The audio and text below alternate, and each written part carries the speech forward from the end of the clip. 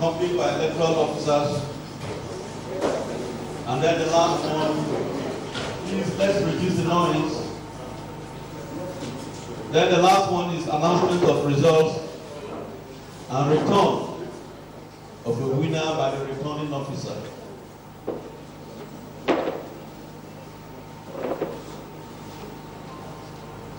Let's go straight into business therefore. Let me now introduce, the introduction will take this format. I will introduce the people on the high table, and then opportunity to give them to allow the party agents to also introduce themselves. We'll stop at that and then we'll move to the next item on our agenda. Ladies and gentlemen,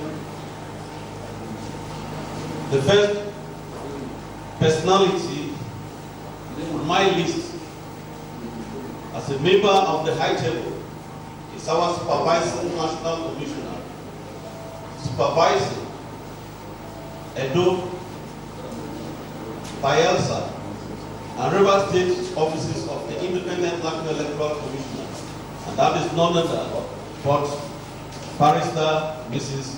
May Akwamuchi. National Commissioner Award. We also have the Resident Electoral Commissioner for Edo State, and his name is Dr. Johnson Alalimo Sinikian.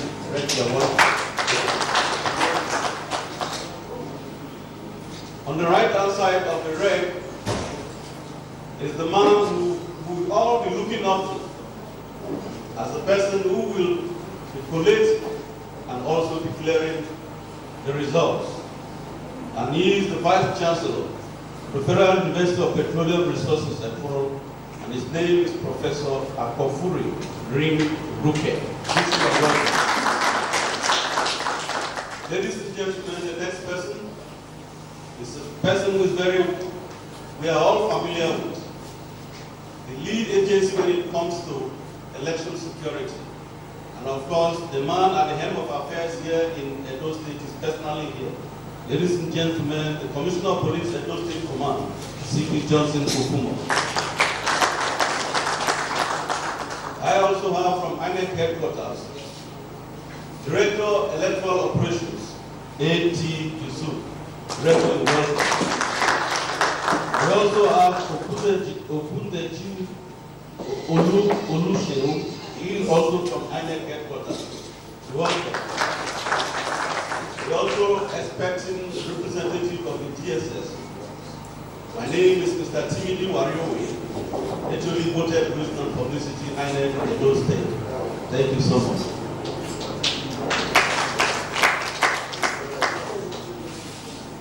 Representative of the Commandant of the Civil Defense is also here.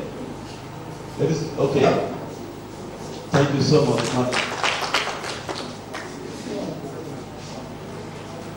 Now, we'll take the microphone down for the party agents to please introduce themselves. The party agents, please.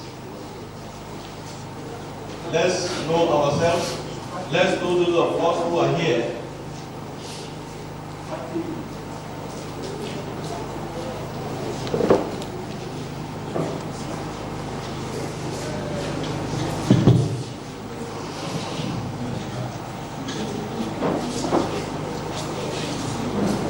Good morning. My names are Honorable Adekunle Rufai Olaje, the National Chairman of Action Alliance, and representing my great party, Action Alliance.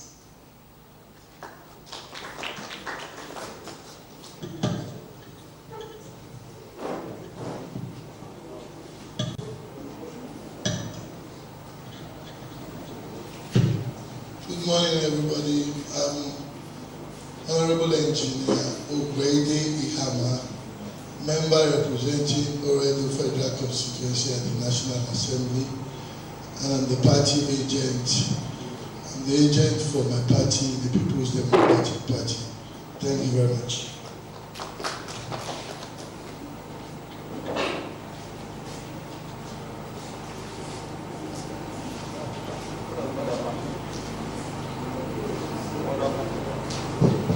Only two parties? Okay. That's good.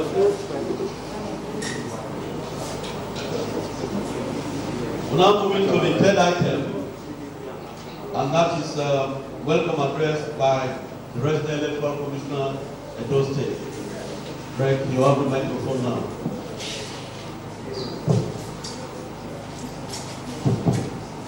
The Supervising National Commissioner, Barrister Mrs. May Bamuchembu, the State Coalition Officer, Professor Akpofre Lungoke, the Commissioner of Police, Edo State, Mr. Johnson Kukumo MNI, the Head of Election Operations, INEC Headquarters, Mr. A.T. Yusuf, the representative of the Civil Defense, party agents that are here, the electoral officers from different local governments that are here, the other security agencies that are here, observers that are here, the press, ladies and gentlemen. I welcome you all to this last lap of the electoral process, which is the declaration of the results of the elections held on the 19th September 2020 in Edo State. We have 18 local governments in Edo State. The poll started 8:30 and ended 2:30 p.m. We started collation, sorting and counting, the results emanating from the unit results we are taken to the area levels, area collation centers. From the area collation center, it moves to the local government. As of now that we are about to start the state collation, we have 10 local governments that are here. We are expecting other 9 local governments. 6, 8. We are expecting another 8. About 5 of them have called that they are on their way. Any moment from now, they will join us. Please, let us report it accurately. What the EOs and the LGA return officers will tell us. Let us do constructive identification of any problem that might arise from the tabulation. We should not just make observations that are not necessary. Let us make observations that are very cogent so that it will save us time. I urge all of us to relax it back and observe the process until the end of the declaration. Thank you and God bless you.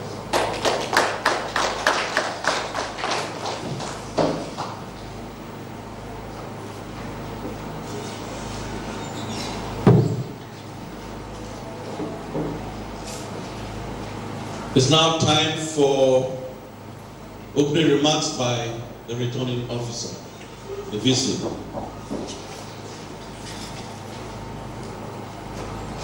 Distinguished ladies and gentlemen, I join my voice and stand on the existing protocol duly established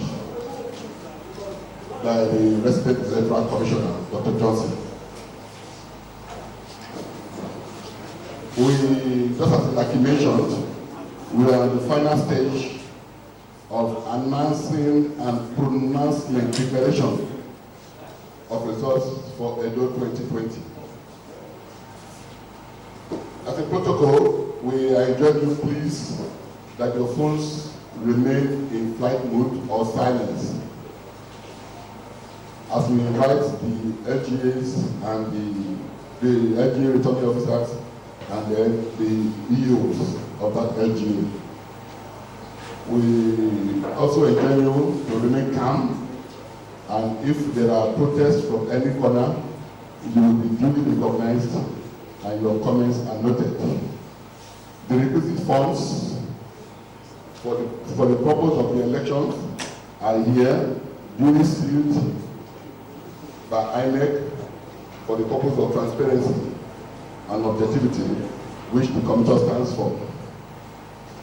Gentlemen of the press, you are welcome to this collation process and the final declaration of the results. Once again, thank you and God bless you.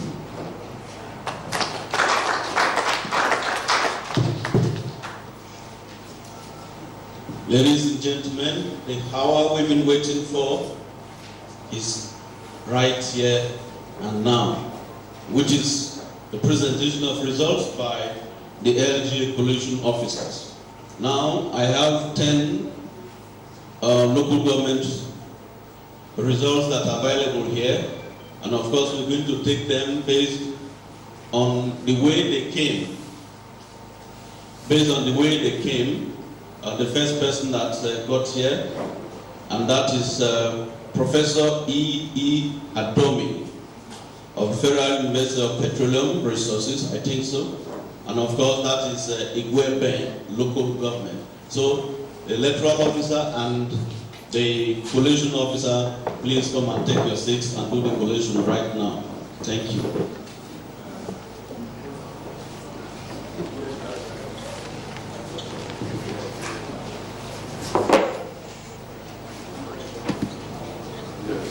Introduce yourself, please. I am Professor E. Adomi of the Federal University of Petroleum Resources, I'm the collation officer for Igwebe, local government area of Edo State. And with you? And with me, Mrs. Maria Babawale, electoral officer for Igwebe local government area. I will take the results that are collected. Number of registered voters 46828. Number of accredited voters 46828. Number of accredited voters 13404. 13404. Then votes received by political parties. AA 2. AA 2. ADC 29. ADC 29. ADP 40. ADP 40. APC 5199. APC 5199. APGA 1. APGA 1. APM 0. APM 0. APP 1. APP 1. LP 5. LP 5. NNPP 4. NNPP 4. NRM 8. NRM 8. PDP 7870. PDP 7870. SDP 6. SDP 6. YPP 2. YPP 2, ZLP 3, ZLP 3. Total valid votes, 13170. Total valid votes 13170. Rejected votes 212. Rejected votes 212. Total votes cast 13382. Total votes cast 13382. Then there was a problem in one of the units in Ward 8.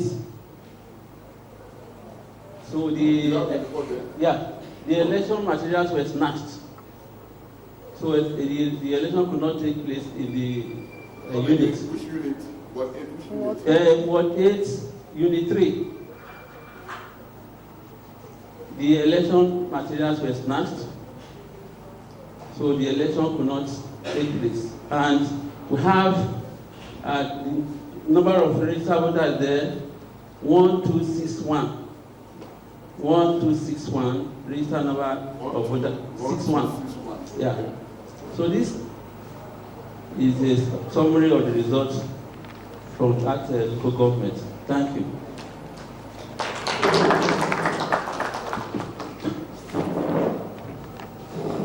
Any question for the returning officer? Present your results. Returning officer. You think it's a property? No.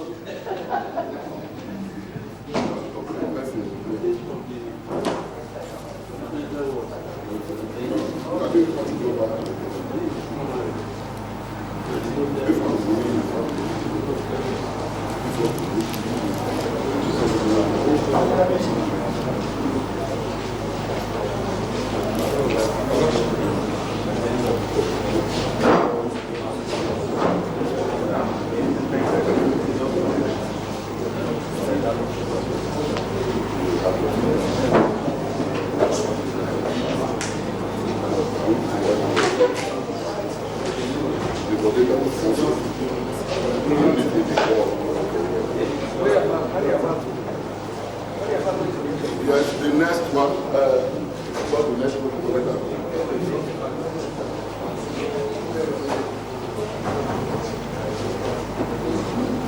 This is central.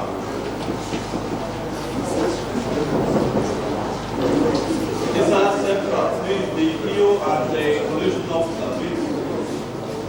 This is central. Come with your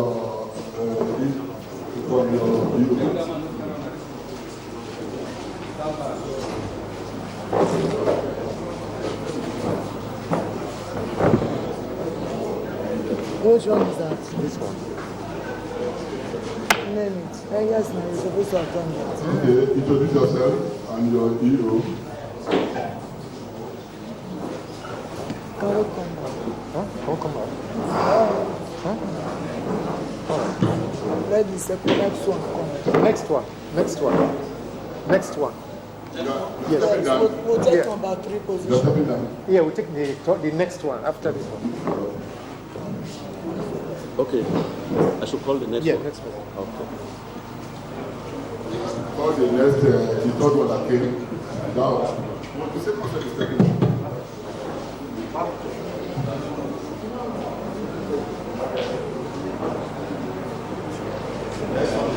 The next one is Eastern Northeast. Eastern Northeast. Meanwhile, let me recognize the representative of the EFCC, Barrister Ibrahim Mohammed.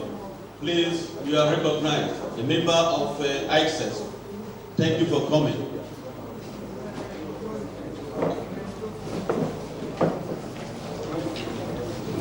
That is Eastern Northeast. Eastern Northeast. Yes. Okay. Introduce yourself and then know you. My name is Dr. Joseph Okaifo from Federal University of Petroleum Resources.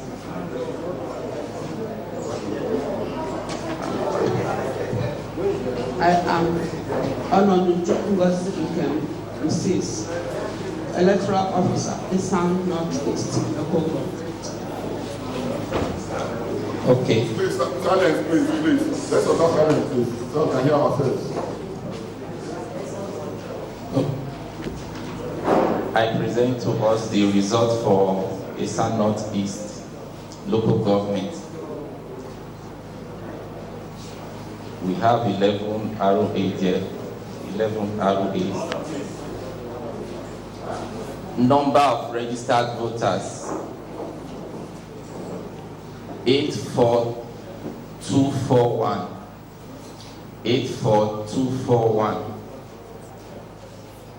Number of accredited voters, 20825. 20825. Then vote received by political parties. The first one is AA 4. AA 4. ADC 58. ADC 58. ADP 89. ADP 89. APC 6556. APC 6556. ABGA 7.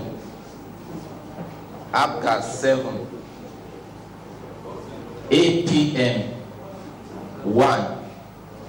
APN 1. APP 3. APP 3. LP Labour Party 11. NNPP 7.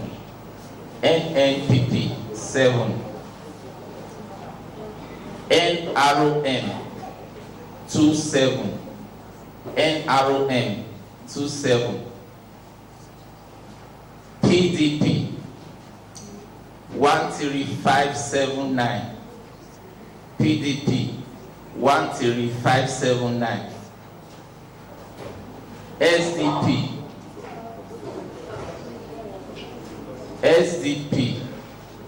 14. SDP 14. YPP 4. YPP 4. ZLP 9. ZLP 9. The total valid votes 20369. Total valid votes 20369. Okay. Rejected votes 361. Rejected votes 361. Total votes cast 20730. 20730. There was no incident of cancelled votes. Yes. So present your result.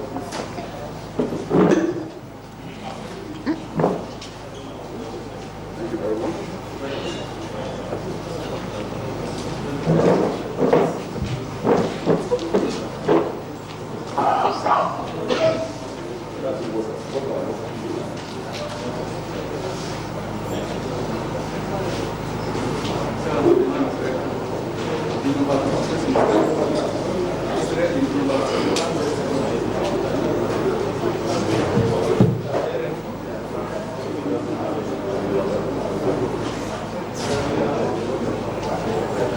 Okay,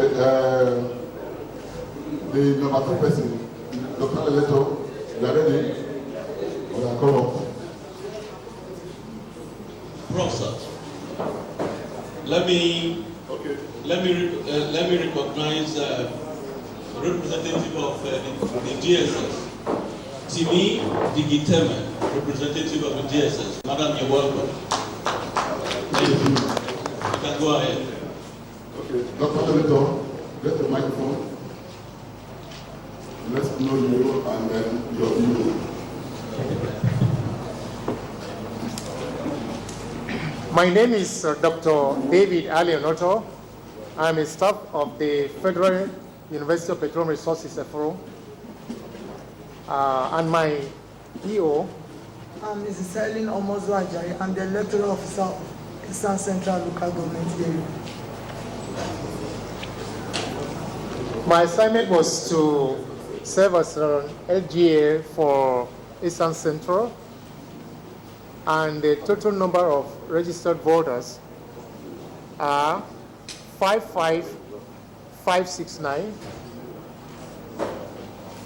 Total number of registered voters 55,569.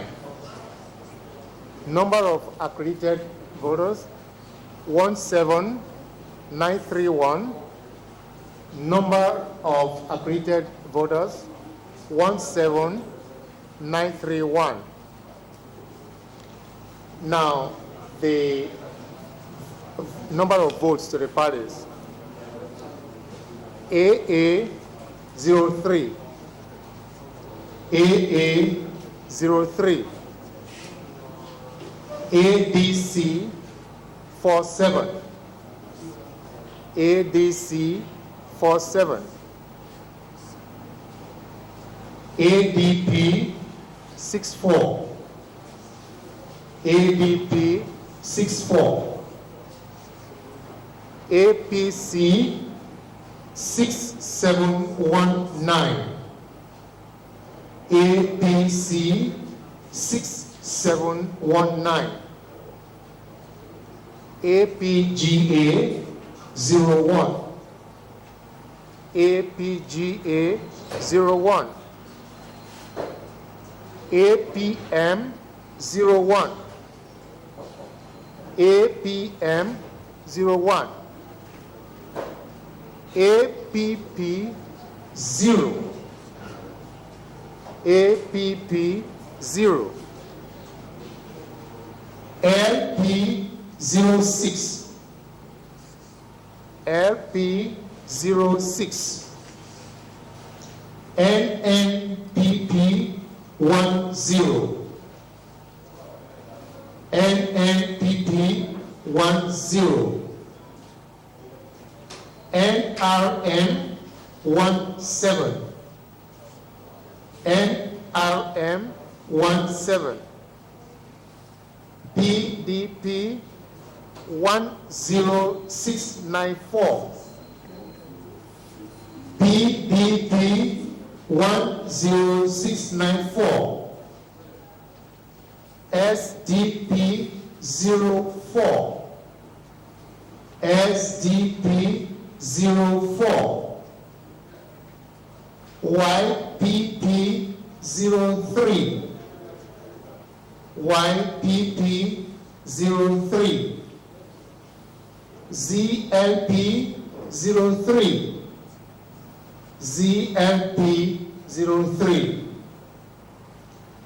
Total valid votes 17672. Total valid votes 17672. Hello. I think it's another somewhere. You should check something. Please go through this calculation. This one. Go through This one? Yes. Make the calculation again. What do you have here? What I have is 10,7. So recalculate and show what you have. What is the calculator? Oh, it's over there. Did you change it? Did you change it? Myself? I didn't change it. It's what we had here. This is something I see it here. I didn't use it. But the man is expired. Use it, sir. What is the guy that did it? Who did it together? It's just want it again. Madam, You want to take from time again? No. Okay. give me this one. Madam, call them for me. 1,000. 11 26. 26 666. 666 Yes.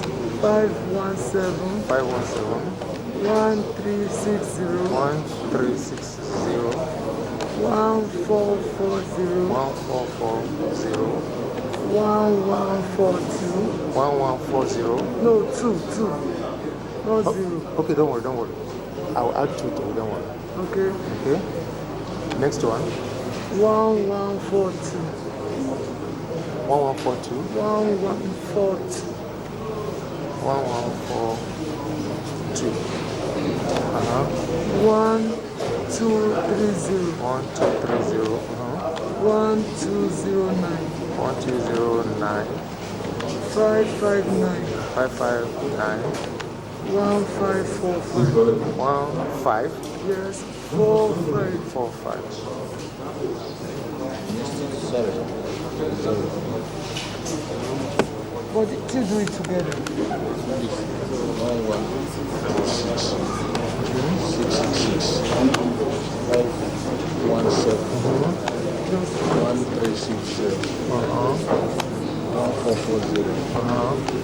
1142. 1230. 1209. 559. 559. 1545. 10794. That is what it says. You have 6. So cancel this one there. Quickly, just one. Please check out the DVD. It's going to be 10, 10 7. 10 7. 10, 5. The man is getting a different figure. 10 7. 7. Yeah, 10 7. So sign. Now, you affect this one. Yeah, that means. So, you're now going to be 17, 6, 7, 2. Yes. Okay. That's correct. Yes. That means you don't do it. Okay. This one is 17. Okay. These things were It's called. okay, just Start all apologize. over again. Okay. Start from the scores by party. Okay. Tell All you right. what happened. Let me take the scores by the party again so everyone will follow.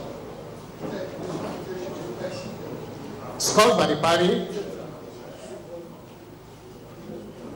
Okay, scores by the party. AA 03, ADC 47, ADP 64, APC 6719, APGA 01,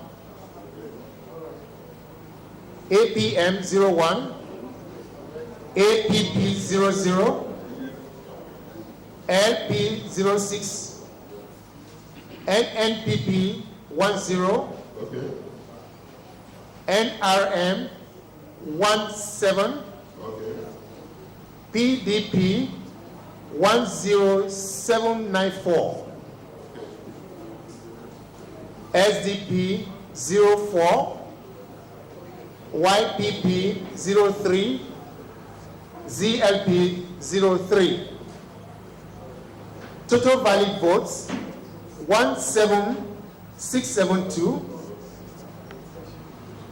Rejected votes 242. And total vote cast 17914. Results as presented. Thank you. Thank you very much, Dr. Leveto, Eastern Central. Any comment, question, observation? If not, present your result. Any record of cancellation? No? Thank you very much.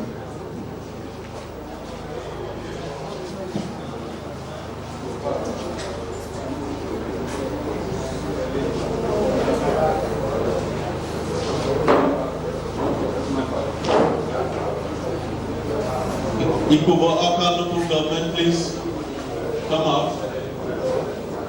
Ikuba Oka local government. Thank you.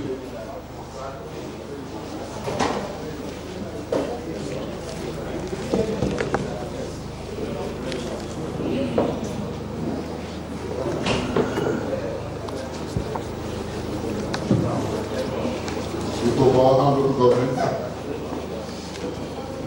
Introduce yourself. Standing on the existing protocol. My name is Omonigo Benedict Otanocha. I work at the Federal University of Petroleum Resources, Mechanical Engineering Department. I was assigned as LGA Collation Officer to Ikubaha local government. Total number of... Thank you very much. My name is John Adye, Electoral Officer, Boboga Local Government Area. Thank you, sir. Total number of votes. Registered voters. Total number of registered voters. Yeah, total number of registered voters. 31 0 0 7 3. 31 0 0 7 3.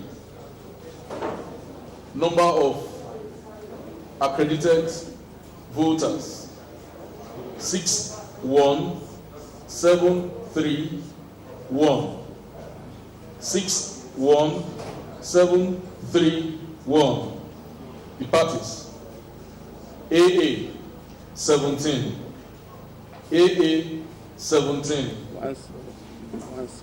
ADC 196.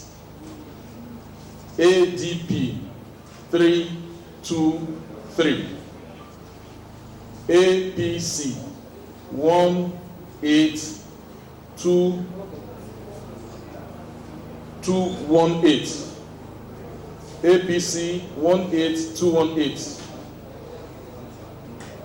APGA 28. APM 07. APP 09. LP 36.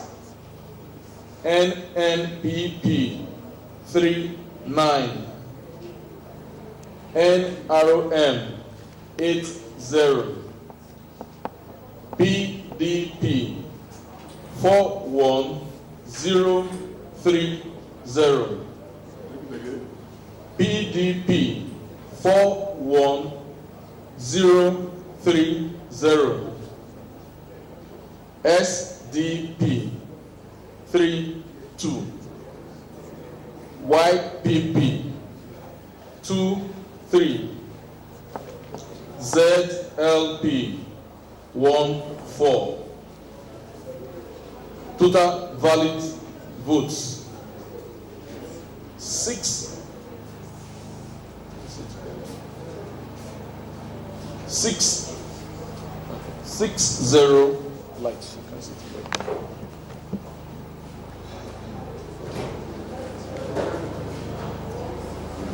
60052. 60052. Rejected votes 1378. Total votes cast 61430. 61430.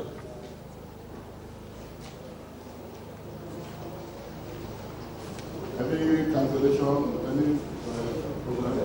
Yes, we had some challenges at Ikubaha. At Ikubaha, yes. First and foremost, from ROA 08, Idogbo. This one area? What? 8.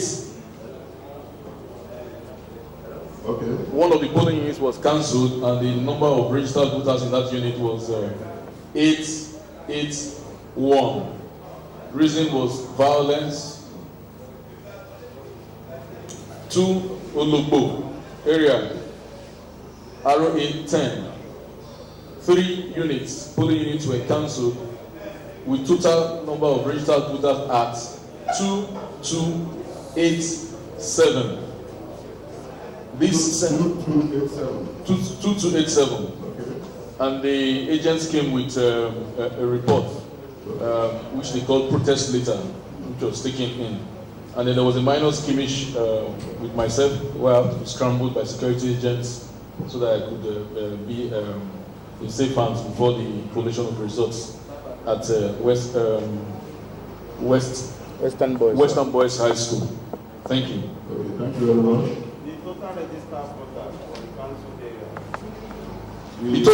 The total is the ROA two incidences, and then the number of polling units was 4, and the total is 3168. 3168 of registered voters in the council area. 3168. Okay.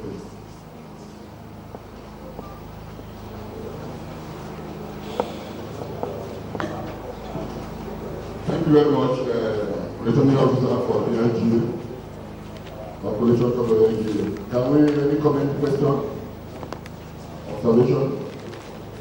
If not, submit your report.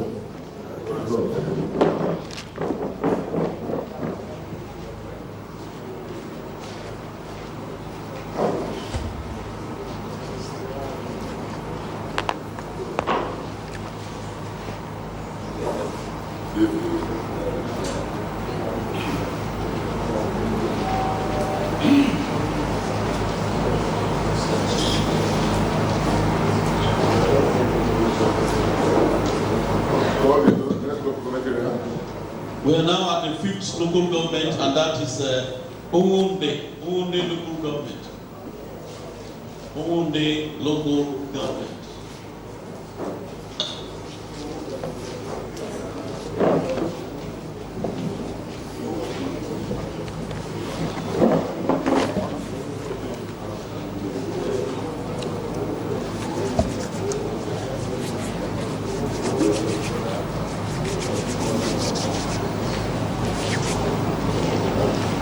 Good morning, everyone. My name is Dr. Jasper Abakuru from Federal University of Petroleum Resources. I'm here as the LGA Coalition Officer for Owonde.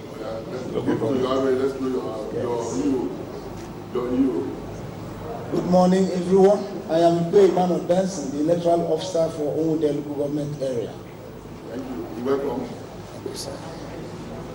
I present the results as follows. Total number of registered voters 73416. Take it again. 7 what? 73416. Total number of accredited voters 16741. 16741. The scores by the parties. AA had 06 votes. ADC 53. 53. ADP 110. APC 5972. APC 5972. APGA 19. APM 03. APB 01. LP 15. NNPP 14. NRM 38. PDP 100. 1022. PDP 10022. SDP 23. YPP 02. ZLP 05. Total valid votes 16283. 16283. Total rejected votes 352. 352. Total votes cast 16635. 16635. We go to council results. Council results. Which unit? We have which one? 05. We have serial number. The ward first. The ward. We have about 5 wards that we have council results. Umwabwe North, RA code 05, 1 polling unit. What's the total registered voters there? Total registered voters in 708. 708.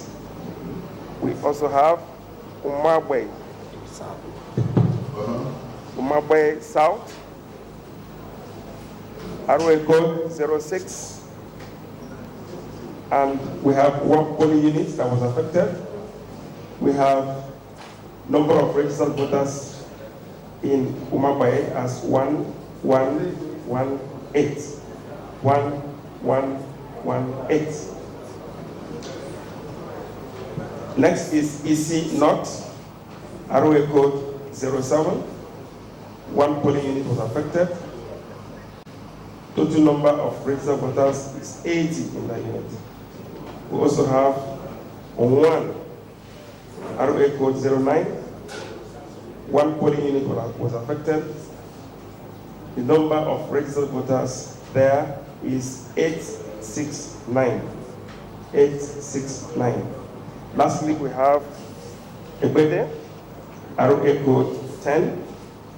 Number of polling units affected in that ward is 5. Number of registered voters there total 4934. And I have 4934. I will go down to detail out this polling units. What, did you have a submission of all the total number of voters? Give me the total submission. Number of voters 73,000. is 7709. 7709. Okay, these units. So we'll go down to deal with them individually. In Umwabwe North. No. Okay. All right.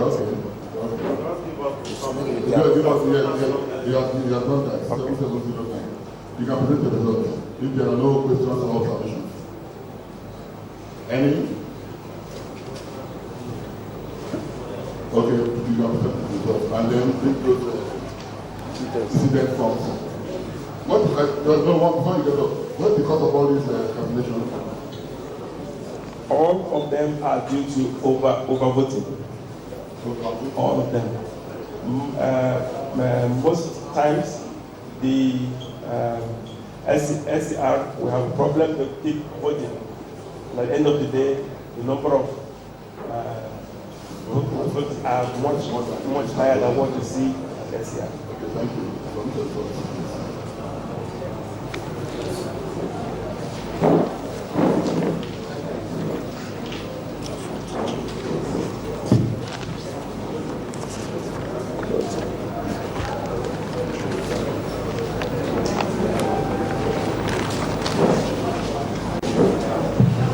Ego local government, get ready.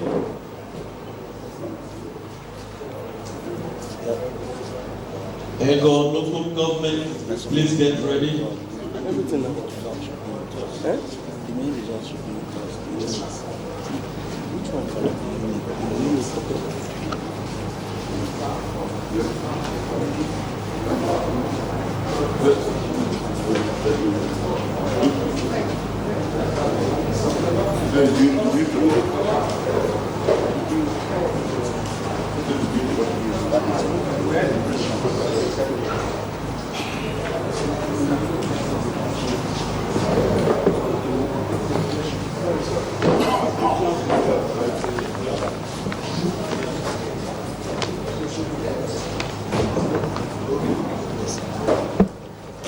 Thank you. Ego, local government now.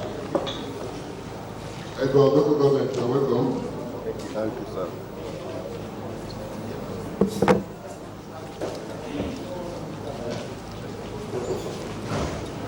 Ego, local government, introduce yourself and your view. Permit me to stand on the existing protocol. My name is Okedoye Akindoye Michael. I work with Federal University of Petroleum Resources, Ekoro. I serve as the local government operation officer for Edo South local government, Ego. The result, okay. My name is Olubenga Joseph Omotiloye, the electoral officer for local government. Thank you. The result collected is as follows. The total number of registered voters is 219841. Total number of registered voters 219841. Total number of accredited voters 3970. Total number of accredited voters 3970. And the political parties polled as follows. Hold on. Please check that figure well. 39709.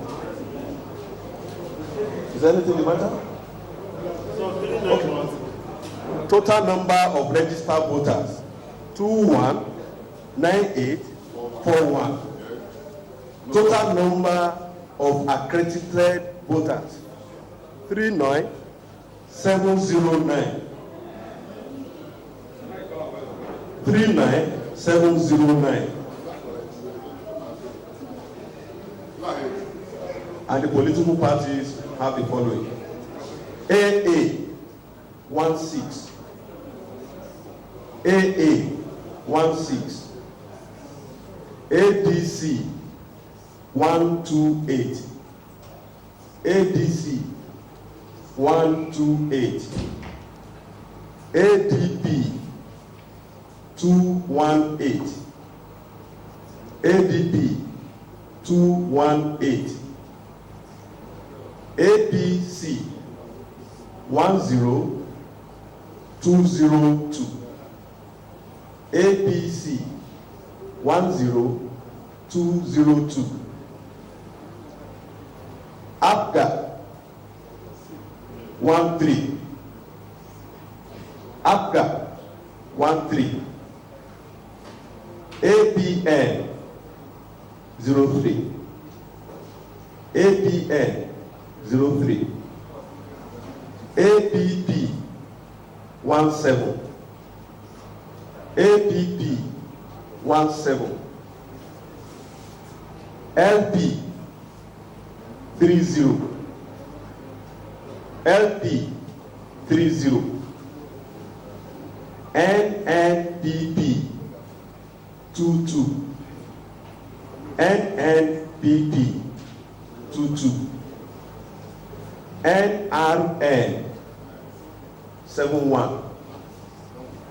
NRN 71.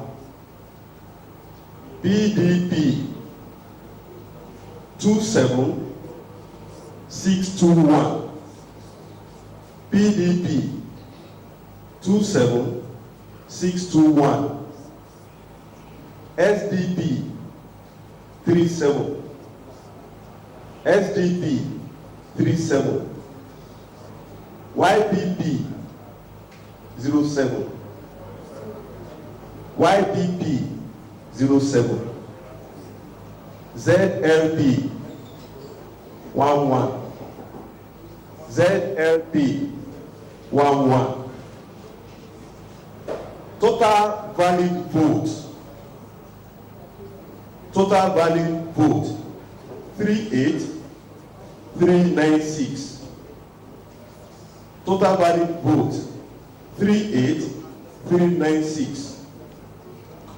Total rejected vote 955.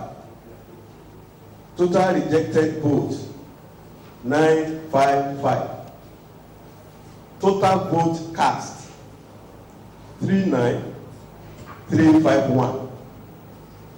Total vote cast 39351. Any cancellation crisis? Yes. At ECHO? Yes. Go ahead. We have an incidence of ballot snatching at Okida Ward. Ward 3. And 3 polling units were affected. Polling units 4, 5, and 17. In that order. The total number of registered voters sum up to 1971. 1971. Result as presented. Thank you. Any other question, observation, please? Present your observation.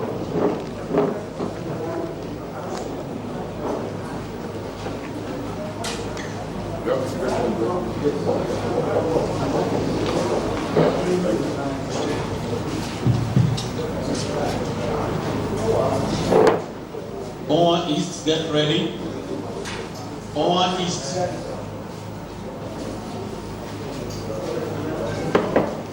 Owen East local government. Thank you. Owen East.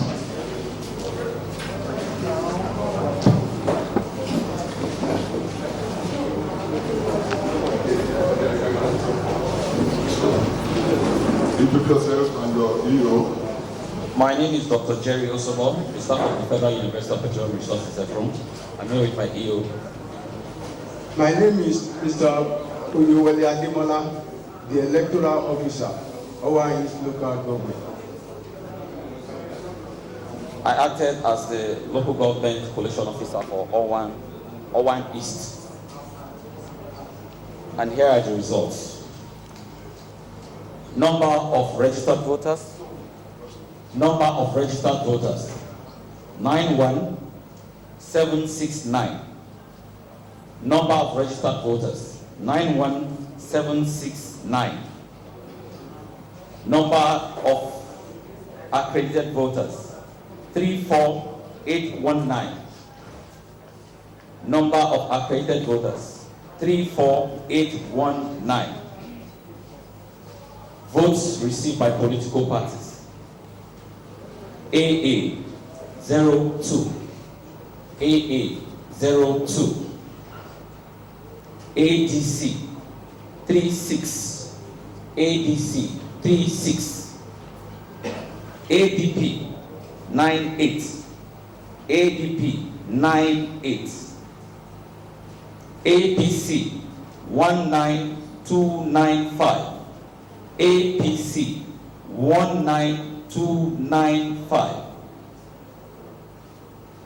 APGA 02, APGA 02, APN 01, APN 01, APP 01, APP 01, LP 07, LP 07, NNPP 02, NNPP 02, NRM 22, NRM 22, PDP 14762, PDP 14762, SDP 11, SDP 11, YPP 02, YPP 02, ZLP 05, ZLP 05. Total valid votes. Total valid votes. 34246. 34246. Rejected votes 515. Rejected votes 515. Total votes cast 34761. 34761. There were no cases of cancellation in the local government. Thank you very much. You can proceed to the vote.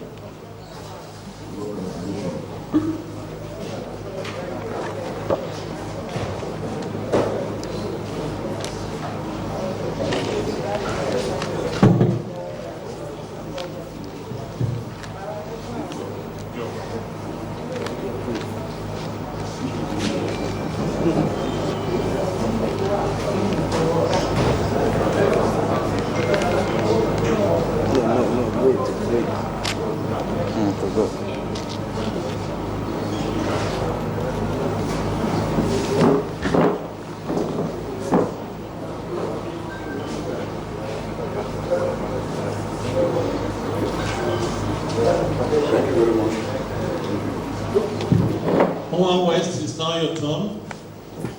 Owan West.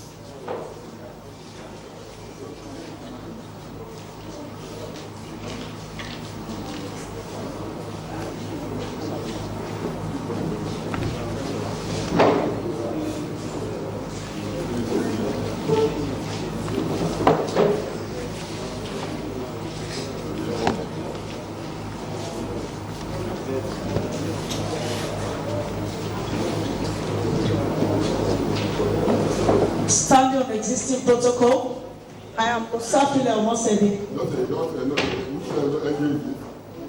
Owan West. Owan West. I am Osafile Omosede at the Federal University of Petroleum Resources, and I was engaged as collation officer for Owan West local government. I am Omorotipon Margaret Fimo, a letter officer of Owan West local government area. Okay, go ahead with your results. The total number of registered voters for Owan West. Please, let's know ourselves, please. Total number of registered voters 61193. 61193. The number of accredited voters 23294. The votes as garnered by the various 23294. The votes by the various parties. AA 1, ADC 36, ADP 82, APC 11193, ABDA 7, APA 1, APP 1, LP 1, NNPP 7, NRM 19, PDP 1, 11485. 11485. SDP 8. YPP 5. ZLP 3. The total valid votes stands at 22849. 22849. The rejected votes 404. The total votes cast 23253. 253. Okay. Cancellation? Yes, we have cancellations from one ward. From which word is that? Ward 3. Ward 3? Is it Ward 3 or Ward 4? Ward 5. From Ward 4, sorry. We have cancellations from 3 units. Unit 3, Unit 12, and Unit 18. Unit 3 and Unit 12 was as a result of overvoting, and Unit 18 resulted from the failure of the card reader and no replacement was provided. Total number of registered voters for that area stands at 1622. 1622. Yes, Prof.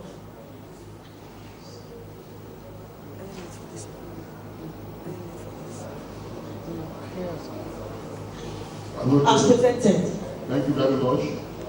We welcome additional questions.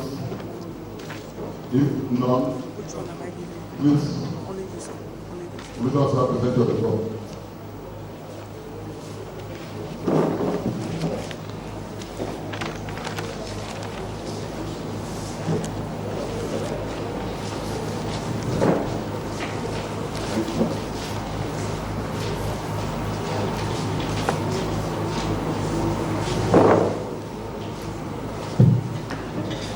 East and Southeast, get ready.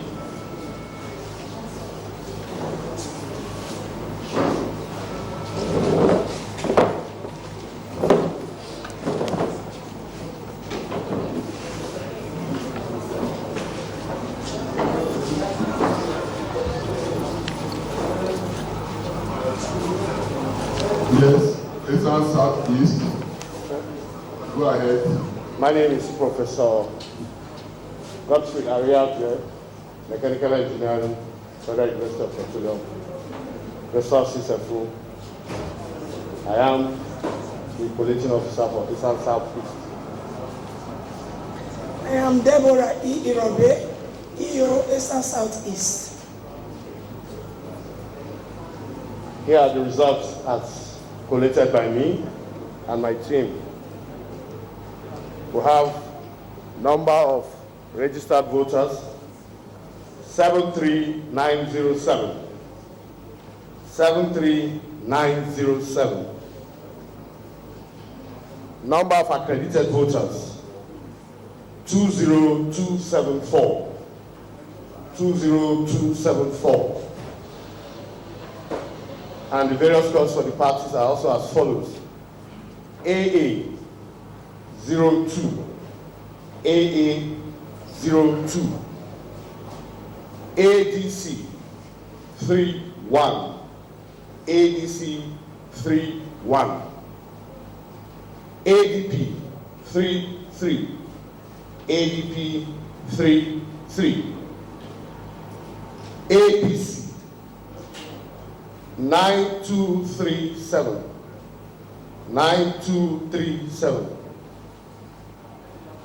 APGA 02, APGA 02, APM 02, APM 02, APP 03, APP 03, LP 07, LP 07, NNPP 02, NNPP 02, NRM 02, NRM 02, PDP 10565, PDP 10565, SDP 02,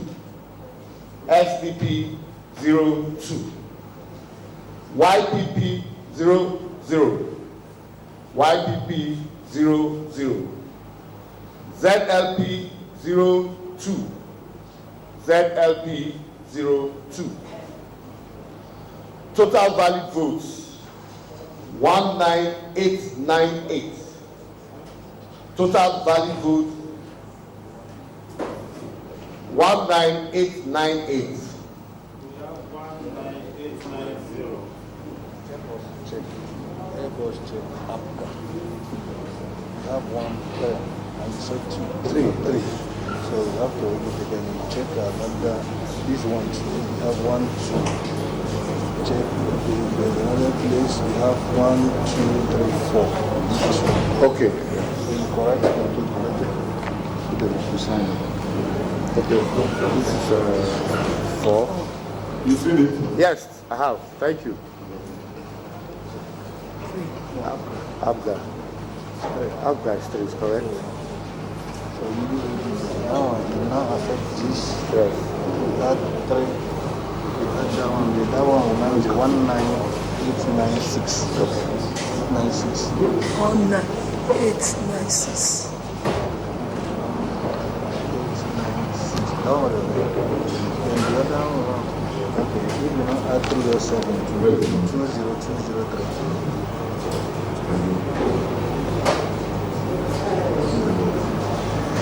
Okay.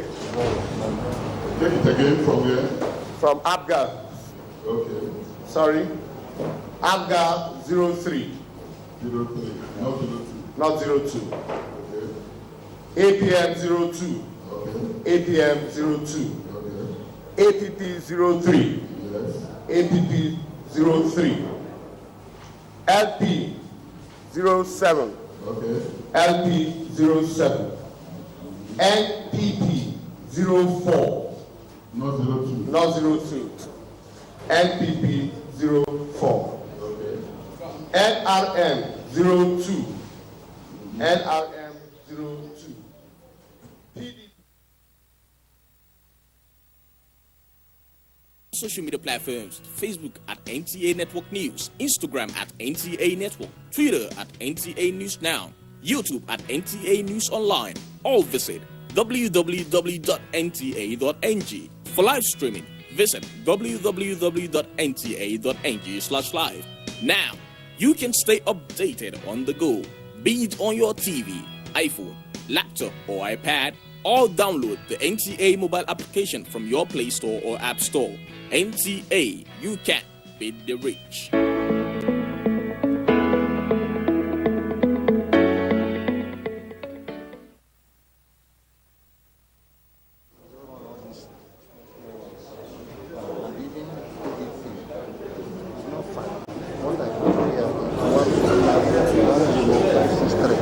So maybe we can recalculate.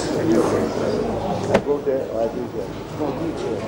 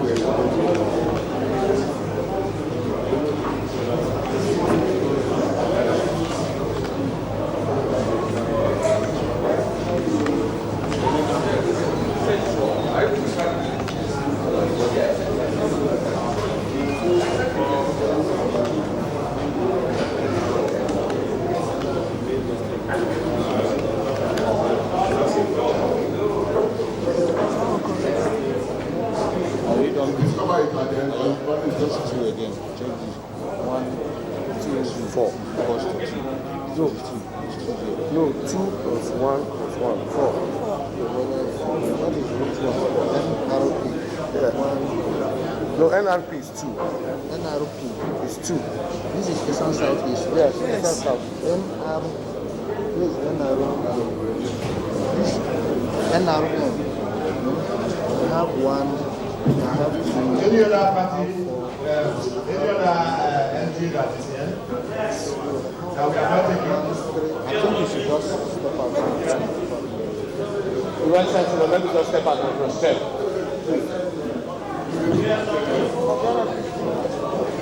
Prof, look from NPP, NRM, and PDP. Okay. Check from there.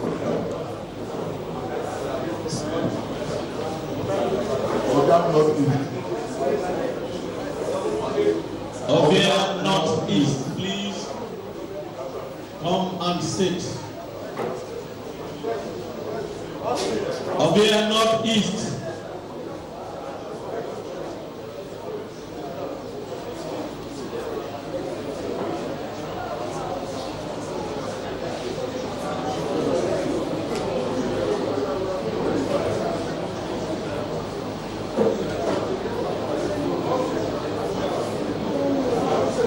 We are waiting for Obia Northeast.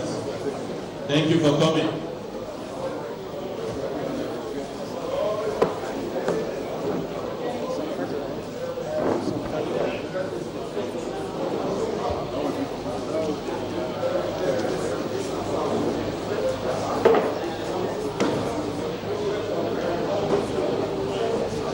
All protocol duly observed. My name is Dr.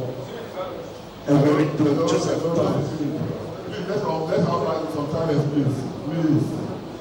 Please. Commander officers, you are welcome. But just settle down quickly. I am Dr. Ewerido Joseph from Federal University of Petroleum Resources. With me is Beauty Honorable Health Officer of the Northeast. Ovia North East. Yes. Number of registered voters 143009. Number of registered voters 143009. Number of accredited voters 28607. Number of accredited voters 28607. Vote according to parties. AA. Hold on. Those at the entrance, please. Those at the entrance, please.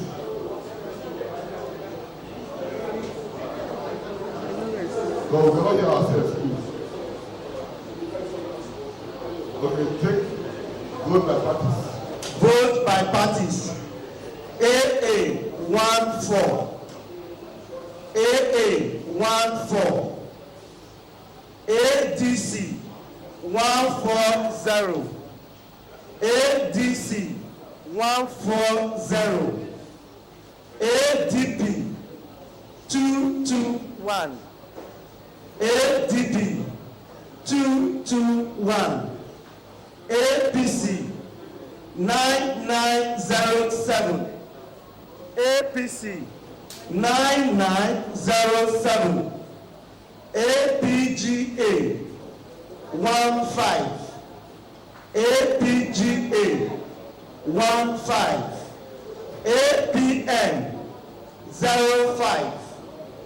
APM 05. APP 07. APP 07. LP 07.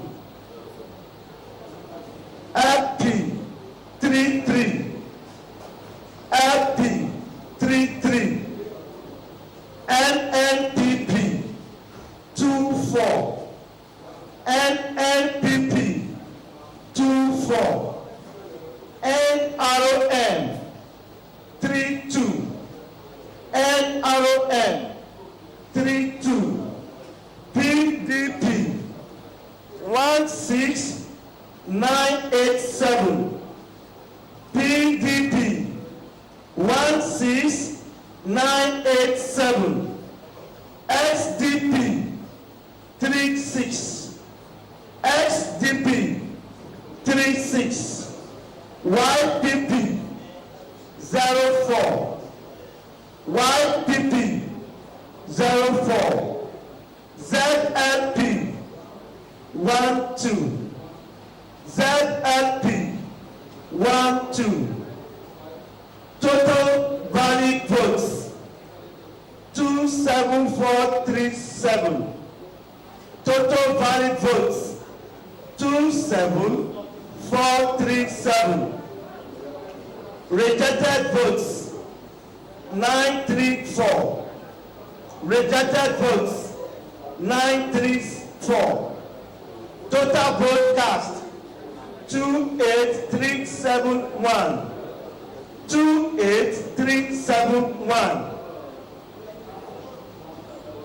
There was no case of cancellation. Okay, thank you very much.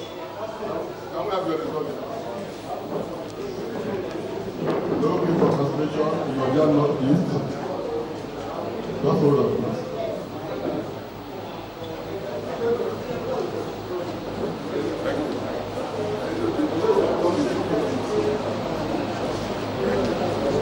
Thank you.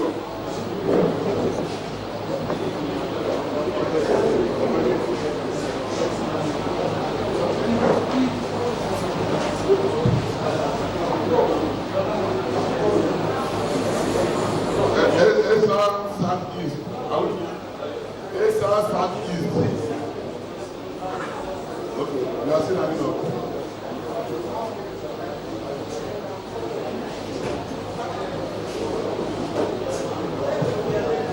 Any other LGA? Any other LGA? Which one? Can we have them?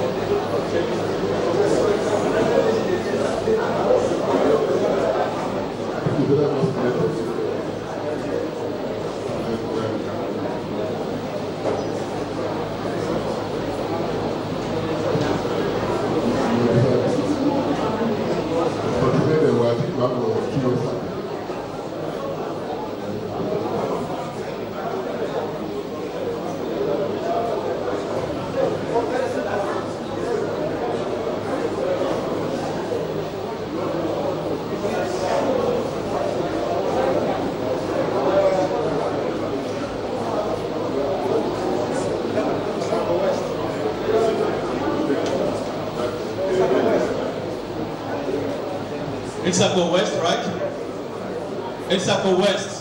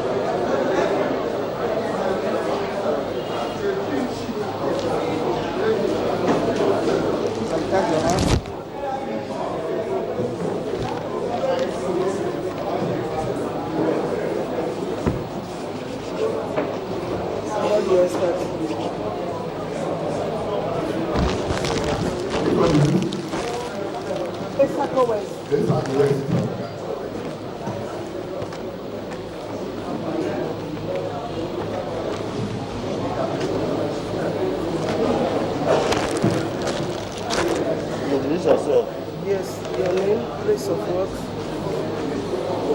Yes, go ahead. Introduce yourself and your you. Good morning, distinguished people here. I am Associate Professor Chinelu Okolo, a lecturer at Federal University of Petroleum Resources, Efuru. My local government of assignment is the Sako West. Total number of registration areas.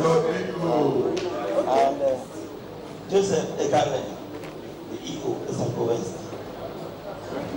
Total government of registration areas. Total number of registration areas.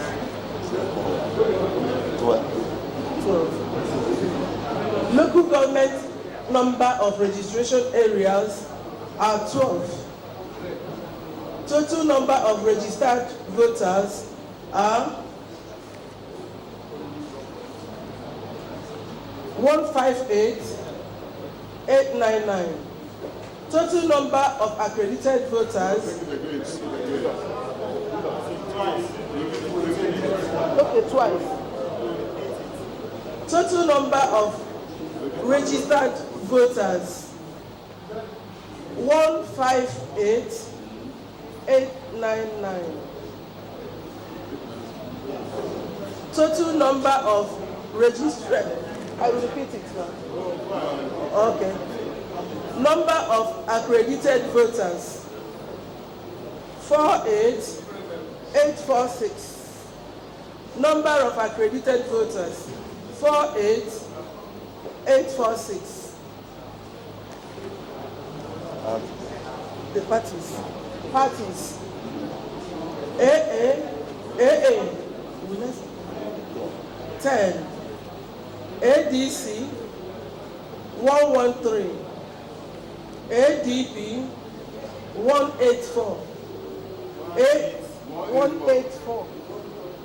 ADC 184. FOUR.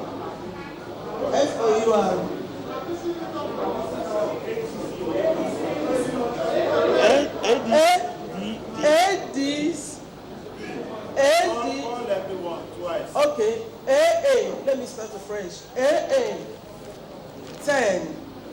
10. ADC 113. ADC 113. ADP 184. ADP 184. APC 26140. APC 26140. APGA Afghan 17. 17. APGA 17. APM 3. APM 3. APP 5. APP 5. LP 12. 12. LP 12. NNPP 19. NNPP 19. NRM 39. NRM 39. PDP 17959. PDP 17959. SDP 18. SDP 18. YPP 11. YPP 11. ZLP 9. ZLP 9. Total valid votes 44,539. Total valid votes 44,539. Rejected votes 2828. Rejected votes 2828. Total votes cast 47367. Total votes cast 47367. Any council result? This one was, they didn't take the election. What happened? What did they do?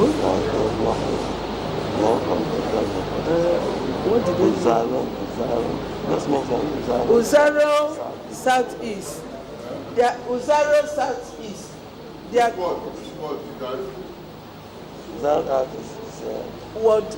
Uzaro. Uzaro Southeast. Ward 12. Ward 12. What happened? What happened? Number of polling votes affected. What happened? There was some Number of polling, there were polling units that were affected. How many polling units were affected? Two polling two. Two polling units. Yes. What happened? Total. One ward. One ward. One ward. That's for 12 polling units. Total number of voters. That 1238. 1238. That's all. For the two polling units. Yes. Okay. You can submit the result. But I have some reports to submit. There's a report. Can I read it out? The report. Can I read the report now? No, read it.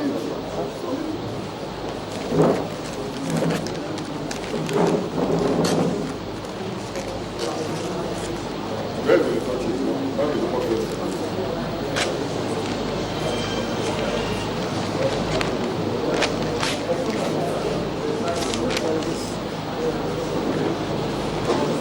Please bring it.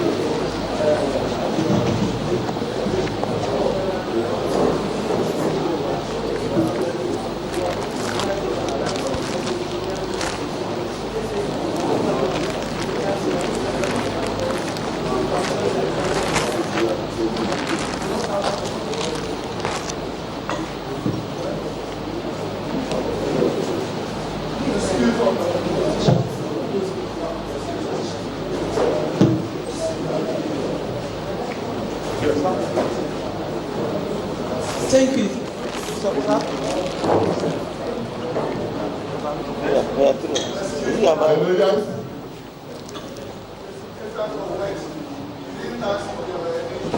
Yes, I asked. And they said yes, I did.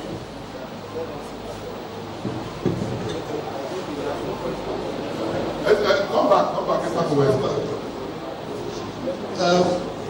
Good morning again. I'm Ogwege, I'm agent for the PDP. I just want to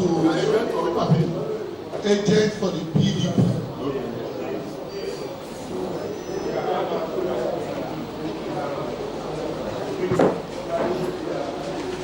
I will listen carefully to the collation officer from Issaco West. Issues of cancellation as stated by her was only in Ward 12. However, I want to put on record that in Ward 10, Ward 10? Yes, in Ward 10, units 1, 2, and 3, there were discrepancies between the total number of accredited voters and the total votes counted. It was a clear case of overvoting, and they made the report, and I was duly briefed now that the collation officer said they were going to forward the report. So I was surprised that when she was talking about issues, she only spoke about Ward 12, which is 2 units, and a total registered voter of 1238. However, in Ward 10, where units 1, 2, and 3 were clear cases of overvoting, the issue was not brought up. And this is a very glorious situation where the total number of accredited voters is lower than, sorry, the total number of votes counted is higher than the total number of accredited voters. So I think she says she can clarify that issue. Okay. Thank you very much. Thank you. With reference to Ward 10, yeah. Units 1, 2, and 3. That was why I said there are some cases, but because almost opera there, I now said, let me write my report. When I come, I'll submit. This is my report, sir. Report of the Edo State governorship election held on Saturday, 19 September 2020 at Esako West. I, Associate Professor Chinelo, Professor of General Studies, Federal University of General Studies, wish to refer to the above subject matter and to state as follows. The result presented across the local government area was relatively free and peaceful. However, there were pockets of some incidences with reports herein attached as appendix. Case 1, you see it in Appendix A, at Ward 11, Jatu. A petition on the kidnapping of one Mr. Festus Aliu, the APC collection officer of the ward, as reported by one Alhaji Abubakar Jafari. Case 2, Appendix B, a case of ballot snatching during collation at polling unit 3 of Ward 5, which resulted into some injuries with evidence of blood stains on the ward collation form. Case 3, Appendix C, a request made by one, I don't know the name, 10 collation agent for result cancellation of a polling unit 1, 2, 3. Answer, I think it fits that I don't have that power to cancel because of what we have not experienced. They just reported it.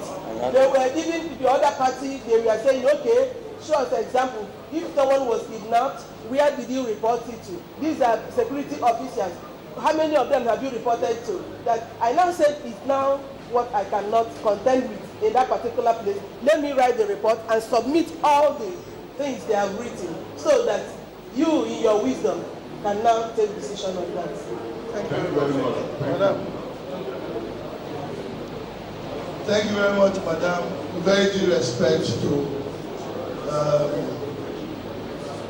the officials at the high table, this will not be the first collation report that we have received here. We have received cancellations in various local governments before now, and the reasons given were cases of overvoting. I'm surprised that she's saying she does not have the powers to cancel cases of overvoting. And at the end of the day, those figures were recorded as a total number of votes in Esako West. So my stake here is in your wisdom unit Ward 10, unit 1, 2, and 3, as stated as voting should not be in the form of a report but cancellation. Okay, thank you very much. The polling agent for which party now? PDP? Yes. Okay, it's noted. I think administratively it will be looked into. Thank you. I assure you. Thank you. I just want to place it on record over voting and it should be cancelled. But as it stands, she added those votes to the total number of votes in Esako West. Okay, noted. Thank you. I did it. Thank you, sir.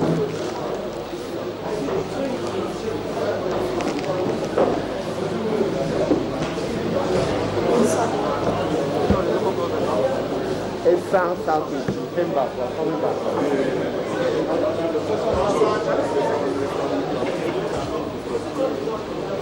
Okay, Professor Arabi, you're back? Yes, I am.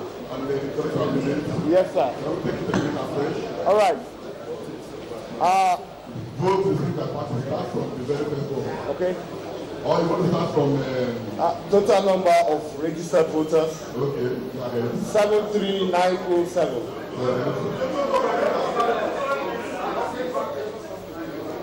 Total number of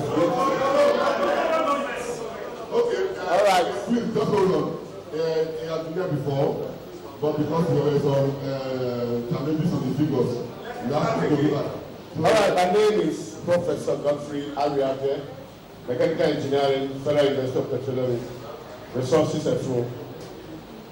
I'm the coordinating officer for ASAM Southeast. I am Deborah E. Irobe, EO, Eastern Southeast. Number of registered voters, 73907. 73907. Okay. Number of accredited voters, 20274. Okay. 20274. The votes by the parties. Party AA, 02. Party AA, 02. Party ADC, 31. Okay. Party ADC, 31. Party ADP, 33. Okay. Party ADP, 33.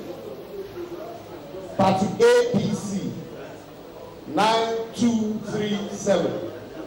Party APC, 9237.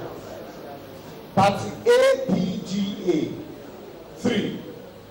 Party APGA, 3. Yes. Party APN, 2. Okay. Party APN, 2. Party APP, 3. Party APP, 3. Party LP, 7. Party LP, 7. Party NNPP, 2. Party NNPP, 2. I'm not before. Not before, thank you, sir. Party NRM, 9. Party NRM, 9. Party PDP, 10563. Party PDP, 10563. Party SDP, 02. Party SDP, 02. Party YPP, 00. Party YPP, 00. Party ZLP, 02. Party ZLP, 02. Total valid votes, 19896. Total valid votes, 19896. Rejected votes, 307. Rejected votes, 307. Total vote cast, 20203. Total votes cast, 20203. Thank you. Yeah, there were incidents of cancellations in RA01. 1 unit is affected. The total Which one is that? 01, Wohimi, 1. RA1. Yes. 1 unit was affected. Total number of registered voters, 902. RA09, Ilushu 2. 1 unit was affected. Total number of votes is 847. Total number of registered voters is 847. The third one is Uboa, RA10. 1 unit was affected. Total number of registered voters is 1145. Basically, they are all cancelled because of overvoting. Now, we have some others, 3 other units that were zero because outright refusal to use the card reader, manual accreditation was done, and a faulty accreditation. So we zeroed those votes, and that was the end. Thank you very much. Thank you. You can submit your result.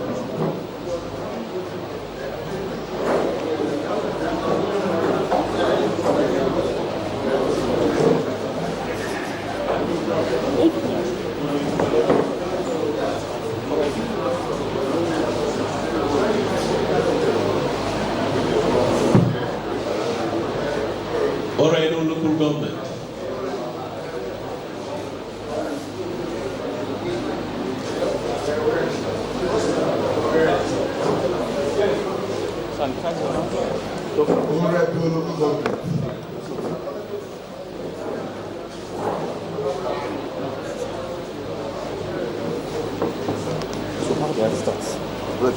first introduce yourself. First introduce yourself and where you're working. Newly appointed as AG Coalition Officer for Oredo.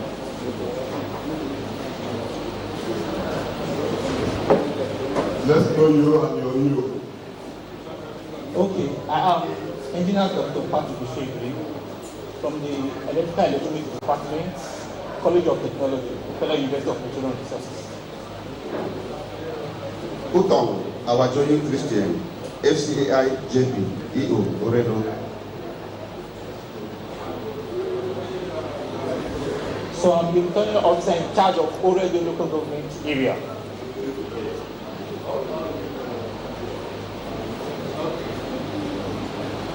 And under Oredo, I have 12 wards.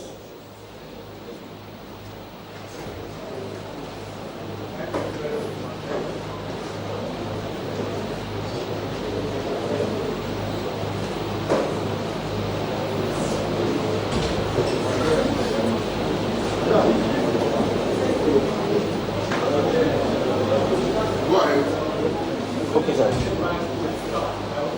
Serial number 1, Ogbe. No need. So I just go okay, sir. See what you are giving there. Total number of registered voters. Total number of registered voters. This is what you are calling. See what you are calling. Total number of registered voters. I have 309,968. Total number of registered voters 309,968. Total number of accredited voters 64783. 64783.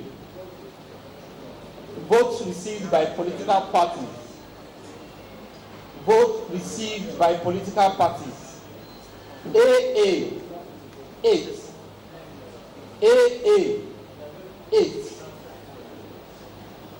ADC 160. ADC 160.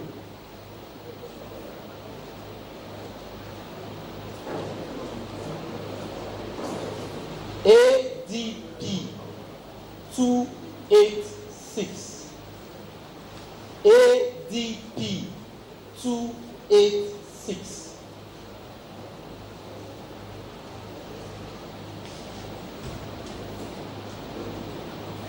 APC 18365. APC 18365.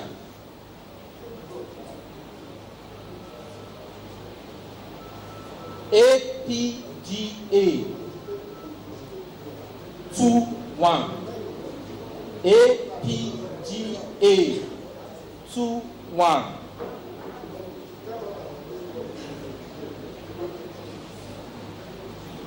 APN 7. APN 7. APP 11. APP 11.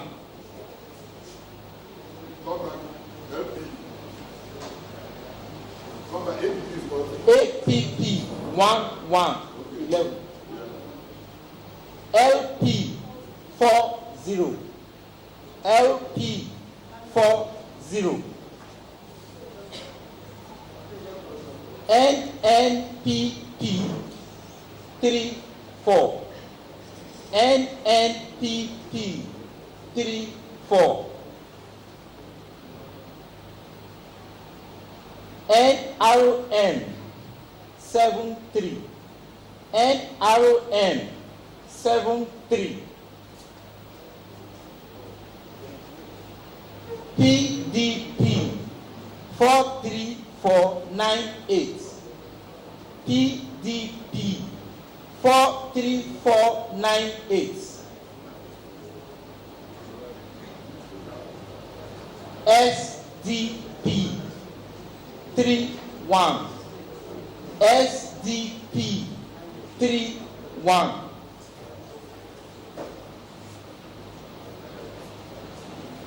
YPP 28.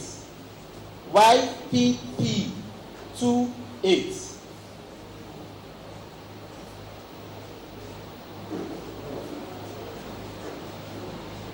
ZLP 16. ZLP 16.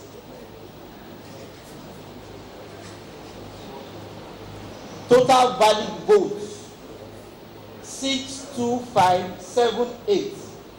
Total valid vote 62578. Rejected votes 1302. Rejected votes 1302.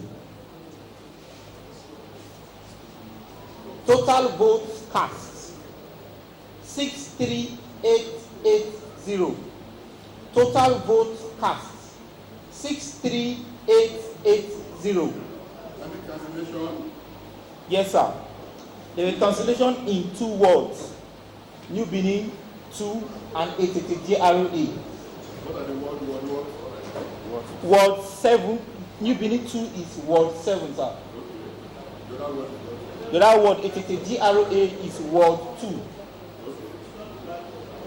The number of registered voters in New Benin 2 is 401. For New Benin 2, 401. For ATT GRA, 239. For ATT GRA, 239. Sums of the reason for cancellation was 1 for overvoting, and for the other one was snatching of the paper, ballot paper. Election material, includes the party. So total 640. Thank you very much. So the result is as presented. Yes, question or submission? Come forward, please. Let's know your name. Your name. Come forward, yes. Thank you very much. I'm Ubede Hamam, the agent for the PDP. The cancellation in Oredo, as stated by the collation officer, says Ward 2. No, did you say Ward 7 and then? No, say Ward 7 and Ward 2. In Ward 2, you said overvoting. And in Ward 7, you said snatching of ballot box. Yes. So please, you didn't indicate the units in Ward 2 where they were overvoting. And the unit in Ward 7 where ballot box was snatched.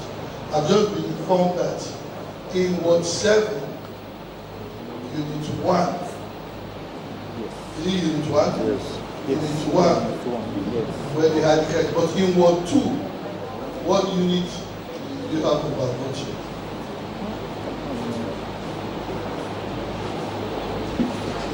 For Ward 2, the GRA, they were voting in one of those units. I think it's Unit 1, if I'm not mistaken. No, please confirm. He wants to get the data out that was written by the collecting officer.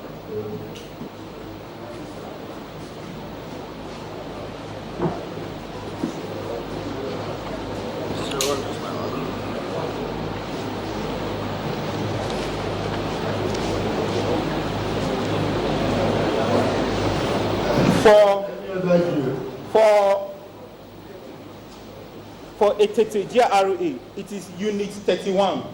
Unit 31 as written, this is the letter written by the police officer. Unit 31.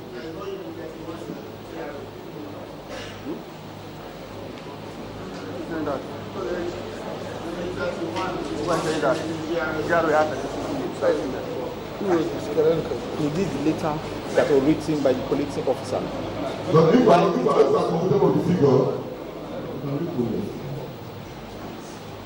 Are you okay? No, sir. It's important. I like to just put on record that the details for the cancellation in Ward 2 in 31 is not properly stated. Like in other cases before now, it was very explicit. But there are past 2 reasons for what happened. No, but I'm not talking about Ward 7, Unit 1. In Ward 7, Unit 1, we are aware that the APC moved talks to carry the ballot. But for Ward 2, the reasons are not as stated. Like in other cases, I'm talking about the voting one. That's why I said. Yeah, it's stated here. It was stated here. Yes, stated here clearly. But I like to place that on record because I want to refer back to Isako West. Thank you very much. I know you are trying to correlate all of them. Yes. Thank you. Thank you, because what is good for the good? It's good for Uganda. Thank you very much. Thank you. Okay, present the result is already local government area. And the report. This one. Only this one. To the cancellation of those 2 units. Eastern West, get ready.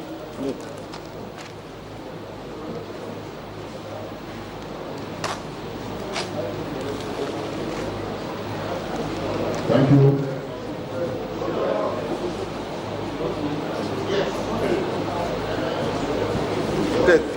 Give them this one. Yeah. This is okay, sir.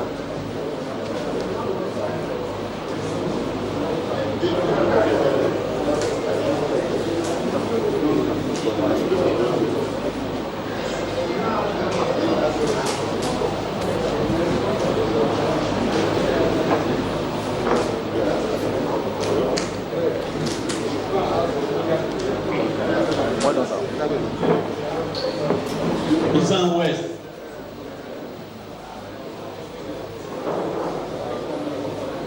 Any other officers are here? Okay. Eastern West.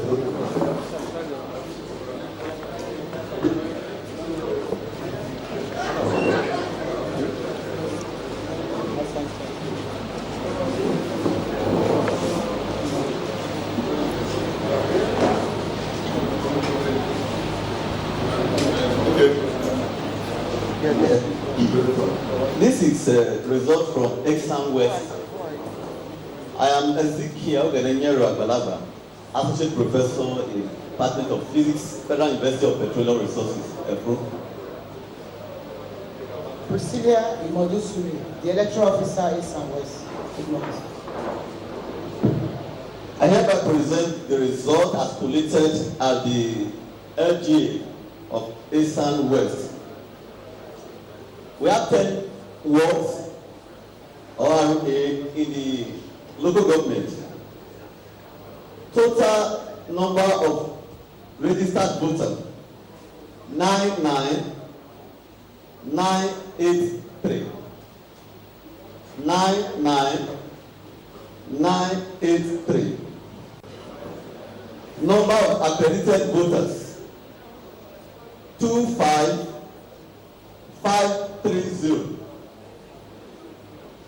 25530. The result obtained by the political party as follows: AA 02, ADC 55, ADC 55, ADP 95, ADP 95, APC 7189, APC 7189, APGA Afghan 06, 06, APN 03, 03, APP 05,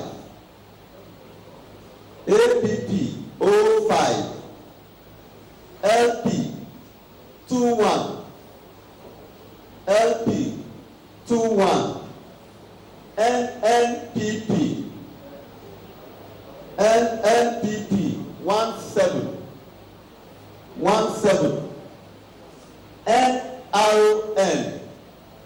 17, NRN 33, PDP 17434, 17434, SDP 13, YPP 04, ZLP 03. Total valid vote cast is 24880. 24880. Rejected vote 579. 579. Total vote cast 25459. This is the result from East and West. Yes, we have 3 unit cancellation. We have Ward 1, Ogwa, in Unit 1. Yes, with a total registration of 665. We have Ward 5, Unit 1, just 1 unit, with a total registration of 10161. While Unit 10, we have total registration of 344. The 3 incidents, 2 are due to violence of snatching of ballot paper, while 1 is overvoting. So the total number of registration for those 3 council units is 2070. 2070. Dr. Nomba, thank you very much. Yes. We are open to entertain comments on questions for Eastern West LGA. If not, I don't want to step forward and submit to the order.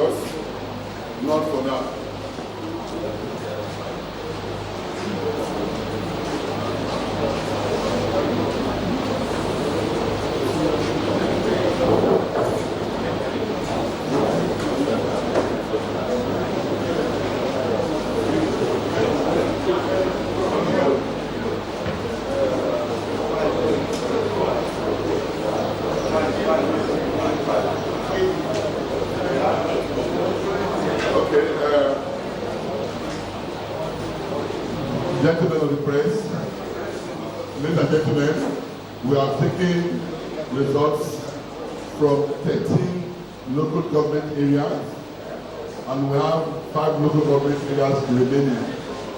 We'll go on a short break of 30 minutes, 1 hour, and then we'll revert back to this hall. As the local government appears from their LGA. Thank you. All right.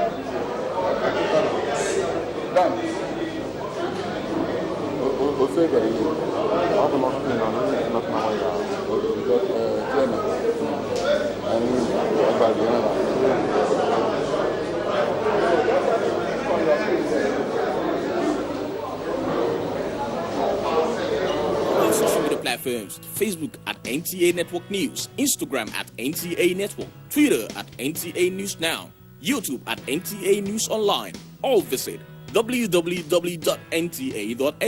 For live streaming, visit www.nta.ng/live.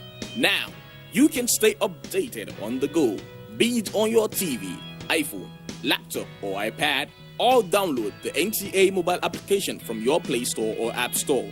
NTA, you can beat the rich.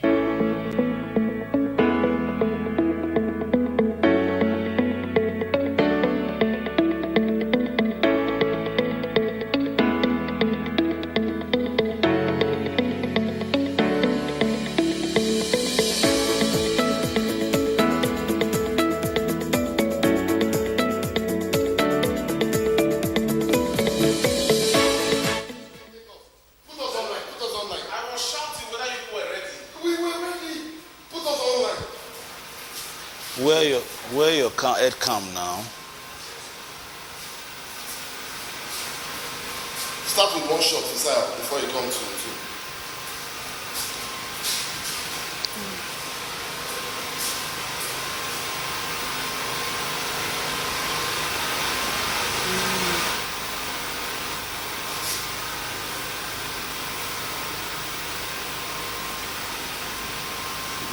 Hello, sir. We are ready. I don't tell Obi to put up.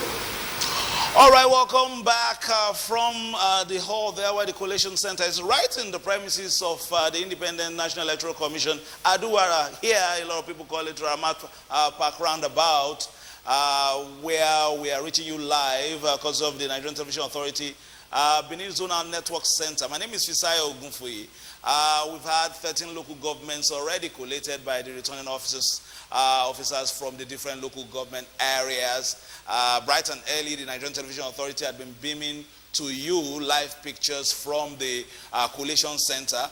We are right beside the collation center. We set up studio here just to serve you and let you get minute by minute details of what is happening right here in Edo State. As you know, Edo State has 18 local governments spread across, and it's a nodal state with, borders with Delta, Ondo, Kogi, and of course by water you can still access some other areas. So perhaps that's informed why we have not gotten some of the local governments in the riverine areas yet. Let me bring in my colleague who has been working tirelessly during this whole exercise. Namdi Odipo, Namdi, welcome. I hope you got some sleep. Well, very little. It's a really good day, not just for the media now, but for the people of Edo State as well. I mean, considering that it is changing the entire outcome and as proceedings continue towards this direction, it appears to be changing the narrative and people's expectation. I mean, there were fears before now. A lot of people were actually concerned that how much or how exactly the elections might turn out. But Fisayo, look at how things are turning out. We have 15 local government areas already coming in, 5 more to go. I would say that is very progressive, Fisayo. Before we came, it was a case of, praying to fate to be on the side because of the drum beats of war and all that. But we got the head of voter education for the Independent National Electoral Commission Edo State, Mr. Timidi Warowie, who assured us that the commission has indeed been able to a reasonable extent, been able to, perfect its strategy to make sure that the whole process goes seamlessly. Of course, we were expecting that some results will come yesterday night, but for one reason or the other, they started coming and they've been coming back to back since they resumed this morning. But in terms of the general exercise on the field and the synergy, involved in all the agencies that were active during this process, what will be your general assessment as a field officer during this time? Fisayo, I think I see a deliberate resolve here and a deliberate effort by just about every party and stakeholder involved in this process to step up, to raise the bar a bit. Of course, this is an isolated election. All eyes are on Edo State, and so somewhat that makes more do. But then I think that's just besides it. I think there's also an effort on the part of INEC, on the part of the parties, on the part of the Edo people, on the part of the media, and just about every group involved in this election to raise the bar a bit. And we're saying that player was saying the result and the impact of that. I mean, coming to bear in the entire outcome of these elections. Precisely like we said, it is a very progressive exercise. I mean, yesterday we went out, we saw people come out to participate in this exercise. We expect that a lot of people are actually at home now. I mean, sitting in front of the TV set and seeing how this whole process plays out. All right, let's recap a few things so far. Let's just say, of course, we are not electoral officers, but let's name the local governments already in. Igwebe has come in. Eastern Central is in. Eastern Northeast is in. Ikpobaoha is in. Unwade local government, of course, with headquarters in Ego, is in. Ego is also in. Onwa East is in. Onwa West is in. Uvia Northeast is in. Esako West is already in. And of course, East and Southeast is in, as well as the center of town itself, talking about Oedo local government, that is also in. And of course, we have East and West. And you brought to my, you noticed the fact that one of the electoral officers had to be told to get his figures right. Exactly. There was an issue with one of the local governments earlier. It was stepped down, and then the figures, there were some issues with the figures, and then it was stepped down, and it was looked upon. It was then rectified and re-announced, and that we already have on. That should be, let me just quickly get that now. It was one of the local governments, East and Southeast, as a matter of fact. The figures were later ratified and then re-announced by INEC officials. And talking about the Independent National Electoral Commission, we've had a lot of discussions with the National Commissioner for Information, Mr. Festus Okoye, in Abuja. He's assured that there will be some introduction of technology, especially this COVID era, to help the voter or the electorate know some of the results as they are coming in. And perhaps that has also helped this exercise. In terms of the measures put in place for, the COVID-19 measures now, we did see a couple of measures in place, the hand sanitizers being provided, the need to, for voters to adhere to the 4 meters spacing or distance between voters. We saw that play out. In terms of technology, I do know that I would think that what really came to bear in this election is the fact that INEC uploaded most of the results, even before now, to the platform, to the portal provided online, and that also helped with throwing up transparency in the results. People were able to access the portal to know the word results. As at this morning, we had just about of the 2,000 plus words across the state. We have close to almost all of them on the portal.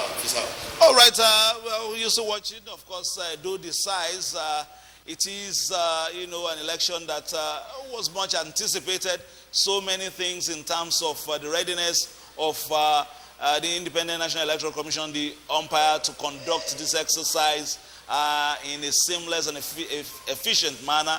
That has been tested. We are seeing the commission, at least, trying to match action. Action with words. And of course, we're also seeing some measure of dexterity in all these processes so far. We will, of course, we are on an hour break, as announced by Dr. Johnson Alalibo Senikiem. He's the INEC resident electoral commissioner here. And there's also another supervisor, that's Mrs. May Agbamunche Mbu. She's the national commissioner supervising the election. They're right here, and they were here to the late hours of yesterday also to make sure that everything goes seamlessly. So many of the fears perhaps that a lot of people were anticipating, one, in terms of voter apathy, two, in terms of perhaps the effectiveness of the process, have not materialized. We do not have clear-cut figures now, I would say. I'm yet to see the breakdown of the demographics, voter demographics, but I do know that before now it was anticipated that between 75 and 78% of registered voters would be participating in these elections. We do not know the figures until after all the announcements. We'll begin to see the breakdown, and then we can begin to do a breakdown, further breakdown of the demographics and how that's affected or impacted on the vote. But of course, like you just alluded to, INEC officials were here on the ground right from late yesterday. Transiting to the early hours of this morning. It's been a very long day for just about everybody involved in this exercise, even the voters themselves. I do know, because I've had to feel the pulse of some people out there who actually stayed up, just not necessarily all night, but for a very long time, till the wee hours of this morning, waiting for the possible commencement of what we've just seen play out by INEC. And I would say it's quite a quick one. 13 local governments already down, 5 more to go. If this progress continues, I think we'll see this exercise and really quite soon for Saturday. All right, and then looking at some of the things that we were anticipating over the weekend in terms of what we had seen in terms of the early weather warnings and the patterns during the week running to the weekend. The torrential rains that we saw before they came down, the voters had, at least in the city center here in Benin, they had completed the exercise, and the issue of delays that may come as a result of vagaries of weather did not materialize, at least in the central areas that we covered. We've talked about weather, and we know how much rain we've had to experience within the last 5-6 days that we have had to spend here. Well, I don't know whether it substantially affected turnout. I don't see that happening. I did not see that happen. I think in spite of the rain, people actually came out to participate in the exercise for Zion. Well, this morning already we've seen drizzles, and it's not so serious. The weather is fast changing. We hope it becomes sunny, but then we're just waiting the announcement of the results. The weather has been quite significant in the entire exercise, but whether or not it substantially affected turnout, we do not know. But I don't think, my reporter's guess is it did not in any way.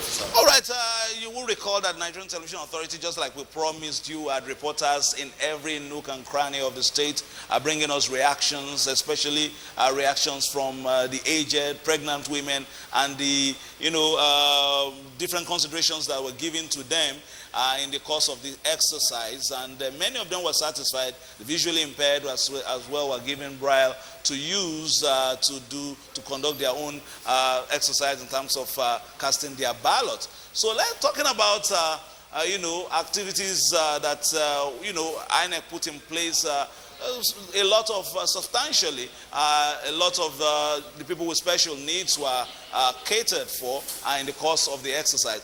Apart from that, we also had members of law enforcement agencies, the Nigerian Civil Defense Corps, came into the NTA to discuss with us in terms of security apparatus, as well as the DIG supervising the entire process. Adeleye Oyebade also assured Nigerians and in particular indigenes of Edo State about a free, fair, credible exercise from the security aspect of things. That has played out substantially, and why right here at the headquarters of the Independent National Electoral Commission, of course, I need to inform you that activities just moved here at the early hours of Saturday. There was something like an ad hoc arrangement in Sapele Road for the exercise, but we moved into the INEC headquarters right here in Aduwawa just yesterday for the coalition exercise. NTA was here as well to let you have that. So just over our shoulder across the studio, that's where the coalition center is. Once activities begin to gather, of course, we'll begin to, or we'll also take you there live into the studio, into the hall there to let you see actualities as they unfold. But right now they are on recess, and we would, of course, update you on what is happening. I have my guest, my colleague, Nnamdi Odiku, who has been across the city center monitoring activities for the Nigerian Television Authority, and the people have been warm, cordial, expectant, and excited. What was your impression, especially when you went round yesterday? It was quite quick for me. I mean, you get a sense at once that these are very politically aware people, I mean, politically conscious people. But then, you and I have talked about it a number of times. The people of Edo are not just politically active or conscious. They're actually politically involved, and it shows in what they do. These are people who want to be part of the process. They're passionate about being part of the process. And so naturally, when situations like that, when you get situations like that, there's bound to be tension because of the passion. And of course, unfortunately, that's what we see played out pre-election with election violence. But substantially, Fisayo, all that changed. Fortunately for us, on the eve of the election, and we saw how Saturday played out leading up to today. Let me appeal to the director once in a while. Let's see activities from the hall, especially maybe arrival or one or two things in the hall as we continue to go through the discussion, because we understand that some of the coalition officers might be coming in from their local government areas and getting ready to announce some of their results. What has also aided the process is the synergy we have seen, in terms of all the security agencies as well as agencies that assisted the Independent National Electoral Commission to carry out this process. I think it's the collective will, to succeed. This, like you said, is an isolated election. So I think it is the collective will of the people to succeed. INEC, the police have been very proactive, reactive as well to some situations, proactive in some cases, quick to respond to incidents and the minor pockets of incidents of violence that we've had in parts of the state. We've seen a multi-security agency collaboration, and that has actually paid off when we look at how things paid off. And leading to the election, owing to what we saw play out in the days and weeks leading to the election, we saw the traditional institution come into play. Yes, a lot of things have been said about the peace pact signed. Considering the fact that elections shouldn't be a war, but then all of that, Fisayo, has helped substantially. All of that helped in bringing to fruition and bringing to bear the peace that we've seen play out in this election. We want to believe we've had some preliminary assessment of the election from both parties, from the two leading parties. We're yet to see the other candidate, come out to talk on the conduct of the elections. We did get some assessment from some other parties, but considering what we got from the two leading candidates, I think we are in the right track. We're heading towards the right way. With the election is progressive, we hope it continues in this path, and we hope that it culminates substantially with the eventual announcement of the results. If you are just joining us, you are watching the live coverage of collation of results right here in Benin City. We are live at the headquarters, state headquarters of the Independent National Electoral Commission, INEC, here in Aduwawa, in Benin City. 13 local governments already announced this morning. We are expecting 5 more. In, let's say, about 45 minutes, the announcements would begin again according to the timetable as disclosed by the Resident Electoral Commissioner. I'm talking about Dr. Johnson Alalibo Senikiem. And of course, he's been supervised by Mrs. May Agbamuche Mbu. She is the National Commissioner supervising the election. Let us just quickly go through some of the announcements that have been made in terms of the local government areas. Igweben kicked it up with AA2, ADC 29, ADP 40, APC 5,199, APGA 1, APM 0, APP 1, LP 5, NPP 5, NRM 8, PDP 7,870, SDP 6, UPP 2, and ZLP 3. That's for Igwebe. After that, we had Esan Central with AA 3, ADC 47, ADP 64, APC 6,719, ABGA 1, APM 1, APP 0,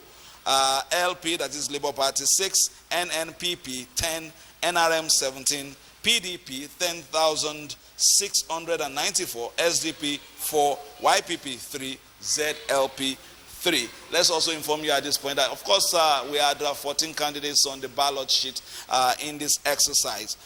Eastern Northeast came in with AA 4, ADC 58, ADP 89, APC 6,556, APGA 7, APM 1, APP 3, LP 11, NNPP 7, NRM 27, PDP 13,579, SDP 14, YPP 4, and ZLP 9. Ikpubaha local government area at AA 17, ADC 196, ADP 323, APC 18,218, APGA 28, APM 7, APP 9, LP 36, NNPP 39, NRM 80, PDP 41,030, SDP 32, YPP 23, and ZLP 14.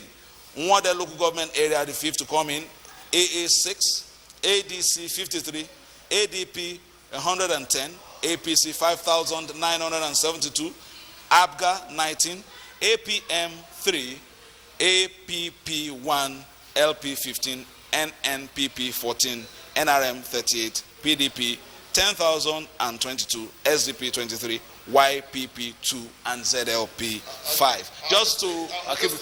Yes, let me. Now I can appreciate the work of the electoral officers. Go on, Namdi. Okay, I'll take the 6th local government area. AA6, ADC 128, ADP 218, APC 10,202, APGA, that's ABGA 13, APM 3, APP 17, that's 17, LP 30, NNPP 22, NRM 71, BDP 27,621, SDP 37, YPP 7, and ZLP 11. Onwa East, AA 2, ADC 36, ADP 98, APC 19,295, ABGA 2, APM 1, APP 1, LP 7, NNPP 2, NRM 22, PDP 14,762, SDP 11, YPP 2, ZLP 5. Onwan West is AA 1, ADC 36, ADP 82, APC 11,193, ABGA 7, APN 1, APP 1, LP 1, NNPP 7, NRM 19, PDP 11,485, SDP 8, YPP 5, ZLP 3. Ovia North. Ovia North. Ovia North East. AA 14, ADC 140, ADP 221, APC 9,907, ABGA 15, APM 5, APP 7, LP 33, NNPP 34, NRM 32, PDP 16,987, SDP 36, YPP 4, ZPL 12. ZLP. ZLP, I beg your pardon, 12. Then we have for Esako West, AA 10, ADC 113, ADP 184, APC 26,140, ABGA 17, APM 3, APP 5, LP 12, NMPP 19, NRM 39, PDP 17,959, SDP 18, YPP 11, ZLP 9.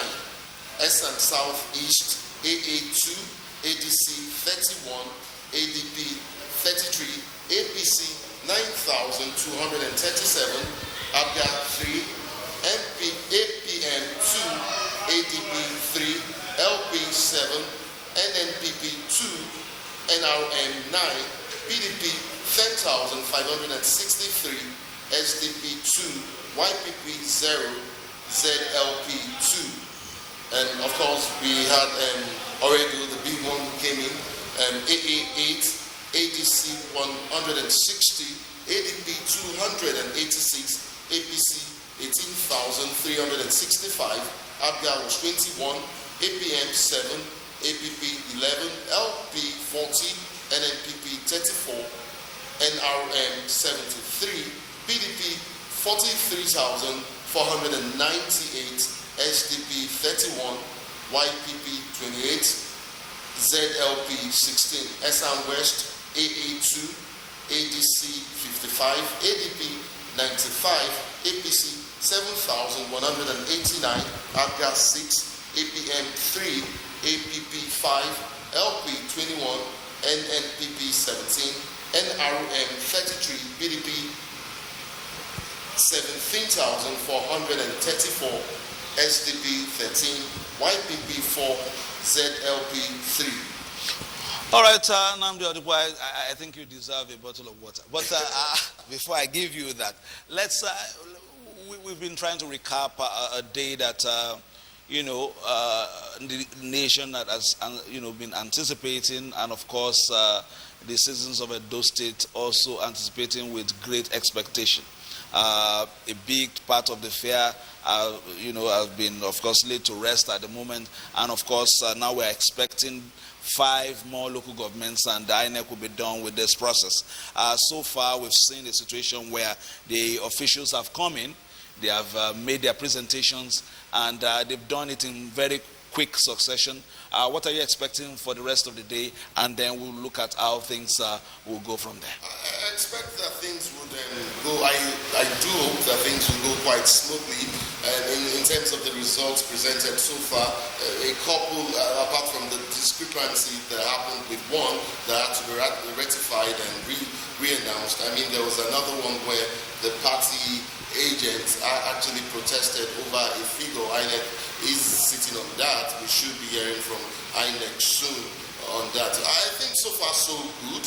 I mean, things are going quite well. I expect that the people of Edo already, are anxious and anticipating the eventual announcement of the result. I expect that the calm that has preceded this election would continue. I expect that after the announcement of the results, that the same calmness would succeed and would ultimately continue. All right, we got reports from reporters from across the state, far-flung areas like Orionwo, Isako West, as you rightly mentioned, Ora area of the state.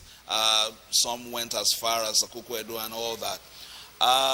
One thing we have seen is that there was restriction of movement until a certain time, but the moment after all the voting, people came out and it was as if there was no serious election, because you saw people starting to sell food and all that later in the evening, at least in the metropolis where we went to, as if activities just began again, and people were eager to come out. Well, I would only agree with you, Fisaya, to a certain extent, okay? To a certain extent, because I actually went out much later in the night just to get a view of how, the town, the metropolis was last night. And it was quite amazing for me, perhaps due to the rains that followed after the restriction of movement was lifted at 6. But I did notice that a lot of the shops remained under lock and key, and also a substantial number of them quite so. And yes, there were taxes about town, but not so much of them.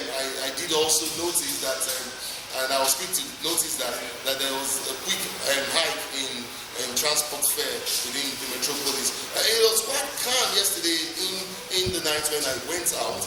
People perhaps wanted to just stay back home and absorb the elections and perhaps wait. Take a bit of breather. Okay, I will relieve you very shortly, and Namdi will soon be, excusing Namdi to also help us put his hands in one or two of the processes going on, and also, coordinate some of those things. We expect that we'll be getting live pictures from different parts of the city, and some of the candidates as well for their reaction as events unfold here in Benin City. We are on to the Nigerian Television Authority, where we give you unbeatable news, reviews, previews, and interviews. And as far as the election is concerned, you are covered, because we have every area covered. Our reporters are just standing by. Once the results come in, we'll be in town to get reactions of key stakeholders, and of course the main stakeholders are the electorate who have spoken yesterday. We'll be giving you that. Just a quick recap. Of course, I told you 13 local governments already announced. We are expecting other local governments, many of them from far-flung areas of Edo State. Just 5 more remaining. A lot of people have also complimented the umpire, the Independent National Electoral Commission, for how they have swiftly been able to put this together. We're expecting that announcements will start yesterday, but when it eventually started in the early hours of today, it has been going back to back until we had a break about half an hour ago. We are live here. The studio you're looking at right now is in the premises of the Independent National Electoral Commission, the INEC in Aduawa. We call this area Ramat Park Roundabout, in the city center. And the collation center is right next to us. So once events begin to unfold, we'll be giving you live pictures from the collation center. And of course, we're bringing you analysts as well as stakeholders in the process to also give us an idea or a sense of what to expect and what transpired yesterday in terms of the different logistics that brought all this together. We have been complimenting the Independent National Electoral Commission for what they have done. As well, we also need to also give kudos to the officers and men of the Nigerian police who are still around the premises and outside the premises, cordoning off the area to discourage any kind of movement while this process is going on, so that the announcements will be done in a tranquil and serene environment. And of course, the synergy between the agencies involved. Let me welcome Dr. Osawaru Kunzua, who was with us earlier yesterday. Is here bright and early this morning. Thank you so very much, Dr. Osawaru. I hope you got some sleep. Sure, clearly. And we spoke yesterday, of course. You were with us until well past midday. When you went around town in your area, what was the mood like? Oh, yeah, just like you have said, it's been serene and tranquil, at least the parts of the city I have seen. And of course, when I left you yesterday, it was still within the range of time for voting, and I did go to cast my own vote. And that is. So let me just take you on that very quickly. In terms of your experience casting your vote, after you left as it was getting close to the end of vote, how were you able to do it? And in terms of the logistics and the exercises? It took me less than 5 minutes altogether. I simply strolled into the venue, already Ward 5, Unit 2. And of course, that's my community. Have some of my relatives and neighbors in the place. And simply walked in. And I was accredited. They gave me a ballot paper. And I expressed my preference. Of course, secret ballot. And I tucked the paper into the box. And I walked away, 5 minutes altogether. Of course, by that time, I think the voting crowd had generally thinned out. The queues had got shorter. And just had 1 or 2 persons in front of me, and that was all. Perhaps that was good timing. Oh, sure. Because earlier in the day, we saw a lot of yes, people. Yes, the crowd was still surging and the rest of it. Yes, we have had the Gwebe, Eastern Central, Eastern Northeast, Ikubaka, Umode, Ego, Onwa East, Onwa West, Uvia Northeast, Uvia West, Eastern Southeast, Owedu, East and West. Where are the, I know there's Orion was still to come, but where are the other local governments? The ones across water? What are the names of those local governments we're expecting? The ones across water you were talking about yesterday. Maybe I need to see it. I don't know. I think like, but if which one is missing here from your list? We don't have Orion one yet. Orion is part of Edo South. Orion is part of Edo South, and it's on the eastern flank of Edo South. And it's also a gateway towards Edo Central. What about Ologbo? Ologbo is where? Ologbo Kubaoka. Kubaoka has already been... Kubaoka is on your way towards Warri. In fact, the border town between Edo State and Delta along that axis. Yeah, we are also perhaps expecting the likes of Kokwedo as well to come in soon. INEC has announced 13 local governments in less than 2 hours. The process has been seamless right here, as NTA has been beaming live to the world. It's been a seamless exercise so far. It's as if the umpire has really stepped up his game this time. Oh, sure. If they continue like this and the whole exercise is concluded, just like I said, they were not interested in the outcome, and they shouldn't have even been. Talking about the process, the integrity of the process. That is actually the preoccupation of INEC, to help people of Edo State determine who will be their governor beyond November 12th this very year. That is the task of INEC. That is actually what the law asks them to come and do. So, the individuals there can have one interest or the other, but institutionally, INEC should be focused on making sure the process is open, transparent, and credible. And they seem to be on their way of doing that. And looking at, the security arrangements, we got 1 or 2 people in from the NSCDC, from Nigerian police, also even in, the headquarters in Abuja, we had DCP Frank Mba, the first PRO, all assuring us of free exercise from the security perspective. From all that you have heard from, neighbors, friends, and people who also voted elsewhere, would you say it's been satisfactory in terms of... Oh, so far so good. So far so good, but we have to know that we are moving towards a different phase. The voting, the ballot is being collated now. Some of the results have been announced. The final result is not there, though people can already see the trajectory of where things are going. But it's also at the point where the final results are declared that you will know, because we don't know who is lurking around somewhere to spring a surprise. So until the whole exercise is declared closed, the winners are known, the losers are known, and people have dispersed and have gone home before you can say. But so far, I think the security forces, especially our police, they deserve the credit they have earned. Meanwhile, looking at, since you went actually to vote yourself, we had some aspects of this exercise that perhaps people were trying to see how the umpire would perform. We saw from some of the reports the preference, or let's say the consideration given to people with special needs, the aged, the pregnant women, some of the ones who may have,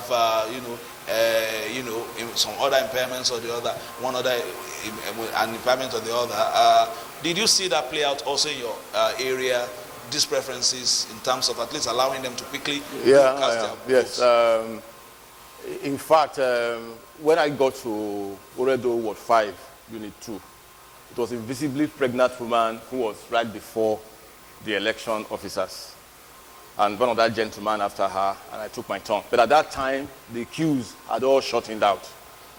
They are all shortened out. So I wouldn't know what happened, but there was still a sign. There was a visibly pregnant person who was right there. I'm sure probably arrived after the man, that she must have been thrust forward. The activities, general activities in Benin and environment, have they returned to normal? Normally, is everything back to normal? People are still staying home a bit in terms of just waiting. It's a weekend today, and don't forget that we are still observing COVID protocol. Even the churches are not fully open. Churches are not fully open. So most people will ordinarily be home this very morning. It's a weekend. They probably would have been going to the churches in their numbers. But because of COVID restriction of numbers can be a kind of enclosed space, and so most people are home now.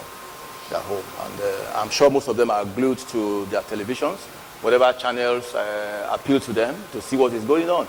I'm sure because NTA is a national carrier and people ascribe a lot of credibility to NTA, most people too like to see what NTA is saying, and so on and so forth. So they probably will be listening as we are here. All right, you just mentioned the issue of COVID protocol. This is a big aspect of this election that may have taken a little bit away from, in terms of is it an issue of sensitization? Because we still saw issues of people not wearing masks, the social distancing not strictly adhered to, or people hugging, some jubilating friends, coming together. Just like maybe naturally the world is such a place that you get to see some old friends that you have not seen in a while. But notwithstanding, it seems as if in some centers, a lot of the electorate forgot some of those protocols and just remembered the family reunion that was going on. It was more of lack of compliance than lack of sensitization. And don't forget that most people were somewhat apprehensive because of the drums of war being beaten, or that were beaten before the election. So when they came to the arena for voting and they were able to cast their votes freely and the rest of it, and there was no report of any untoward incidents, that relief itself probably must have spurred the kind of ecstasy you saw. And in the midst of ecstasy, people lose their guards. They lose their guards and probably forget momentarily that there was supposed to be a kind of precautionary measure to be observed against COVID. But that doesn't justify it, though. Doesn't justify it. We wish things were better than that. And we do hope, too, that the predictions made by some health specialists, that on account of the way we have behaved, the way we have formed the crowd, distancing, they expect a kind of spike in our COVID load. I hope that doesn't come to pass as well, but because the ingredients are there now. And running up to this election, a lot of, citizens, let's say leaders in Benin and environs made efforts to make sure that whatever we're talking about, whatever drum beats of war, whatever was coming on, was discouraged. Kudos must be given to, His Royal Majesty Monobane Bodoba Ewaye II for the efforts he made consistently on this matter, and we are seeing the fruits this weekend. I agree with you, alongside other personalities, INEC chairman in particular, even the IG of the police. In fact, the IG of the police also deserves special kudos, deploying 31,000 men to a particular location in the country. That was a very huge investment in making sure that those who even had any plans had cause to be deterred, because that's actually what personally I was calling for, that if people were sure there was going to be violence, and instead of sitting back to make armchair predictions, you needed to invite the instruments of the state to intervene, and that is actually what the IG has done. So, and the president, of course, is the IG's boss, and in this instance, is a statesman for all Nigeria. He didn't take any sides. He said, let the people of Edo State decide, and in a short while, we'll know what the Edo State people have said. All right, if we have some live pictures from the hall, we would like to have some of them so that we, Nigerians will see exactly what's happening in the collation center. If we can see some pictures in the course of this discussion, it would be helpful. But beyond that, we're talking about different groups in society, youth groups, women groups. In your perhaps early assessment, were they seriously involved in this process? Did we see them come out in their considerable numbers to be part of this process? Oh, well, you saw everything yesterday. You saw the crowd surging. Yes, we're talking about poor crowd control now. So that's picture. You see, we're only talking about observing COVID protocol. You saw them. They came out in large numbers. So it was the control that was the issue. It's not the turnout. So it was evident yesterday, and I'm sure you still have the records. Yes, we would, of course, still be on to some of our reporters in the field to also give us, some input in this, perhaps when we get live pictures. Already it's drizzling again in Benin, but to a reasonable extent, as we, optimistically predicted on Friday, the rain, at least in the center, allowed people do all, what they needed to do before the rains and the showers came. It seems as if even the weather cooperated for the exercise to go on. Maybe the rainmakers too, recommendation. But seriously, it's like, yes, all is going well with us.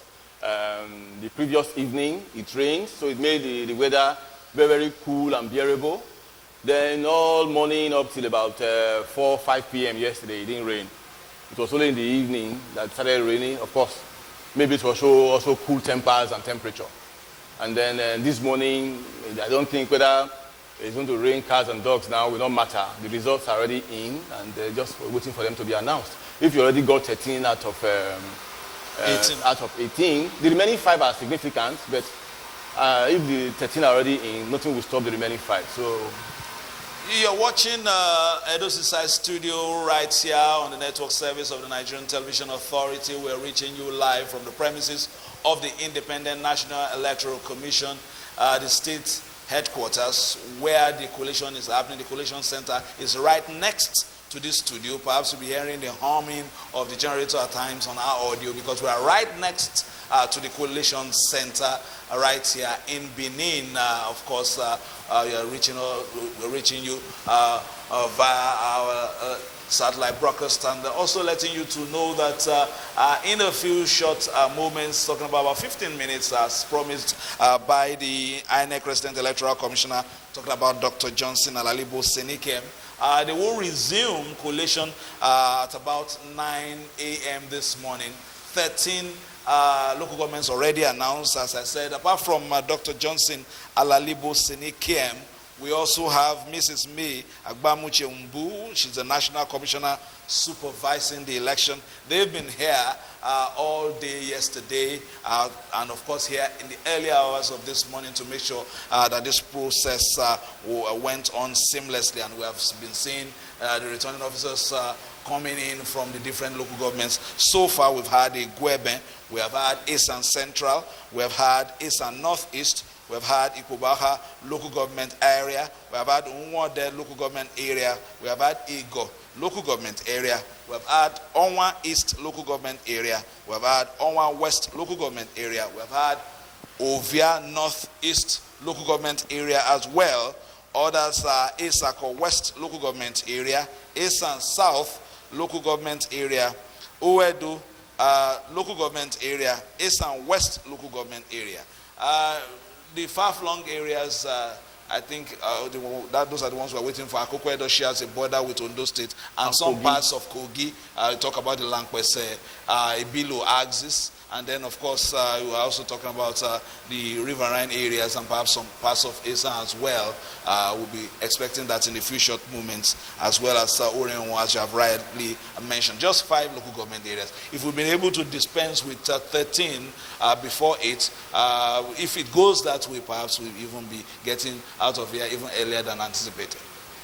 And looking at that shows a bit of,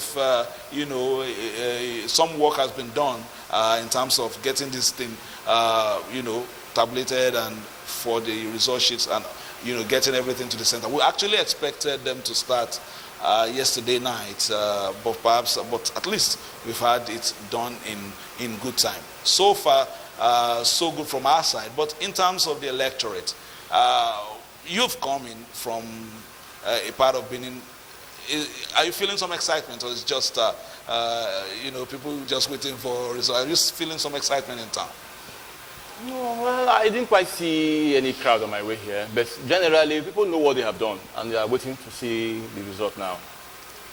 You had celebrations yesterday. You probably saw videos of all those things across the state at different voting centers and so on and so forth, because most of the results were already called at the units yesterday, and most of the results were already collated at the ward levels and then local government levels. That's actually what is culminated in the 15 results from 15 local government areas you have before you. 13 you have before you. So it's been a kind of stepwise process. Those who voted at their respective units already knew the results. Yesterday by 6 p.m., I already had an idea of what happened at Oredo Ward 5 Unit 2. Which where you voted? Where I voted. So most people have been told, if they are interested, what happened in their respective areas. And then what happened in Ward 5. Ward 5 traditionally does its collation at the primary school in only half quarters in Benin City. So what happened, that's home location too. People who were interested also knew. So whatever party you were supporting and so on, you voted for, if you were interested enough, you got to know the results. So most people, I'm sure, those who are interested will have known by now what happened at their units, what happened at their ward level, and significantly at local government levels, even as they are waiting for the official declaration. Meanwhile, the Independent National Electoral Commission stepped up its game, especially starting with the by-elections in Kogi, with this INEC portal that you could actually view raw results. We had Mr. Timidi Warowe speaking about that, and earlier in the week, Mr. Festus Okoye, the National Commissioner in charge of information. That has also helped, perhaps, in terms of viewing some of these results. Those days, we talk of, I'm from the River Nine area, we talk of results coming. Most of the time, it will come last, and then we'll say, people used to, make fun of us because we'll go through the canyons that, or maybe those ballot boxes may sink and all that. But this has showed that we are having technology to help boost the process and also help the efficiency. Clearly. In fact, people who wish Nigeria well, as much as those who criticize always say technology can intervene in elections. People have said this ad nauseum even. If a thing as sensitive as banking is now ruled almost entirely by technology, why not voting? So I think we need to take it a notch higher by making relevant laws to permit full-scale deployment of technology. It makes things easier for people. And you also know that even people could have voted from their living rooms during this election. Quite possible. Nobody needed to go to any polling unit to vote anything.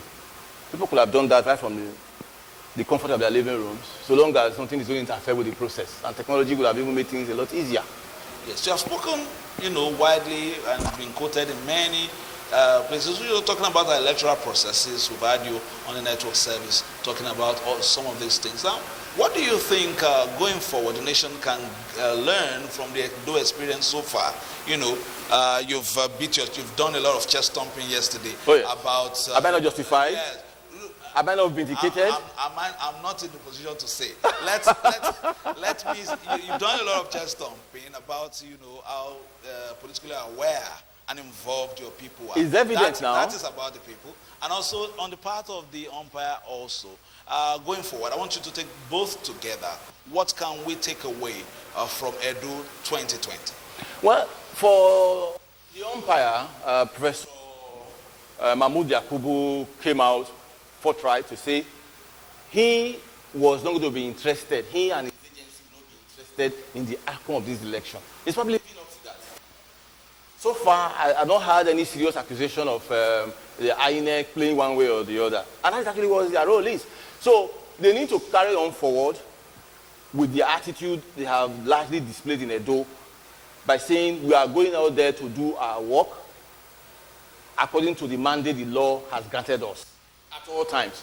And of course, INEC will begin to enjoy, as is always done generally, the support and the goodwill of Nigerians. Because when we come out to select who our leader is going to be at any level, we want to believe all the time that we can place our trust in INEC, in helping us determine who that person will be at just any level. So I think what has happened here may just be a step in further persuading people of Nigeria that INEC is up to some good. Then for us, really, we have always been here, as I told you. And as far as that goes, the whole of the nation can look in the direction of the Midwest for solutions to most of our problems. I can tell you that we are very proud Nigerians, and whenever the occasion is called, we rise up to it. So we have examples to draw from. Only yesterday we were mentioning our big names that have gone ahead of us. The Nahoros of the world, the Jereti Mariries of Akenwa II, Humphrey Omo Osaige, and so on. These were stalwarts from this part of the country who know how to do things peacefully and skillfully. There is a high dose of statecraft in Edo and Delta, the Midwest spirit. I love the, can I call it just something or advert for the Midwest at the moment? But of course, in a few short weeks, we'll be going to Ondo State as well. Perhaps also people of Ondo State would have seen what has transpired there. Now we move to, of course, you said another phase of this election. What would be the behavior, would you be expecting in terms of the behavior of the politicians now that results are reaching the business end? Well, generally, we cannot actually blame politicians for most of the things they do because we usually create the environment for them. The environment that is being created now by people of Edo, which can be replicated or copied elsewhere in the country, is that when the voters are resolute about what they want to do, nobody hints or have worse shenanigans than Sweden. So we need to continuously empower the voters to express themselves, and that's actually what elections are about. So people of Edo State, well, let's wait until the final call is made, but so far so good. People of Edo State have expressed themselves peacefully and harmoniously. We have seen that already. Aha. So once it is clear to every person that no environment will be made to conduce to violence, no environment will be created to foster any malpractice that is injurious to the integrity of the electoral process, and we make investment in that regard, then politicians will themselves adjust to know that the best way to get votes is to make sure your party has a good name and a good image, that your party feels the best or rather the most competitive candidates at any election at any level, that it is the pleasure, the mood, and the will of the people that will determine whether you gain their mandate or not, and not how many pellets you are able to shoot from the barrel of the gun. So these are now maybe some kind of crawling progress in terms of creating that atmosphere where elections will really matter, where elections will represent the true opinion of the people. So this will just be a way of inching towards that threshold. And then look at the nation in general, because of course this past week, we were in another week now, this past week the world celebrated the Global Democracy Day on the 15th of September. This is 21 years uninterrupted democracy cycle in Nigeria at the moment. When you look at it, as a scholar yourself, would you say we are maturing in terms of our democratic practices? Well, I usually like to rely on the canon Samuel Huntington has given the whole world. We are a developing country. We are a democracy in transition. And according to Samuel Huntington, when a democracy of our kind undergoes 2 successful transitions peacefully, you can call it a mature democracy. So we are semi-mature. We have only done 1. Because we are able to move from Dr. Jonathan peacefully to General Muhammadu Buhari. So maybe next time when we have a flip over under whatever condition peacefully, we can say we are mature. But so far, I think even the way the president has been speaking, condemning tenure elongation and so on, I think, yes, we are going towards it. Because in our own democracy, limitation of term has been our safety pin. Because people have had tendencies to do after second term, to be angling after a third. We have had it here, either directly or by proxy, at whatever level. So this is also the first president, whatever other merits and demerits he may have, who has come out categorically to say, third term, count me out of it. And then for our brothers in West African sub-region, for them to be told against diplomatic finesse, if you insist, to say, look, brothers, term elongation is not in our favor, it's capable of rupturing our sub-region, and we don't have any benefit in it. If you have done 2 terms, or the terms allocated to you by the constitution, just pack and go, and let your country breathe freely. So, put all these things put together, I think we have investment to making sure that our country becomes a mature democracy. We just,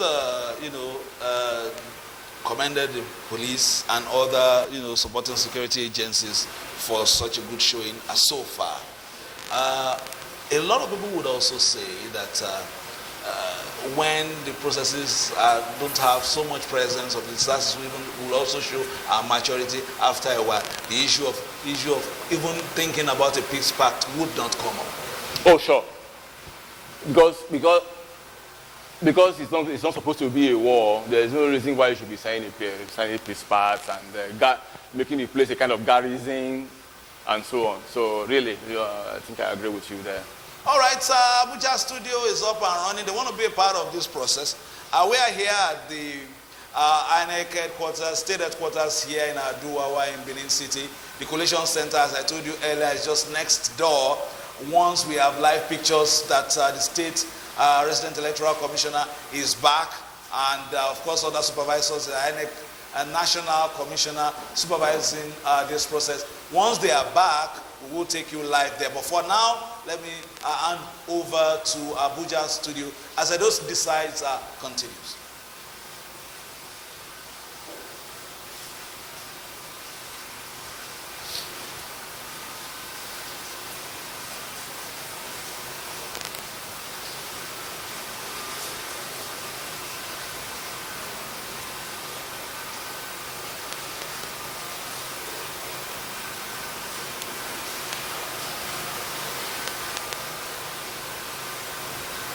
All right, while we're still trying to link up with them, I understand that they are about to come up. But once we get to them, let's just take a brief chronology of the governors that have ruled, the leaders of this state, to recap, as perhaps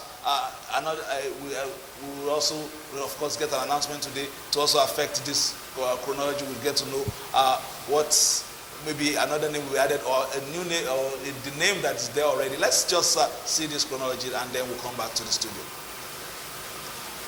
Colonel John Yeri was the first military administrator of Edo State. At the inception in 1990, he handed over to Chief John Odige Oyegun as the first civilian governor under the transition program of the Babangida administration in January 1992. The Oyegun administration was truncated in November 1993 following a military coup by General Sani Abacha. Colonel Mohammed Abdul Salam Onuka took over the reign of leadership as a military administrator between December 1993 and September 1994. Colonel Basi Asuko took over from Colonel Onuka as military administrator and was in power until August 1996, when he handed over to Group Captain Baba Adamu Iyam. Iyam was succeeded by Navy Captain Anthony Ibe Oyaregbulem in August 1998. Lucky Nosakai Igbinedion was sworn in as the second executive governor of Edo State on May 29, 1999. He was in office for 8 years. Igbinedion handed over to Professor Osareme Osumbo on May 29, 2007, but his administration was short-lived as he was sacked from office on November 11, 2008. Adams Oshomole became the governor through a Court of Appeal judgment in November 2008 and was in office for 2 terms of 4 years each. He handed over to the incumbent governor, Godwin Obaseki, on November 12, 2016 for a 4-year term. In Benin, good luck in NTA News. All right, thank you very much. Good luck for that report. Abuja is set now to take over, and of course we'll return as soon as the key stakeholders, as far as this coalition is concerned, take their seats in the coalition hall.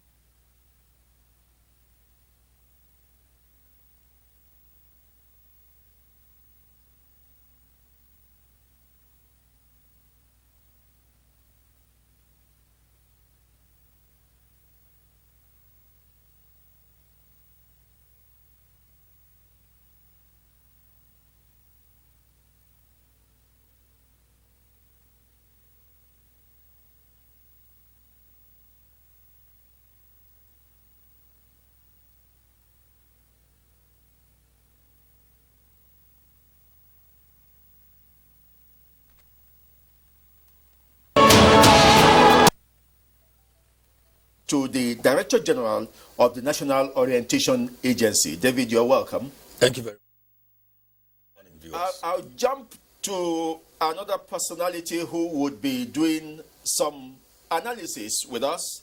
Shamsuddin Yusuf is his name. He is the Principal Program Officer, Center for Democracy and Development. Samsudeen, you're welcome. Thank you. Thank you. For now, last on the list is someone who would tell us more than what we see and more than what we hear as insight into this announcement. Nick Dazang is the Director of Voter Education and Publicity of the INEC. Thank you, Nick, for coming again. Thank you very much. Yes. And so I open up this session by getting a general overview of either our personal or official thinking as to how far this process has gone. David Akoji. Okay, I think I will answer from both sides. Okay. Let me start from the official. Reports we're getting in the build-up to campaigns and during the campaigns was that there was anxiety. Anxiety that the principal actors on the political playing field were using vitriolic language that was capable of inciting violence, their followers to violence.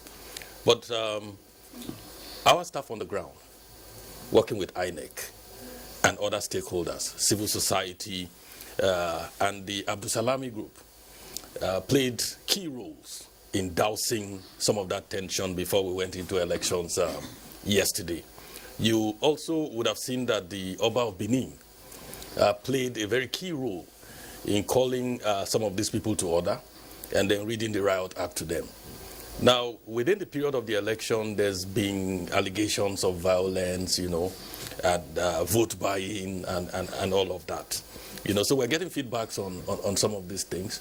But largely, I think stakeholders are very happy with INEC. The process, comparatively, has been good.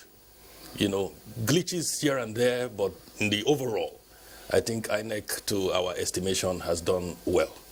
Samsudeen, let's hear from you what you think of what we have had since yesterday, running up to now.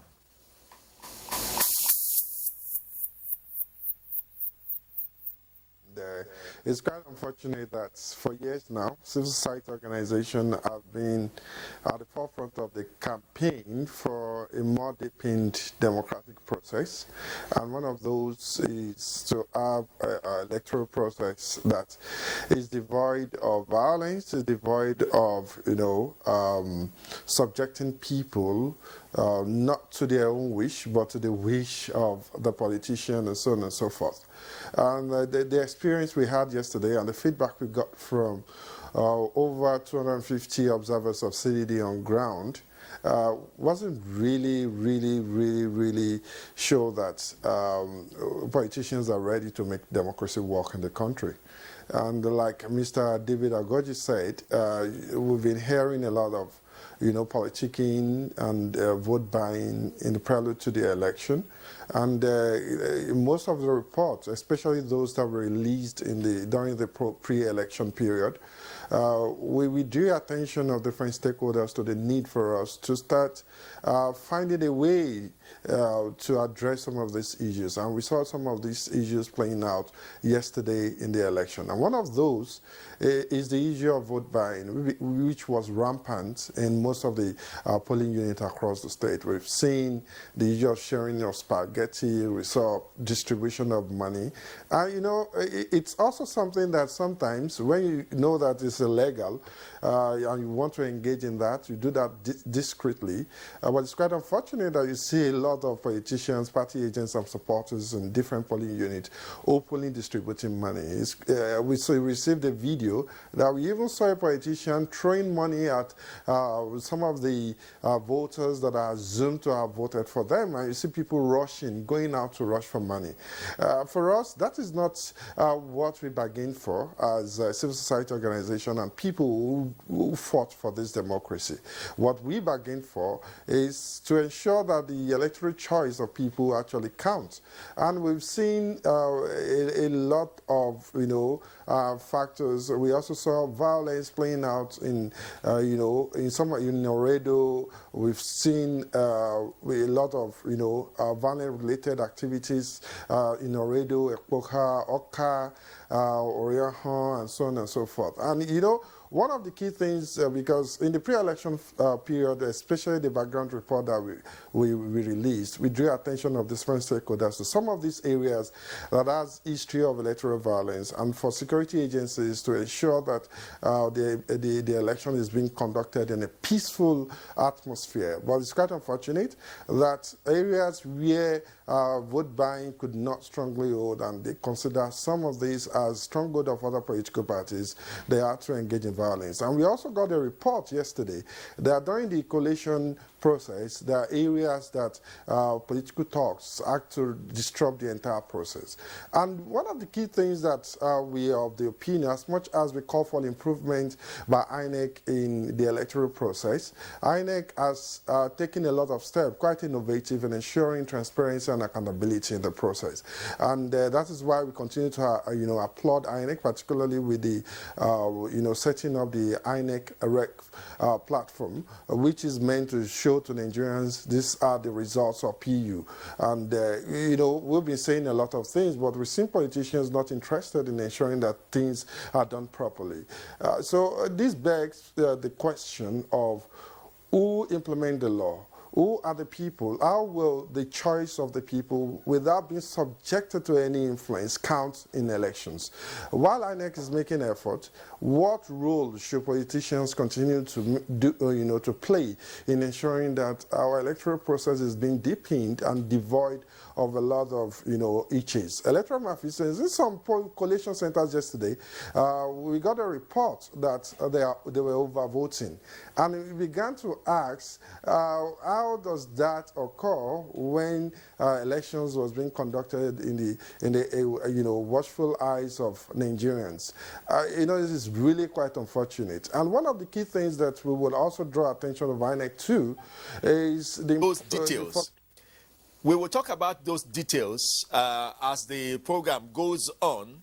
But let me come to Nick Dazang and ask that from the analysis, and of course from what you yourself has been monitoring, it would seem, now it's possibly too early, but it would seem that on a general note, people are saying, okay, INEC, so far, so good.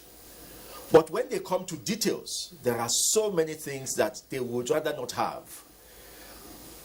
How do we distill INEC's responsibility from a successful election and the details that eventually may mar the beauty of an election? Well, elections are a collective effort. And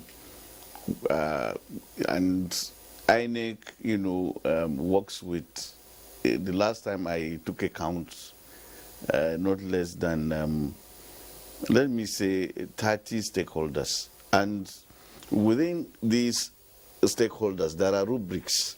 For example, if you take the security agencies, we have a committee called the Interagency Consultative Committee on Election Security, ICSES. And under the canopy of ICSES alone, almost all the security agencies, and in fact all of them, are part of ICSES. And we use their resources, we use their expertise, we use their talents in different ways to secure the environment for elections, sometimes to even deliver election materials. For example, if we have challenging terrains that are mountainous, we use the Air Force.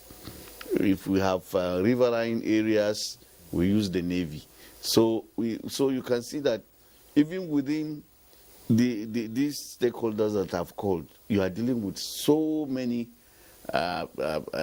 agencies of government or the private sector. Not to talk of... If you are also talking about party supporters who are not part exactly, of these agencies. Exactly. Then when you now come to even civil society, yes, you know, we have, I'm sure, more than 300 civil society organizations now in Nigeria. So these stakeholders have roles to play, and if each of them plays its role well, it makes our task easier.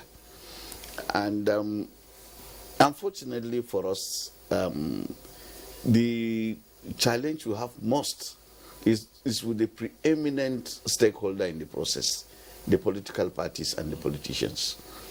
Who are not officially part of those stakeholders? No, they are. For the purpose of election. Yes, they discuss with them before elections. You can't conduct elections without politicians and candidates. Okay. And we try to engage with them. Okay. Just as we engage with other stakeholders. But our engagement with them is more frequent and more detailed.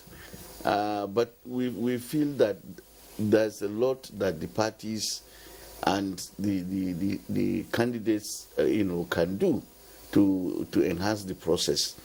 At the level of the party, we need to see more internal democracy.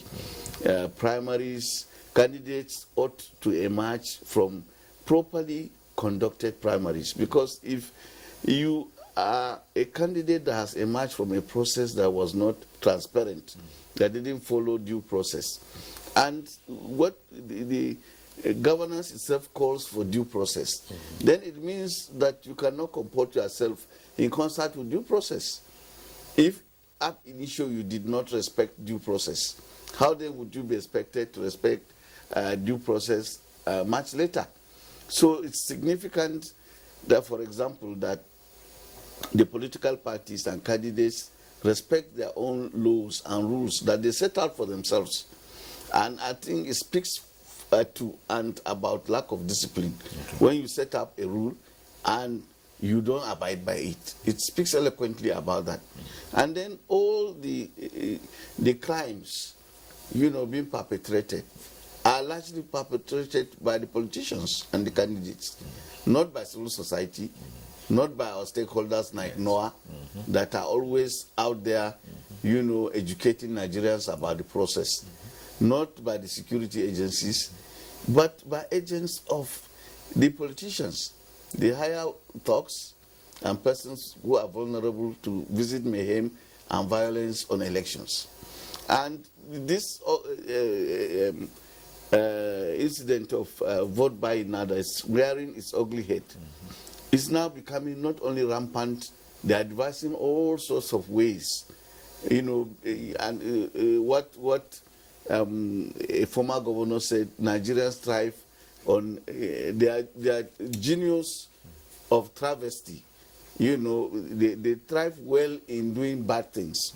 We would have wished that they invested that genius, that talent in doing good things, rather than resorting to vote buying. And yesterday I was elsewhere, and the executive director of CDD was now reeling out to me all sorts of ways that politicians are now using. I was shocked by the variety of ways they now do this vote buying in a manner that is so subtle that unless you are perceptive and focused on what they are doing, you won't even know that that's what they are doing. And of course, vote buying also does not only mar the quality of elections, it means that anybody whose conscience is bored has, ab initio or in lieu of good governance, surrendered the dividends that ought to accrue to him from good governance. If someone gives you money and you vote for him, it means you cannot hold him to account. No. That means he can do anything he wishes with impunity. Yes. And that is what we are seeing. When this project, the democratic project, started in 1999, what some of us thought was that at the end of the day it would deliver salutary dividends to the people, that their well-being will be improved.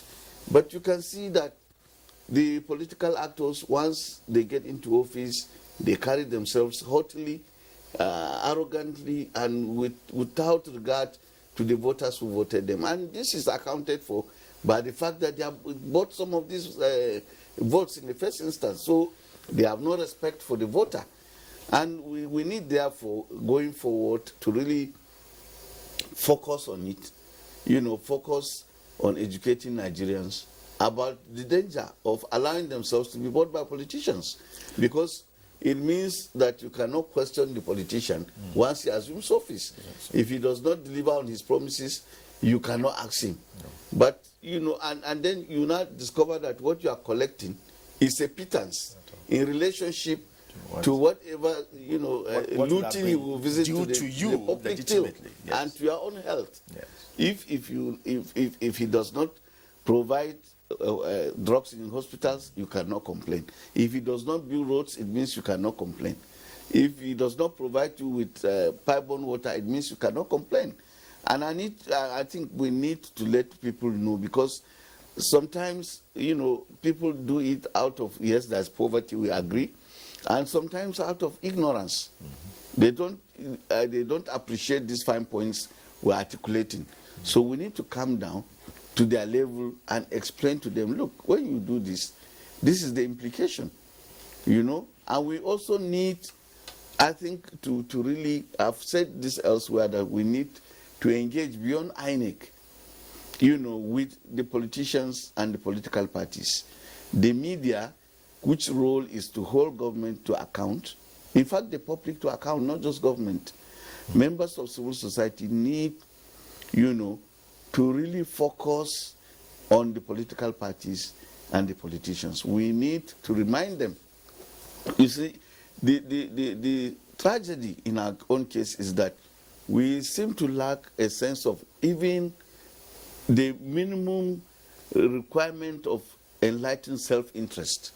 There are things that in the long run will work for good.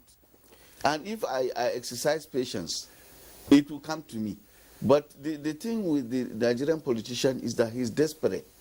And we also need really to call the attention of the Nigerian politician to take a longer view of things, and also to make political office unattractive. Okay. If we make it unattractive, then the desperation we see. It's the same politicians that would legislate on how to make it unattractive. Yes. But Samsudeen, let's talk to you. Let's get from you what the system has done over the years. Let's count from 1999. Yes, like Nick said, and you two said before we went to Nick, there are, apart from the ingenuity of the political class to create new areas of challenges, there have been problems we are accustomed to. Now tell us, in your capacity as someone who has consistently monitored elections, what the system has done to solve these problems so that we don't come at every election and complain. You remember, just last year was 2019, we had the general election. We've had Kogi and Bayelsa since then. It seems to be the same issues and possibly more that we raise. What has been done between that time and now to knock off some of these problematic areas? I know that. One thing is that when you think much about the solution to the problem, the more you understand the problem, the more you realize that it's quite complex. And who are the people making it complex? It's actually the politicians.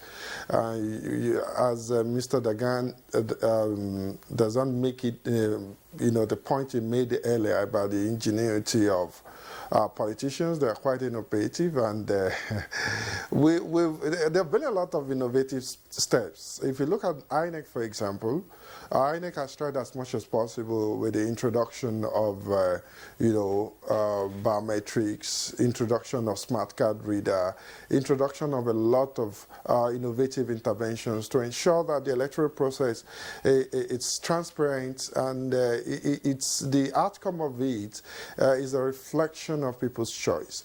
But one thing that's actually missing, which we always talk about, which I also agree with Mr.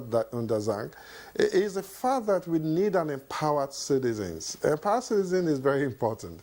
But because when we talk about election outcome or electoral outcome has to reflect the wish of the people, we then need to start interrogating what informed the choice of the people. The vote buying is informed the choice of the people because either APC or PDP, there's a way they know that you vote for them. A starts from up, P is down. When you go to the other pages, they know that you want to vote for their party. One, they strategically place themselves. Second, in this election, we see them sharing tickets. We see them ensuring that they find a way so innovative and ingenious to buy people's vote. So that is very fundamental. But what I also want to say with respect to that is that beyond the electoral choice is that what actually defines that? One is that people totally lost trust in governance. Beyond the narrative of poverty or their ignorance, sometimes definition of gullibility or ignorance of these people is quite relative. Relative in the sense that people know that they are doing the wrong thing. But the fundamental thing is that what informed the wrong thing they are doing? They lost. People don't believe anything in the governance. And because they have limited power from their own point of view, that it is difficult for them to change the system because this state has been captured by the politicians. Mainly because, one, political party didn't also in the first instance give people choice to make because the process of selecting who becomes the governorship candidate or presidential candidate or candidate at all public space level, it's usually rife with a lot of, if it is not violence, who becomes the decision of the godfather or godmother within the party, and it does not reflect electoral choice. Now, party democracy is a sham, total sham.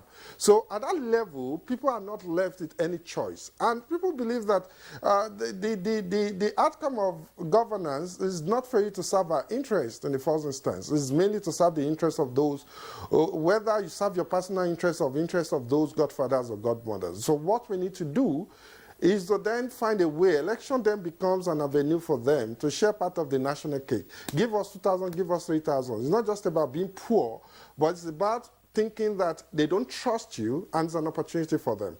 So finding a solution, whether we amend laws, we have extant laws in this country. For example, there is a law that says don't sell vote or you buy vote. There is a consequence for that in the law. Is either 12 months and I think it's 500,000 fine or both. But the security agencies are not finding ways to implement this. The court system is also finding ways. Definitely, we can't put that at the doorstep because it's also a matter of fact that you present before the court. So the security agencies, EFCCs, ICPCs needs to step up in their game to ensure that when they start holding people accountable to their actions in elections, that serves as a deterrence for those who think that they can just engage in any ill act because of high level of impunity in the system. I think the law is very important and the implementation of that law. We need new laws, but to what extent have we been able to implement the existing law? So we need to start thinking about implementing an existing law. And then we go further to start empowering citizens to ensure. And one thing that is also quite fundamental is that conversation around empowering citizens has to go beyond information. Information is quite important, but our thinking should go beyond information. When we engage in information, we need to sort of partnership. Partnership that will be quite productive.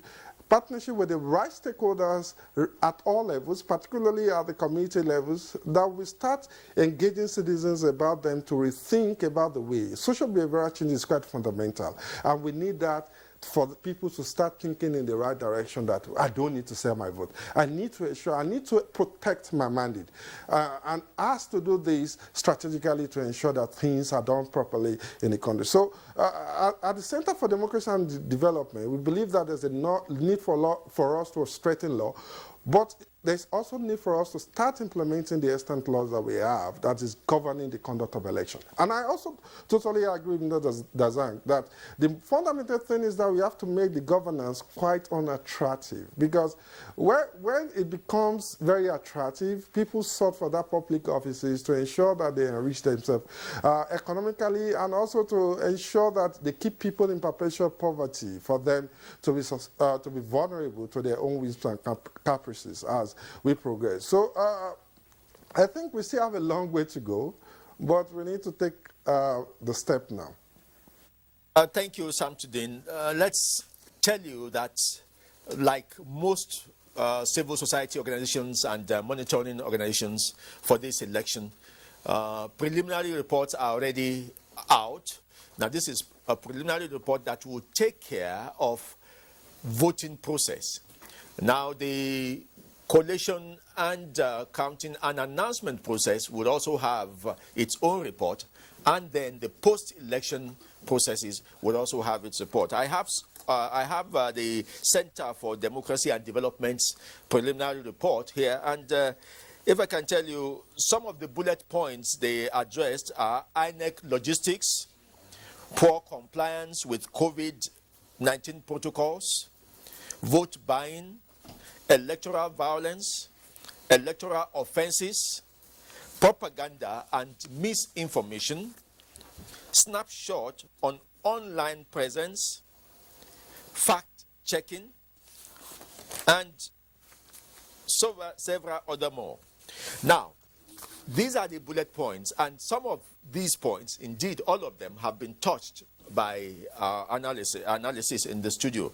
David, that brings an added burden on the National Orientation Agency, particularly, I'm sure you agreed with some of the points that have been made, that apart from engaging the citizenry and empowering them, both in terms of knowledge and information, you also need to empower or convince or persuade the political class. You engage with the political class too, don't you? Yes, we do. When you do, what kind of response do you get? It all goes back to the political class, Femi. And the point that Nick was making is quite apt.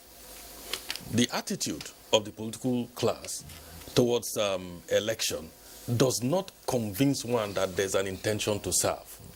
You know, because if the intention is to render service, then the desperation that we see. Sorry, David, we can't afford to lose a minute of what is happening in Benin, and so we have to quickly go back to Fisayo, who will lead us into possibly the last session of the announcement of results.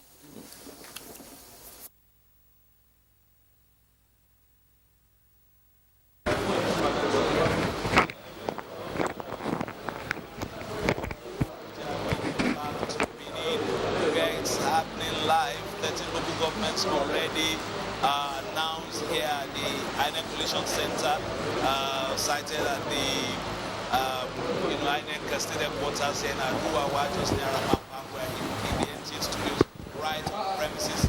And the Collation Center is right next to us. We will be joining the Collation Center shortly because the resident electoral commissioner and the supervising national commissioner of INEC, they are getting now into the hall, so very shortly we will be joining them. But let me just take one word from Prof here. Prof, thank you very much for coming. I hope you slept well. I did. And generally, just one word or two about yesterday's exercise. A great one, we will say, for the people of Edo State and indeed Nigeria. So far, so good. But as we have been saying, it's not yet over, and the results are coming in, and we are hopeful that very shortly we will get to the end of it by way of getting a result that the people of Edo State will see as reflecting the votes that they cast yesterday. All right, we have Professor Agbe.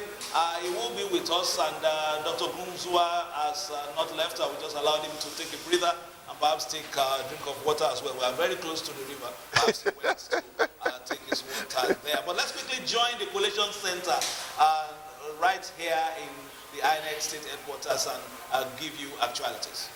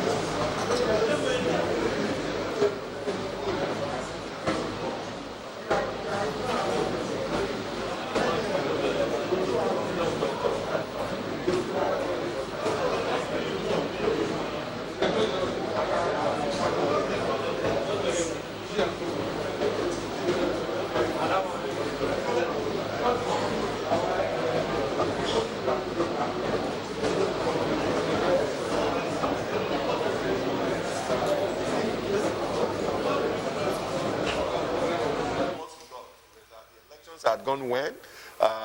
The results have been taken. And then, of course, we've been expecting the various officers from those areas to now come to Benin here to come and give their reports. And we cannot blame INEC at all because they are trying to be very careful. These are figures.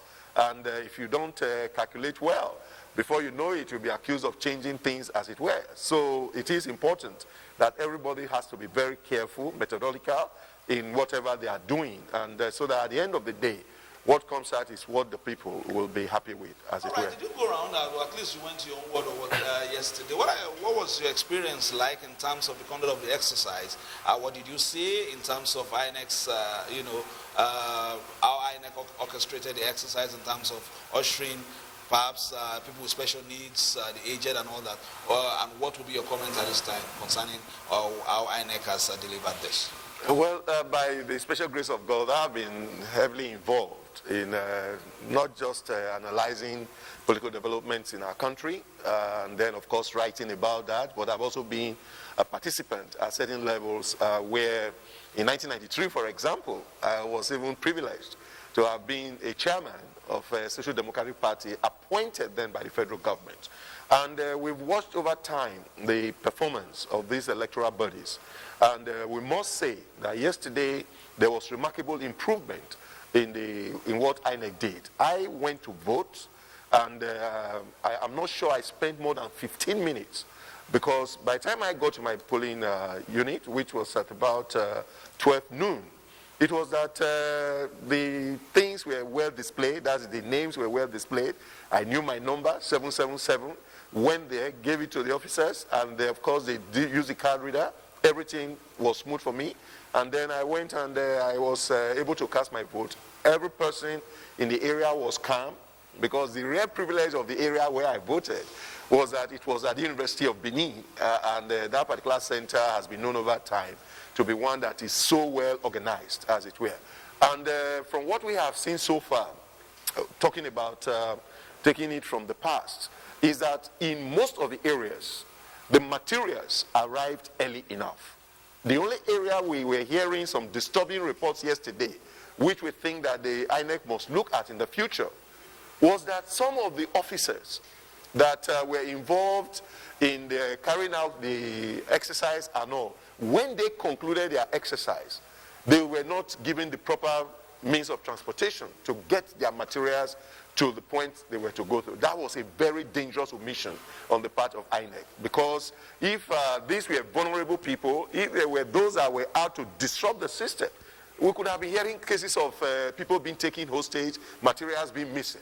Because in one of the reports that we got in Esan, it was that some of those officers, the youth corps and all, were angry. They went and dumped the materials, but they had to try to placate them eventually before they came out. And again, issues of stipend, little allowances that were supposed to be paid to some of these officers were told they were not paid. And we are saying that for the future, INEC must be up and doing, monitor well, and make sure that people's entitlements are given to them. Because it's in the absence of such entitlements that inducement and compromise are sometimes set into place. So it is very important that for the little things that people are supposed to get, they get it across to them early enough so that they are not put in positions where they could be forced to compromise themselves. Well, let's just, as I said earlier before we brought Professor Eragbe in, we said 13 local governments have already been announced. The 5 local governments are left: Akoko Edo, Isako East, Isako Central, Uvia Southwest, and Orionwo. While these have been awaited, the returning officer, Vice Chancellor, Federal University of Petroleum Resources, Efun, Professor Akpofure Rimuruke, is supervising the transfer of information from EC8C to EC8D, transferring the results already announced from the local government level to the state level. That is what is happening at the moment. As you saw in the actuality that we showed you earlier, the collation center, as I've been telling you, is just right next door to us. We just join them once they are set to give us the remaining local governments. Just like you said, some of these local governments, some have terrains that are across water, and other perhaps that may be the reason why they are coming a bit later than others. Well, there are not too many of them, because if We're not talking of Ovia, I think it's Ovia Southwest, I think it's one of them. Gilly and the rest? That is one. And then, of course, Isako East, where you have Agenibude and some of those areas. Apart from those, the others are close enough. So let's hope that really, it's already almost now 10 o'clock. And with normal transportation, under 2-3 hours, you can get to Benin from any of the locations within those states. So let's hope that in just a very short while, that these results will get down to this area. Still talking logistics. Yeah. Still talking logistics. Are you satisfied with the conduct of the synergy amongst agencies that participated in this exercise, from sensitization to enforcement to all kinds, pre-election and on election day? I would say, yeah, to a large extent they've done well. There is this issue that seems a little bit paradoxical. And what is it? Is that this is an off-season election. And being an off-season election is that it actually afforded INEC the opportunity to fully mobilize, concentrate its energies as far as this election was concerned. Not just INEC, the security forces as well. Because from what we got to know, as stated by the police force, they mobilized over 31,000 to be part of this exercise, not to talk of the others that have been involved. If it was an election that was going on all over, then they would not have had the kind of personnel and even the attention that has been given to Edo. To that extent, it's a positive. But the other side that we're a little bit worried about was how Edo now became almost in quote, the battleground of the Federation. And that is that everyone was now, attention was here. We're not talking of councils, campaign councils, governors, and all we're moving. Leaders of parties were moving all to Edo, as it were. And that, I believe, was partly what now created the high tension that was on as far as Edo State was concerned. Because if those other governors, other party leaders were busy with their own states and their own elections, they would not have had the time to devote to Edo, as it were. We seem to have raised the tempo of the tension that was on. That is the other side that seemed to have been negative. And of course, the third position we can see here is that it now made Edo State to be almost a global state, because the whole world, as we speak today, is focusing on Edo State. But if it were to be the general election, some will say, which one is Edo State? But I'm sure everybody is now knowing about, what is it called, Benin City. They are now seeing a day rugby. Maybe they would have just seen me for a minute. But if today that is Edo, as it were, they are seen us for a longer period. That should be a plus in terms of advertisement. That is exactly what I'm saying. So this election, again, more importantly, on another point, is to see that with all the tension, the fear, the apprehension that was on, that Edo has been able to deliver a relatively peaceful election, all right, compared to what people were anticipating was going to happen. It's a major plus for the Federation, for the country, as it were. That yes, even for INEC itself, I'm sure the security forces, everyone is saying, yeah, we can do it. And that, I think, was the template with which, and the mindset with which the chairman of INEC, Professor Mahmoud Yakubu, and all were coming to say, let us use this to again make a statement that we can do it well. And then from here we move on to Ondo State coming in October. Yes, as a scholar, and erudite one, I must say, we have had one election now, a state election. Another one is coming in just over a fortnight in Ondo State. What are the positives that Ondo people should take away from this, as they are chomping at the bit to be a part of this process to usher in their own government? What are the issues that we always worry about in elections in our country? We talk about security. And I'm sure that from what has played out here, the security agencies and all will learn one or two things that will guide what you're going to do in Ondo State. One of the other issue is logistics. That is supply of materials, the conduct of officers and all. And just before I mentioned it just now, that there was an area we heard about that INEC must address subsequently.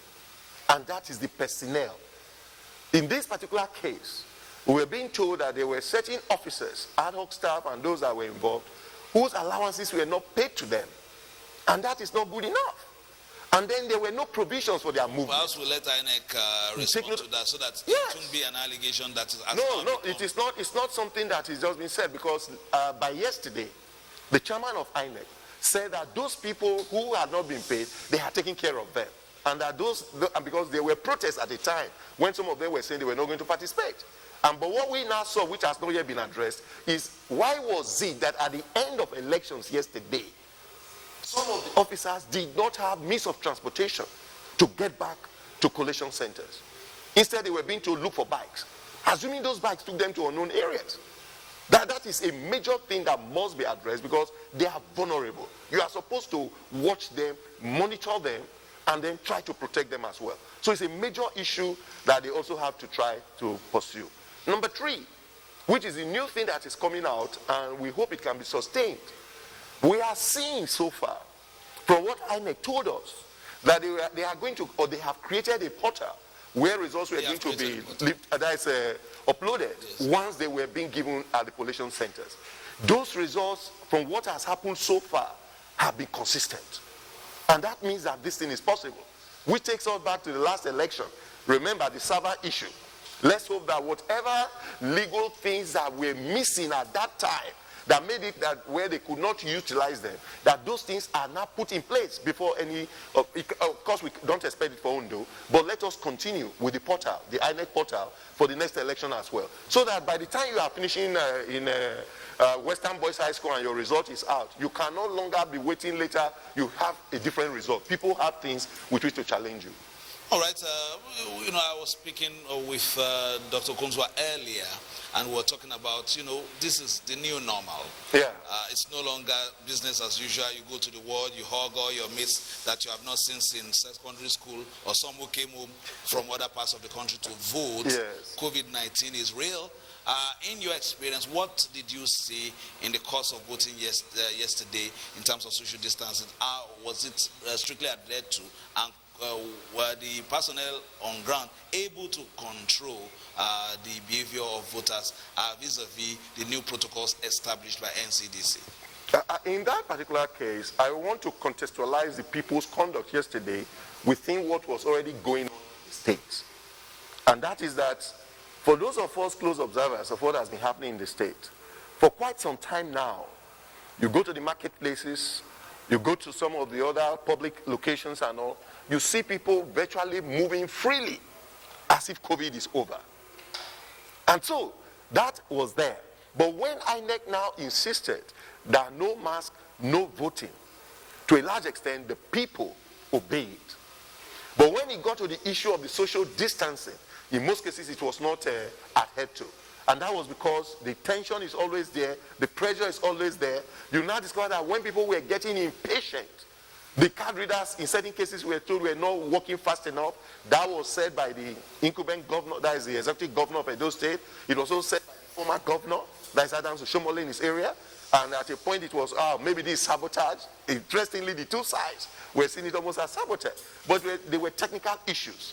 And when such things were occurring, there were now pressures, impatience on the part of people to fully obey.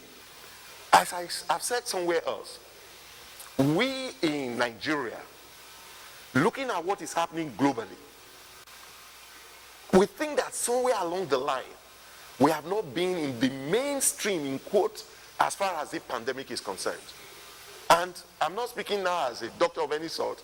Otherwise, the conduct of our people could have really brought about certain things that were being predicted some time ago by the wife of Bill Gates and all, how they were expecting that in Africa, people's corpses will just be lining the streets and all. People have not strictly adhered in our conduct to the prescriptions of the CDC in terms of don't do this, don't do that, don't do that. Because as I have said, you move to our markets now, you find that. So for that particular reason, I would say that yesterday, from the pictures we saw, there wasn't that strict adherence to those protocols as prescribed. But for where I voted, because of the nature of the community, as I mentioned, is University of Benin community, people were conscious, people obeyed, and of course, they are always aware of the fact that you must take care of yourself, even if the next person is not doing so. All right, let me quickly bring you up to speed. As I said earlier, We're reaching you live from the Coalition Center here in Edo State. That is the state headquarters of INEC here in Aduwawa, Rama Park, near Rama Park roundabout. 5 local government areas left: Akoko Edo, Isako East, Isako Central, Ovia Northwest, and Ori-Onwo. While these are being awaited, the returning officer, Vice Chancellor, Federal University of Petroleum Resources, Efunu Wari, that's Professor Akpofure Rimruke, is supervising the transfer of information from Form EC8C to EC8D, meaning that it's transferring the results already announced from the local government level to the state level. As we said earlier, you know, the 13 local governments that have already been announced, let's perhaps go through them very quickly. If you are just joining us, Igweben has been announced, Eastern Central has been announced, Eastern Northeast has been announced, Ikubaha local government area has been announced, Nwade local government area has been announced, Igor local government area has been announced, Onwa East local government area has been announced, the rest are Onwa West local government area, Ovia Northeast local government area, Isako West local government area, East and Southeast local government area, the much awaited Oedu local government area, East and West local government area as well. All have been, you know, announced. Professor Ederagbe is right here. He's one of the people who enthusiastically voted yesterday, and earlier we had Dr. Usawa Okunzuwa also there, who after leaving the NT studio was also able to cast the ballot. It seems as if weather cooperated yesterday. At least the exercise had been concluded before the torrential rains gathered and eventually suited us at the tail end of activities yesterday. On a lighter note, I said somewhere that if there were some rainmakers that had collected money and promised that we're going to make sure there will be no rain, they would have smiled to the bank yesterday, because things seem to have worked as if there was some control somewhere. Because on Friday night, it rained so heavily that everybody was worried about how this election was going to take place. But behold, yesterday morning, we woke up to a bright sky, everywhere was fine, movement smooth, and then, if you check from where I was located, it was about 2:45, which by INEC stipulated time, election should have actually, casting of votes should have stopped at about 2:30. But about 2:45, that is when it started showing signs of rains again. And which meant that people actually had the opportunity to go out and cast their vote before the rains came. And that is a major thing. And of course, like I have said, if there were some forces who were told, make sure there is no rain, they will say we did it. But when there are no such forces, it will be that the prayers of the people were answered, that the good environment should be there for them to cast their votes, human factor taken care of, nature cooperating, and all has gone well. Since then, there's a translation that is going on that at the end of the elections, with results coming in, the showers are coming of blessings and celebration. Because it's another thing, depending on where you stand as far as the contest is concerned. So, we are seeing Benin now, rains have started again. And that, I'm sure, whatever is going on, most of them are taking place indoors now, by way of collation, calculations, and all. Movements could be difficult, but not what can stop it from happening. As a professor, I can see a book coming, how the elements align for democracy. Okay, let's look at the different groups in society, women and the youths. Yes. How would you describe their conduct as being part of the exercise, and how they were galvanized themselves to be part of this exercise? We saw quite a number of movements in the parks, going to the hinterland from the city center here to back to their bases. Some coming from outside, or the state, or perhaps even outside the country, to be a part of this. I think the whole participation of different segments, as you said, is one that is quite commendable. Our women over time have shown that they are great enthusiasts and participants as far as elections are concerned in this area. The youths have also always been very, very active as far as issues are concerned. There was a time, some of the papers we used to write not too long ago were bordering on how to mobilize the youth, 1, Two, the youth and security problems, because in most cases, they are the ones that are the agents that are used to perpetrate some of the condemnable things when it comes to issues of compromising security. Let me let you hold that thought very briefly. Yeah. Can we go back to the hall now maybe and see if the coalition is on, and join them if they have started any of the processes, so that Nigerians can begin to see what exactly is happening right there at the coalition hall. If announcements have started coming in, so we can allow them to begin to tell us. All right, they are still getting set. Once the events begin to start, we would let you know. Of course, we have an eye on that, and we have our reporters across the state to get reactions once the official announcement is made right here at the State Coalition Center.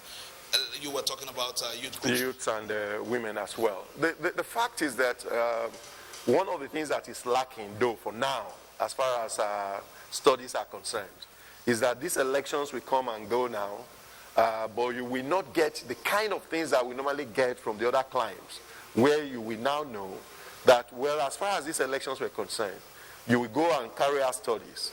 The number of people that is percentages in terms of those that participated, because they are there to be seen now, the age ranges, the sex or gender, as it were, all of those things, most times we don't really bother to check them. They break down. We don't do that. But from what we can see, what we call a cursory view, we find that the women have been very, very active in this political dispensation in terms of being there during the campaigns, going out there to vote, and then, of course, the youth as well. The situation, actually, what it be like an irony, is that the elites sometimes are the ones that don't go and vote. Because the elites, we start calculating. The elites, we start getting worried about security, safety, and all of that. The elites will be warning their children, don't go out, the place is not safe, and as it were.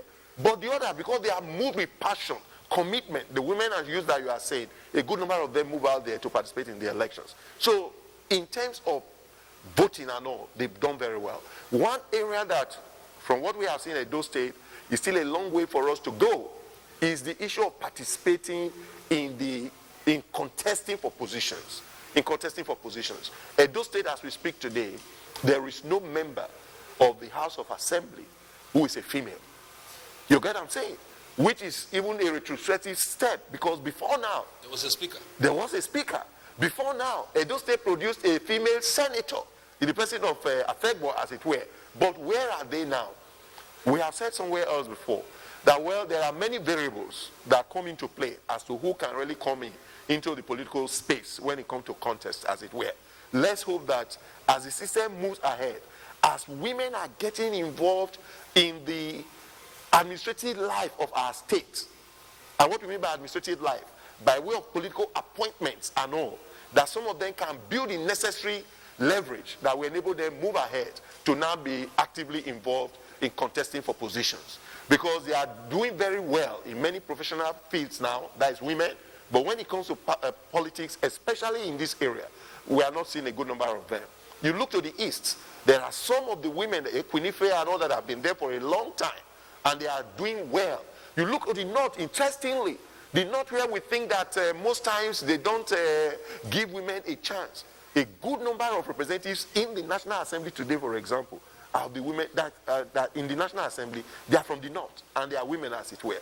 So let's hope that there will be greater participation for our people, not just them going to support people, but they can mobilize enough for them to also be supported. All right, we have about about a minute to get to 10. The INEC rec did say that they will go for a break of an hour, but we're still waiting to see whether they will begin the process.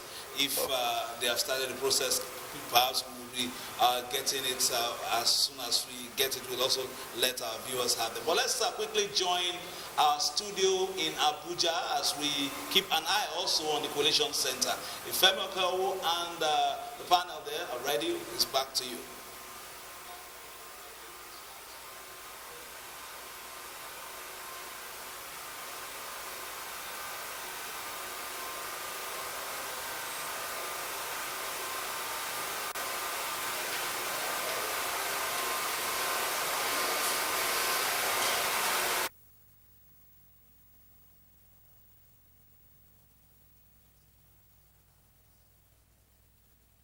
Professor Eragbe is still here with me, giving us a breakdown of the demographics. Once Abuja is ready, we'll relink Abuja to give us a national perspective of what is happening.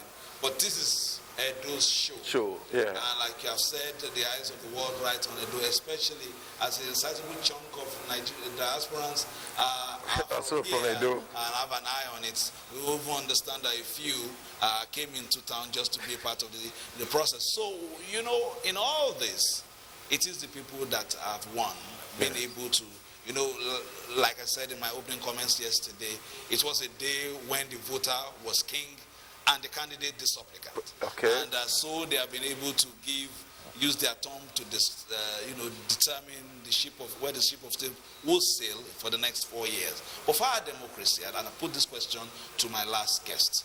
Incidentally, this week we celebrated the UN Democracy Day on the 15th of September.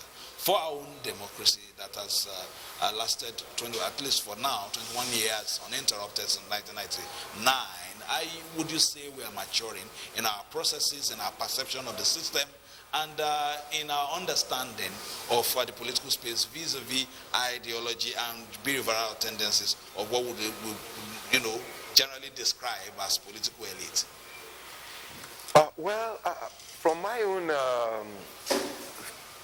maybe understanding of what has been playing out since the return to democratic rule in Nigeria, that's in 1999, we seem to be having some problems here that are not consistent with the expectations of pure democratic practices. And what am I referring to here? It is that political parties are so critical and crucial when it comes to articulating positions, policies, and helping to drive a political system, a democratic system as it were. But what have we been seeing recently is that the issue of carpet crossing, I happen to have been privileged to have been at the National Conference in 2014. We tried to see how this issue could be addressed, especially without impinging on the right of the individual to associate. To associate, exactly. And then without having to betray what we call the mandate given by people. Because if what you must take note of today is that in the elections that have been taking place since we came back, there is no photograph of any political contestants in the ballot papers that are being used. Instead, people go there. From this election that took place, it was that either you go the umbrella way, or you go the broom way, or the different symbols that were there, which means that the people were actually, technically speaking, voting for the political parties at the time. And so if all of a sudden, as we have seen over time, some people get the mandate of the people of a party with the ideology and programs of the party, and later on they discard of it, it is something that we think need to be addressed further as far as our current political culture is evolving. Because as we have said somewhere before, you find that not too long ago, you could talk of SDP and talk of NRC. You get what I'm saying? You could talk of MPN. I think NPN, SDP are, as it were, different political, UPN and MPN. These were political parties. You could say that this one stood for this stood for that. But now, it's like it is an academic exercise for you to really go and read what is the manifesto of a political party.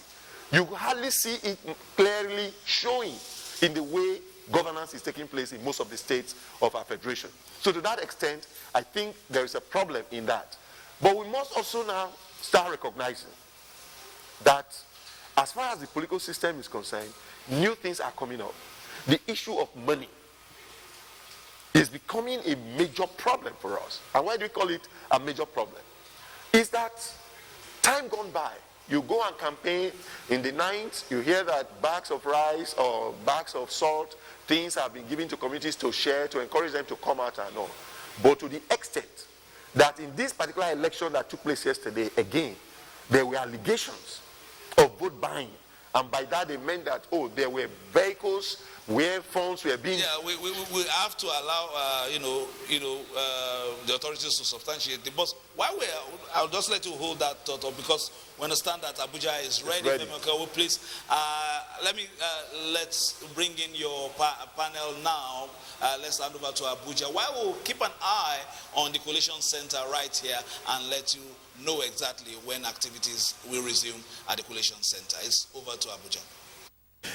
Thank you very much, Fisayo. We too will keep an eye on your end there and be sure that once we're ready, we switch over there. David was talking when we went to Benin. Yes. And I'll allow you to continue that area. You remember we were talking about the added responsibilities. If actually it's added, if it's not already there. But with what people keep saying on a daily basis, it means NOAA, National Orientation Agency, must feel a burden on its head with every election. And they say people are not well sensitized, or people are not informed, or political parties, the main areas. And I was asking you, do you actually engage with political parties? Yes, we do. I was saying that the point that Nick made, which was further substantiated by Shamsuddin in the course of this discussion, if you analyze the key issues, vote buying, electoral violence, refusal to adhere with the process, party internal democracy challenges. These four issues you see are driven by the political class, you know, and the impression that creates on your mind is that there's no patriotic desire to serve. This desperation to grab power, which generates these four key factors that I just enumerated to you, does not indicate a genuine patriotic desire to offer service, you know? And that's the challenge of our democratic and political system. We have engaged severally with political parties using various platforms and supported by various organizations. In fact, we had been robustly supported at some point by OSIWA, Open Society Initiative for West Africa, and we took workshops on citizens' engagement to the 6th geopolitical zone. I personally drove that process.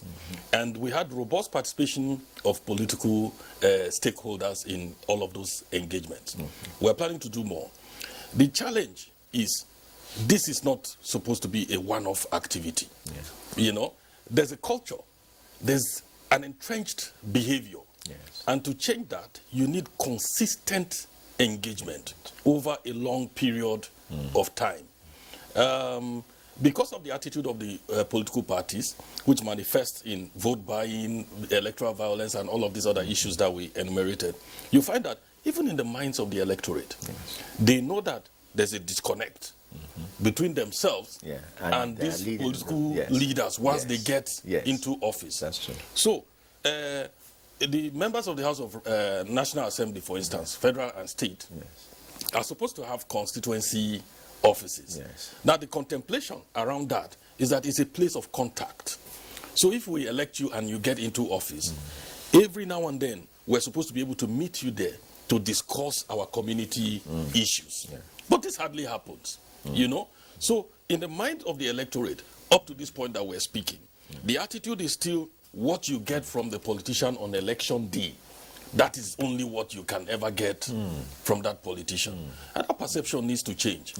We have been training people in various states and local governments on how to hold elected officials accountable, how to demand to engage with them, and how to call them to explain the things that are going on. This is not going to happen like a quick fix. It's a marathon. It's not a sprint. And the National Orientation Agency will keep working at it. Let me remain with you. This last issue you mentioned, how can we develop on that? How can we hold our elected officials accountable? It's citizens' engagement, you know, and some of the platforms we have established. There are electoral processes to hold elected officials accountable. Do we ever trigger them? Well, it depends on which perspective you are looking at. I talked about the constituency offices. There's also the provision for recall. Yes. You know, with all its complexities. And I'm sure there's provision for impeachment. There's a provision for all of that. Which the powers which lie with the legislature in any state. Yes. And all that. And which is hardly ever used reasonably. Okay. You know, it's only used politically. Okay. You know. Okay. So all those challenges are there. But at the NOA, we have engaged robustly with Konrad Adenauer Foundation. Yes. And that platform has provided us with capacity and resources to organize platforms for citizens' engagement with elected officials. Nick, within the powers of INEC, because I certainly would not want you to delve. Okay, if you like, you can talk about our sociological problems and socio-political problems. But within the powers of INEC, what are the things that the citizenry can do to put their elected officials in check? And is INEC part of any of such processes? For instance, you raised constituency offices. Is that part of areas you have to supervise? No, ours begins and stops at organizing and conducting elections. So we supervise and their primaries, their conventions, and so on, and then the actual conduct of the election. Now, anything outside that is outside our remit. But we are concerned because some of these things outside our remit also impact on us negatively. Yes. For example, if the political actors do not deliver dividends of democracy to the citizenry, it can also create voter apathy. Yes. You know, because people will now resign themselves to fate and say, okay, what is the need going to when they get there, they will do only what they want exactly. to do. So that also could create problems for us because you see, we are concerned about voter turnout in the sense that if the voter turnout is high, then the candidate who emerges victorious would have been executing a mandate robustly given to him by the electorate. But if the voter turnout is low, then in fact you begin to interrogate whether he has the real mandate of the people. And that is why we always are concerned with getting people to come out and vote. It's important for us so that it doesn't look as if someone is elected at the end of the day, but he was not elected by a majority of the voters.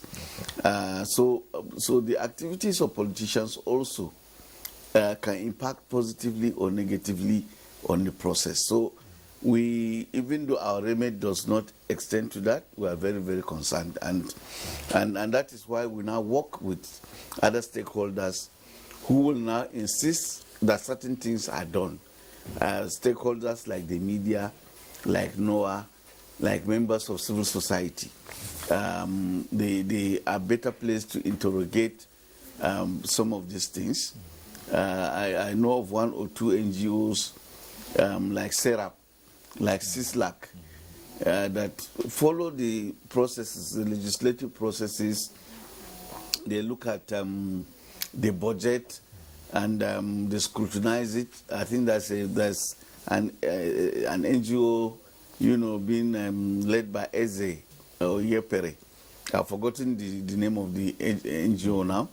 And they assign themselves the role of always scrutinizing our budgets and then making sure that... Okay, Mr. Dazang, they're now ready to go right at the INEC Center in Benin.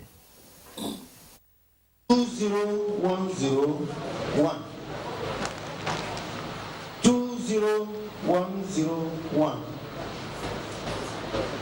SDP is 14. That's 14. YPP is 7. YPP is 7. ZLP is 3. ZLP is 3. The total valid votes is 43377.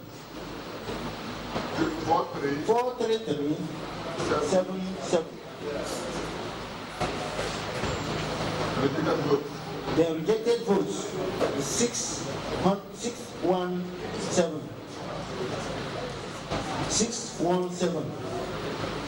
Then total votes cast is 439. 43994. 43994. Okay, thank you very much. That's the result. Record of cancellation. I think we have some. Record of cancellation. There is none. Check. Translation. Yeah? Only 1 unit. 1 unit. 1 unit. Let's have it. You have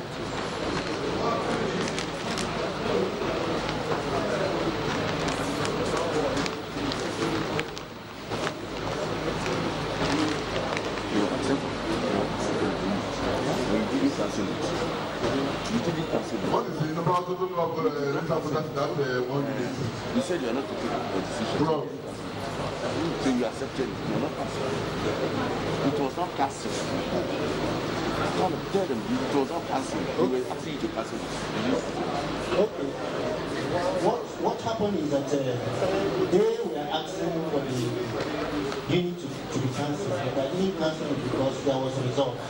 There was a result? Yes. There was no cancellation. There's no cancellation. No cancellation. There was no cancellation. Okay, so thank you very much. We can submit the result.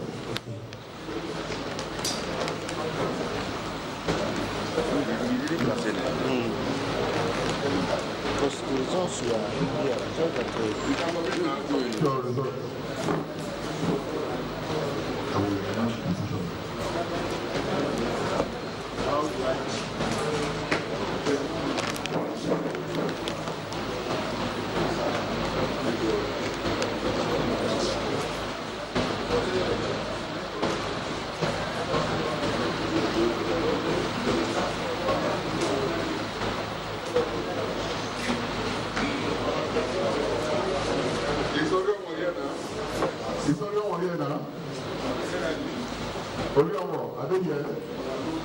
Let me take our mind back to Esako West. Esako West, where some complaints were laid over Ward 10, Unit 1, 2, 3. PDP agent, are you there? Yes. Yeah. There are complaints from Ward 12, which was officially documented. Are you following? There were complaints from Ward 12, 2 units, which were officially documented at the 2 units. Now, Ward 10, no documentation was presented by the collection officer. But we are saying that yes, there was overvoting. The ruling here is that so long it has been taken at the LGA level, it also is accepted to us as presented. Thank you.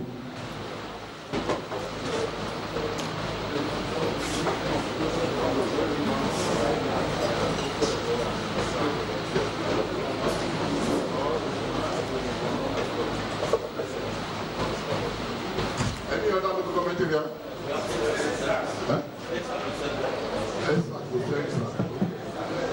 Are you ready? Exaco Central.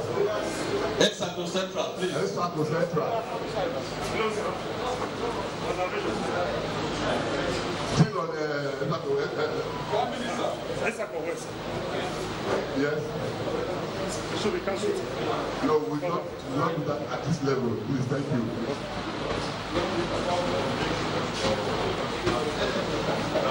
Exaco Central. Not ready, sir. Not ready.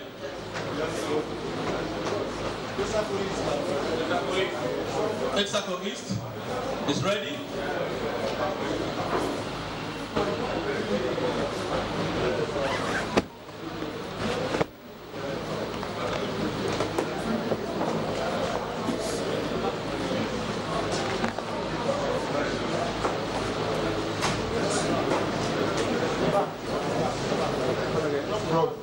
Drop your bag. Bro, I need to the way for you.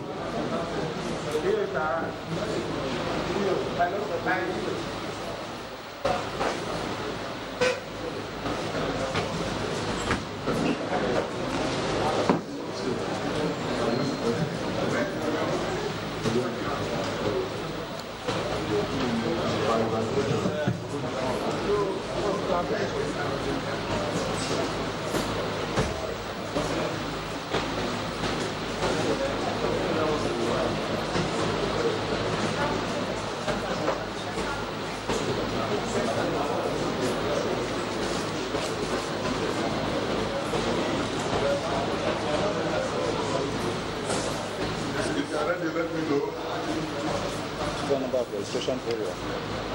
Registration area. Bro, let's talk with East or Central?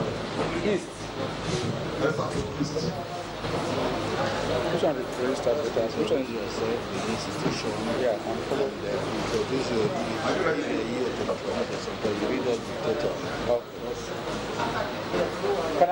Introduce yourself and your you.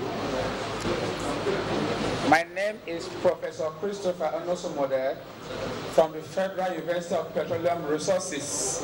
My place of primary assignment is ESACO East, and my EO is Mr. Udo Odudu SE, Lecturer Officer, ESACO East. Okay. The total number of registered areas are 10. And of these 10, the results are as follows. Number of registered voters are 157291. Number of accredited voters are 28404. Then the scores. Okay, please, let me come again with the number of accredited voters. 28464, not 0464. 28464. Okay, go ahead. Yes, sir. Yes, sir. Then vote.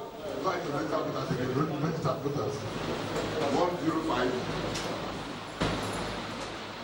Number of registered voters are 157. Oh, not 105. No, 157291. Then accredited voters are 28464. The scores for the various parties are as follows. AA scored 03. ADC scored 29. ADP scored 67. APC scored 17011. AFGAN scored 05. APN scored 00. APP scored 00. LP scored 03.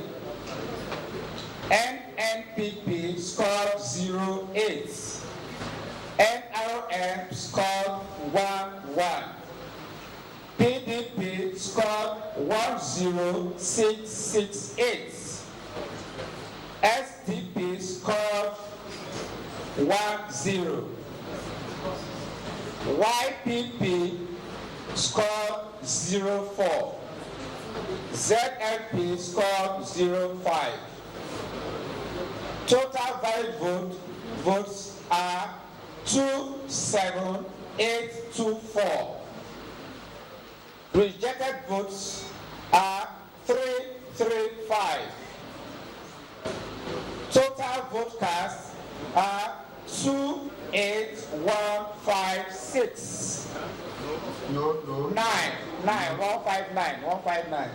28159. 28159. Okay, yeah, thank you. Exactly, is that right? Yes, sir. Any cancellation? There is no cancellation, sir. Okay. You can submit the result.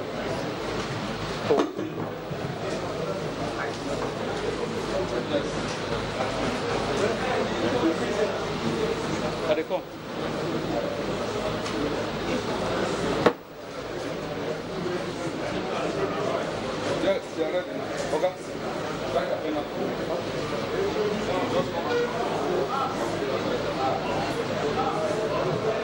Any other commission officer on ground? Yes, sir. Any other one?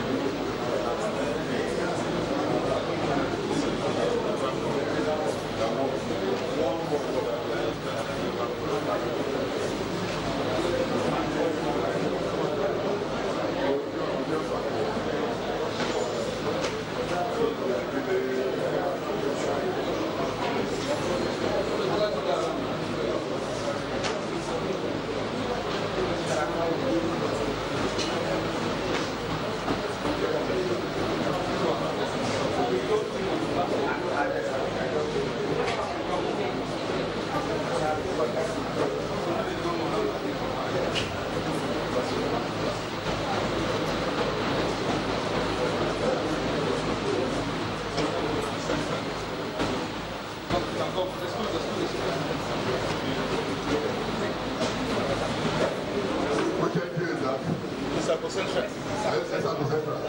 Central. Yes, sit down. Let's start with Central. Let's start with Central.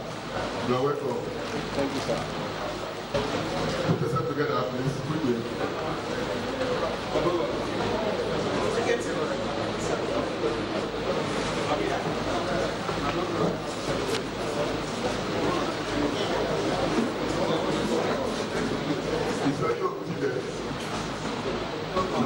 No, sir. He's been off since 2 a.m. up when we finish collation. That is what we should say first.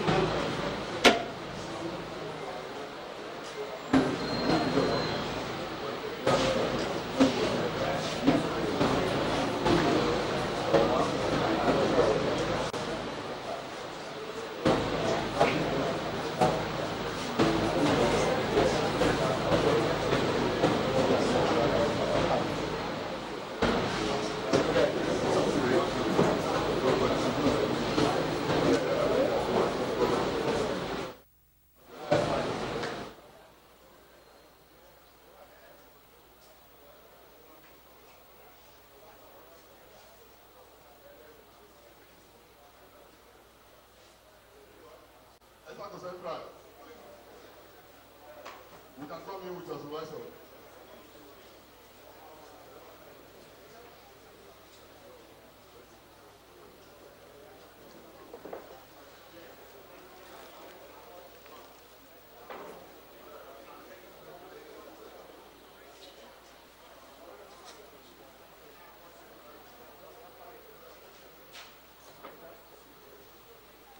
You are welcome. As I'm central, you are welcome. Introduce yourself, your name, and then give to the supervisor to also introduce. Thank you. You might be talking. No, it's on.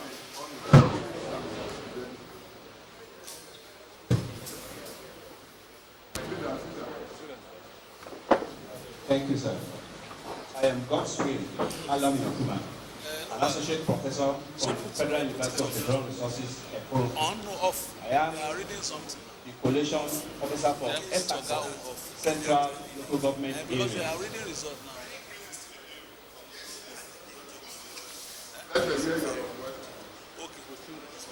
With me is Mohammed Ahmed Shaman, local government supervisor for this governorship election, ESACO Central Local Government.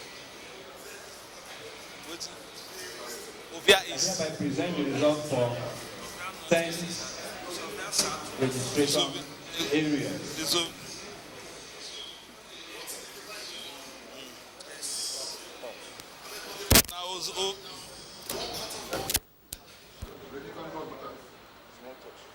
The total number of registered voters is 5,000,000. I switch it on. 5,000,004. Total number of accredited voters. I think it's Ovia Southwest. 092. 16092. Votes received by the political parties. AA 0, AA 0, ADC 2, ADB 3, 4, ADB 3, 4, ABC 8, 3, 5, 9, ABC 8, 3, 5, 9, ABGA 1, ABGA 1, ABN 1, ABN 1, ABB 1, ABB 1, LB 1, LB 1, NNBB 1, NNBB 1, NRN 4, NRN 4, BDP 7478, BDP 7478, SDP 3, SDP 3, YBB 0, YBB 0, ZLB 0, ZLB 0. Total valid votes 15885. 15885. Rejected votes 157. 157. Total vote cast 1642. 16042. 16042. There are cases of okay, cancellation. Yes, sir. From what and which polling unit? We have issue of cancellation in RA 8, that's Ekperi 3. Which ward? It's Ward 8, sir. How many polling units there that were affected? There are 11, sir. Affected? Yes, sir. For the entire ward, sir. The entire ward? Yes, sir. The reason for the cancellation, sir. Sir, I have my report here. I will present. What are the expected number of voters there? Expected number of voters 7778. 7778.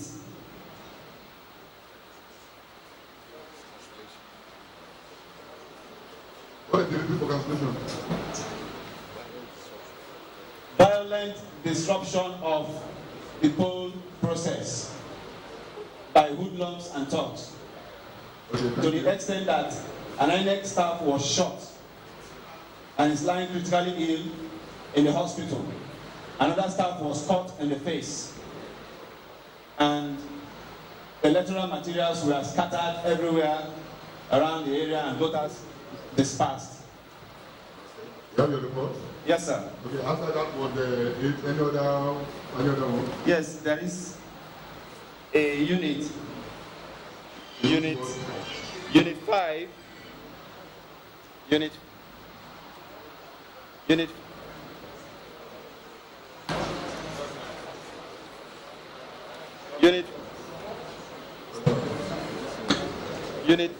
5. The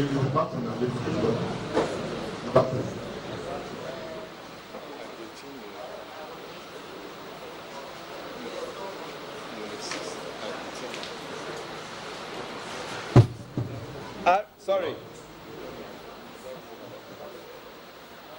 It's RA 10, Unit 6.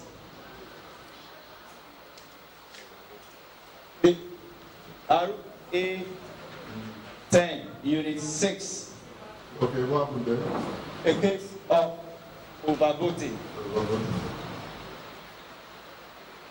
How many voters are you attended there? 3, 2, 5.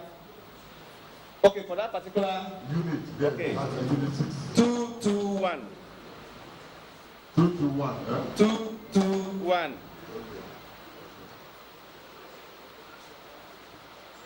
Any other polling units that have crisis? No, sir. Thank you very much.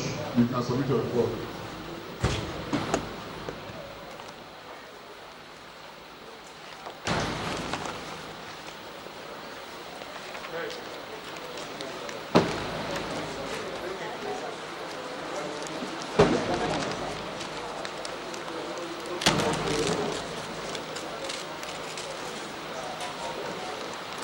I should bring it later.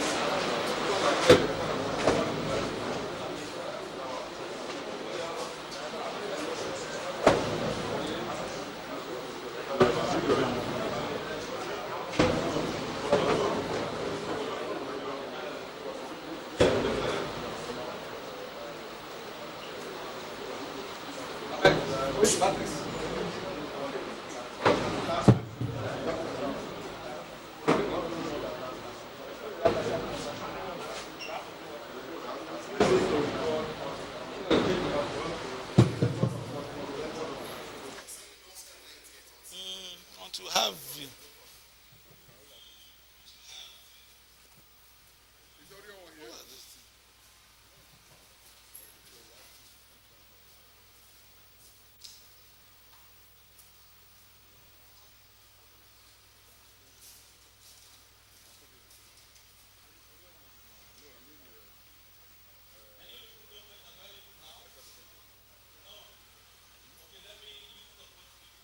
These people.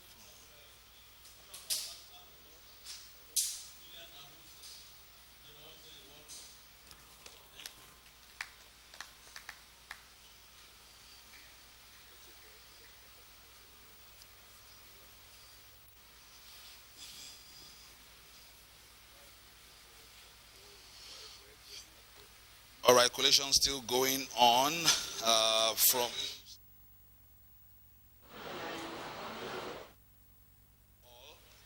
We still have Professor Eragwe right here with us. We're almost going out to give you some updates, but we're back into the studio. We're getting feelers that as we await the two other local governments that are outstanding, already Akoko Edo has come in. AA 6, ADC 74, ADP 139, APC 22,963, APGA 10, APM 4, APP 5, LP 4, NMPP 18, NRM 29, PDP 20,101, SDP 14, YPP 7, and ZLP 3. Isako East, AA 3, ADC 29, AFP 67, APC 17,011, APGA 5, APM 0, APP 0, Labour Party LP 3, NNPP 8, NRM 11, PDP 10,668, SDP 10, YPP 4, ZLP 5. And the one that has just been called is Isako Central.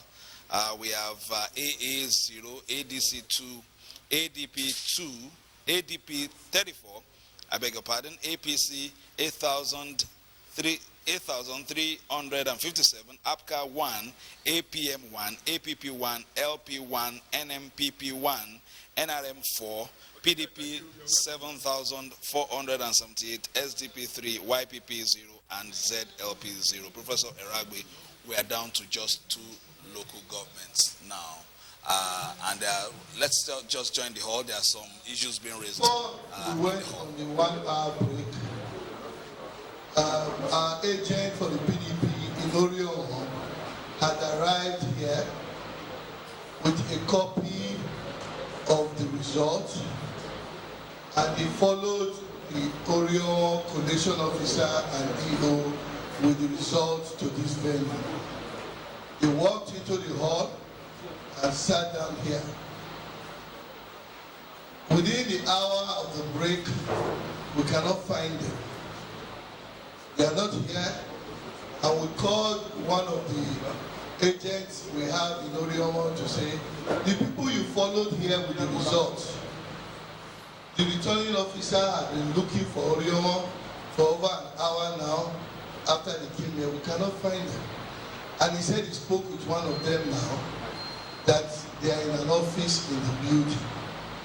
So it's a bit worrisome that they came here and we can't find them. Akoko Edo left Akoko Edo shortly before that break. They are here. Same with Esako East.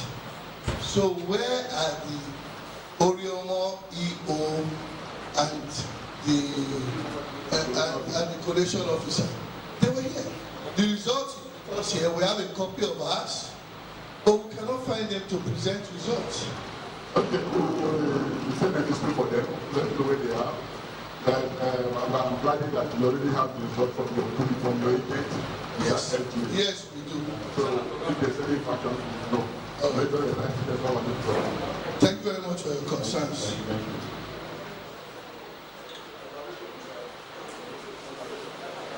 Yes. Conservation, sir. Okay. I am Charles Mwatia, ADC State Officer. While we are on break, I call on my agent, collecting officer in Orion local government, and he said it was in their presence that all of them left with the result. So we wonder why they are not still here with the result. Thank you. Okay, same challenge, same presentation is noted. Reg, we are going to start looking for them now. My name is Charity Amayalo. I'm the ABC agent here. I just want to let you know that my colleague in PDP is just trying to act a script. We are aware that the result has been changed at the local government level in local government. So it's only just being economical with the truth. We know how many words has been cancelled at the local government, and that is our stronghold and the local government of our candidates. So we are waiting for them to come and present the result, and we are all waiting. Thank you. Okay, thank you too. We are waiting for the EO and the coalition officer. Thank you.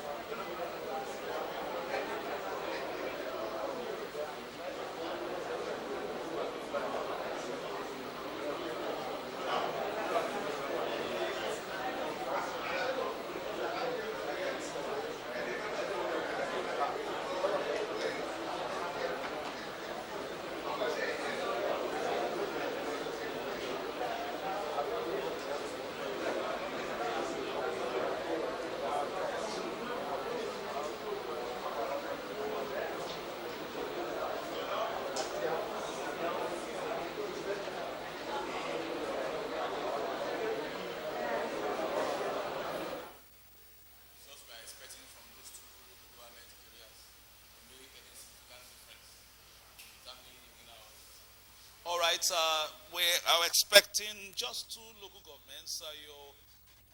We'll be giving you information as soon as the officers get into the premises and, of course, move to the collation center here. I have Dr. Osaru Kunzwa still here. We have expanded the studio. Many thanks to our operatives here. And then Professor Eddie Aragbe is still here. One worrisome thing that we just got in one of the reports given by the INEC official is the fact that there was still some pockets of violence. He said an INEC official was shot at Isakon Central and is lying critically ill in the hospital. And one other staff got a cut in the face, and violence was recorded, ballot box snatched, which characterized the exercise in that area. We were thinking that we would get a completely smooth sail, but that has not happened, especially from this report by the official coming in from Isako Central. Prof.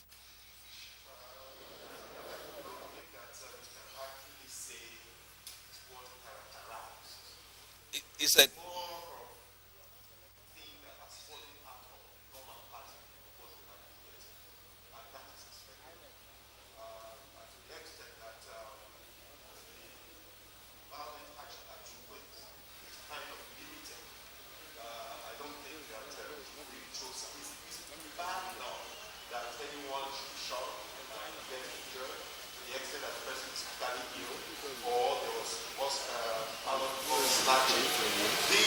the fear always let it not be that is the dominant thing that is happening. In this particular precise sort of pockets of violence as it were. And so I am sure that details, the data come out, who was involved, circumstances surrounding the matter, and of course appropriate actions that are taken.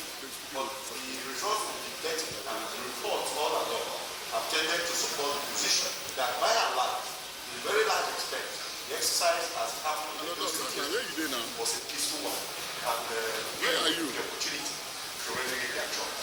I think we're expecting Ovia Southwest now and Oreonwa as the 2 last local government areas that we will be listening. We'll take center stage soon as the officers get into the collation hall there. But so far the presentations have been clear enough. Dr. Kunzwa, in terms of what the officials have done in the field. We've not had too many long drawn queries in terms of the conduct of the exercise so far, Doctor. We are in the hall waiting for the maximum the way they present to say that this process has been defined or dominated by violence. Whatever is reported, if eventually confirmed, we see it as a kind of fringe incident. And yes, INEC too, just coming out. I think they have done a marvelous job. I mean, the INEC, the coalition center. Anytime soon. It will also be about the shortest. We have had when announcing governorship contest and so on. That would mean less than 24 hours. If they did conclude it anytime soon, actually resolved, that would mean less than 24 hours after the termination of the voting exercise itself.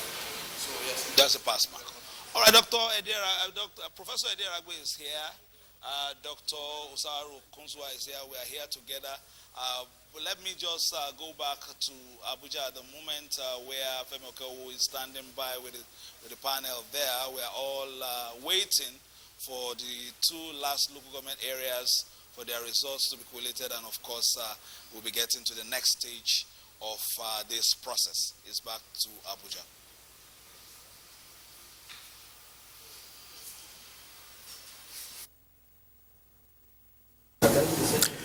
Okay, thank you very much, Fisayo. We too are following and waiting, therefore. But there are so many updates we must talk about. And but first, let's let you know that the panel of analysts has been enriched by the arrival of Dr. Sharif Gali Ibrahim. He is of the Department of Political Science, University of Abuja. Dr. Sharif, you are welcome to Edo Decides of the Nigerian Television Authority. Of the process so far.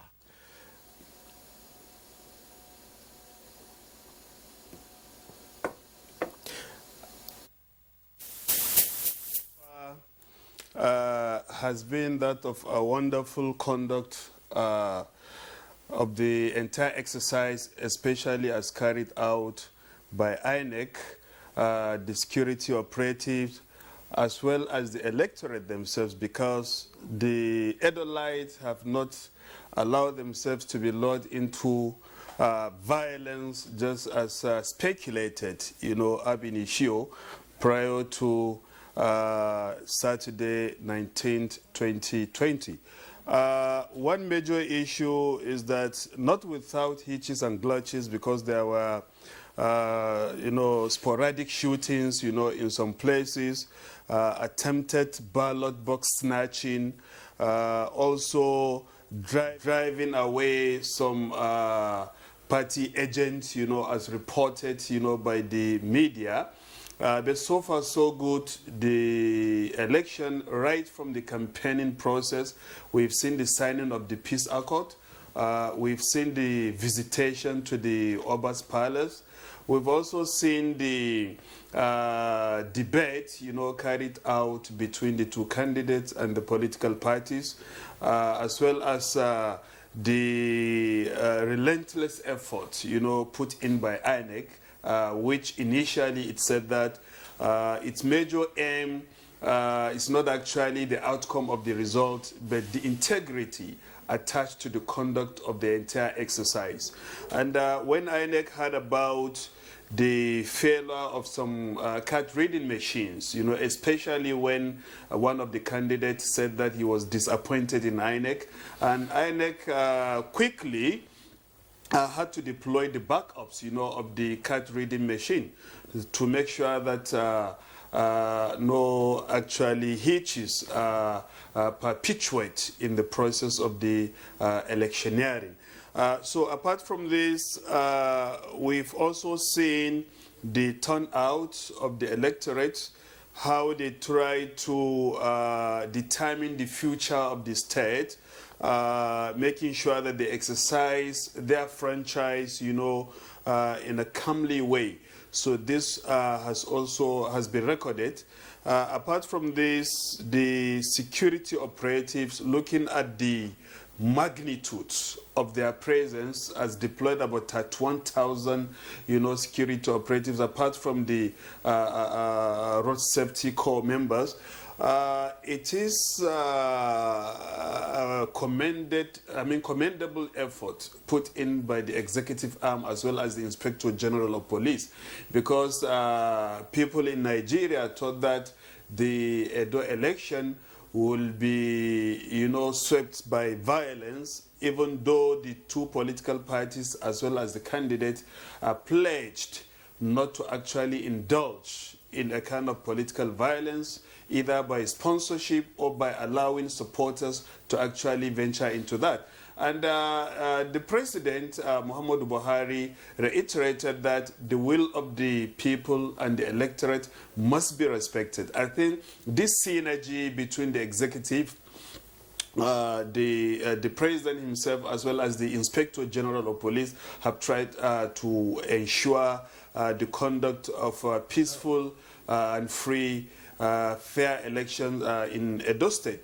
So without this particular synergy, the election wouldn't have been a success, even though we are still on track trying to look at the process of the collation as well as the announcement of the final result.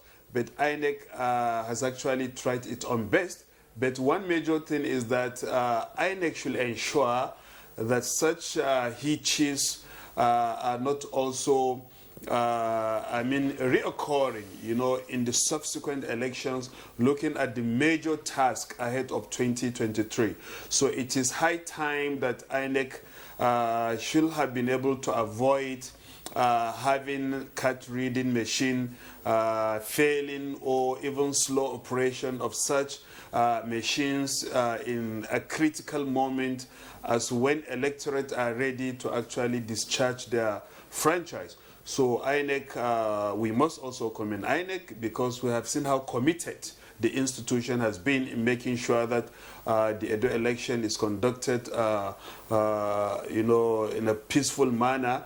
The security operatives, the political parties also, most importantly, the siege made, on Edo State, the eagle eye, put, or the eagle view rather, on the entity of Edo State, having to securitize the entirety of the state in terms of movement, in terms of activities, in terms of the polling unit. So I think the institutions involved in the electioneering process and in the conduct of the election of 19th Edo governorship election should be commended, despite the fact that we have some challenges recorded in the process, but I think they should be commended.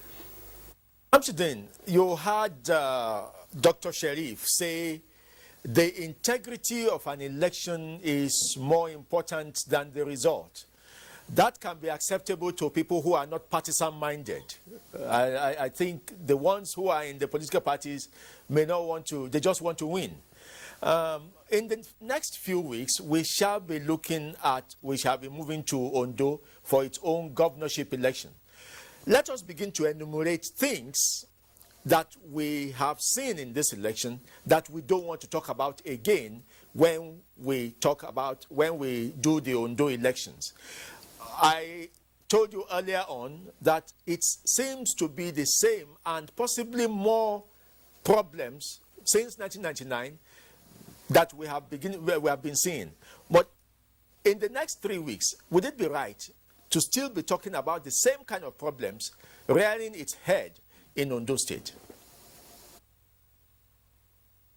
I think it has always been wrong, even in 2019 elections, that we're still saying the same thing that we've been talking about since 1999.